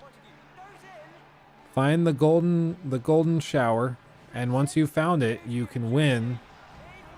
And you'll win 3 Gibble Smacks. This game doesn't make much sense. Why wouldn't the whole team just go after the snitch? Because it's very difficult to get it. I think that's the thing you have to remember. Like, it's not easy to just grab that. I know Harry makes it look easy, but...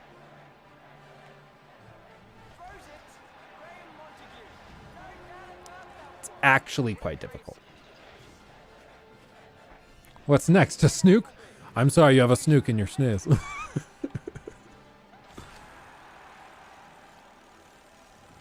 Okay, now, yeah, there's no way they can win now. Because even if they get it, I still have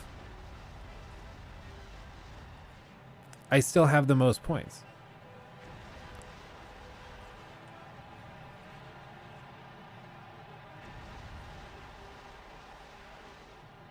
So does that number 2 mean that their Seeker is a higher level than me?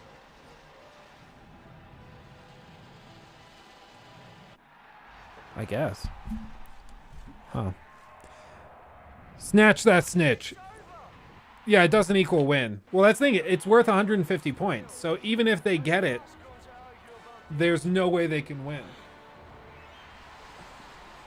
But it seems like that's the last phase of the game or of the match. So there's no way for them to win once you hit that threshold. I mean, granted, it wasn't that difficult, but still. 26 goals, 27 shots. They had 2 bludger hits. I don't know, man. It means he's in second.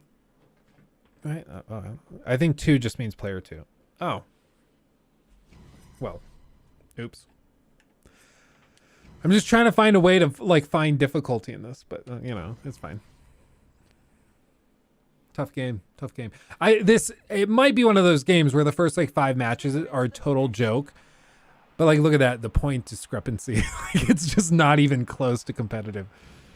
But I think you could probably find a way to make this later matches are more difficult, I guess. Catching it ends the game, yeah. Honestly, kind of fun. Kind of a throwback. I'll give it to him. Kind of a throwback. I'm glad we got this emulator working, because now we can do this. We haven't even gone and done the World Cup yet, which is the titular topic of this game. So what I'll probably do is I'll get further in, and maybe Monday we'll come back and we'll try it and see what it's like.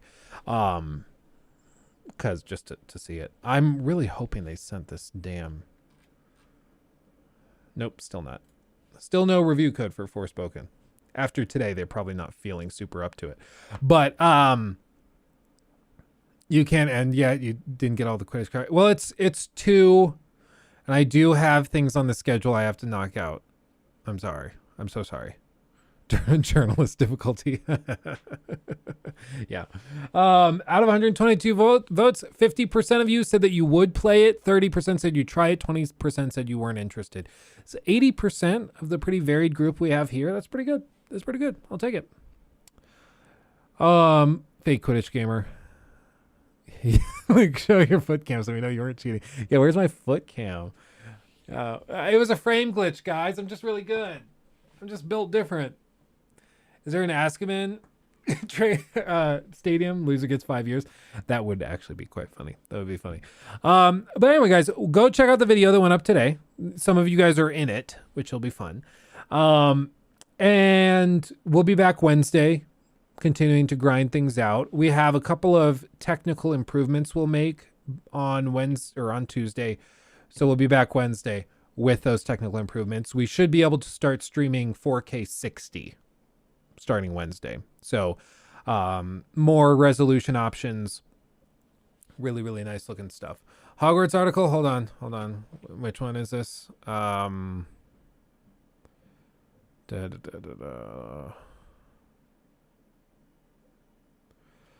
Let's see. Oh, I guess, yeah, Marvel's Avengers and did that stuff. I can't help but feel moderately kind of pitched in from that. Oh, the Hogwarts Legacy. Yeah, that article, that one is tricky for me. That one's tricky for me because I don't want to spoil anything for people. Also, the stream only downloads in 720p. I can change that? My understanding is if you try to download it straight from the YouTube video tab, my videos tab, it'll only do it in 720.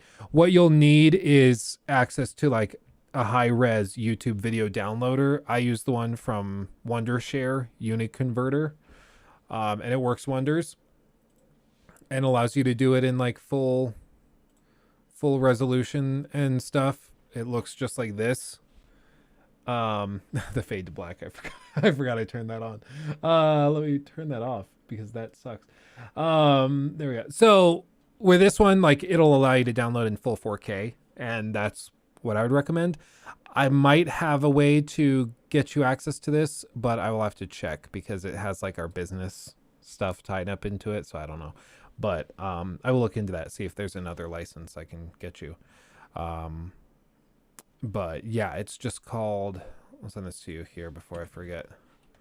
Wondershare Uniconverter YouTube downloader. It's a really great app. Also does like video conversions. I use it to downscale or downsize all my footage. So like a 800 gig video file can be downscaled down to like 12 gigs, which is really nice. It does a really good job. Anyway. Because I upscale the vid. Yeah, this will make it so you can just download it in the original resolution, which will be much better, much more helpful, I think. But anyway, thank you guys for chilling. Thanks for hanging out with me. Much love to all of you guys who hung out with me. Wondershare now works in oh, really? I wouldn't know, but that's funny. So there you go, Rocky. An extra thing for, I guess, another value add for you. Yes, much love, everybody. Thanks for chilling with me. Hugs and kisses as always. We'll be back Wednesday. Go check out the new video. Blah, blah, blah. You've heard it all before. Thanks for making my life so wonderful. I owe it all to you guys. Much love. I'll see you in the next one. Hugs and kisses. Bye-bye.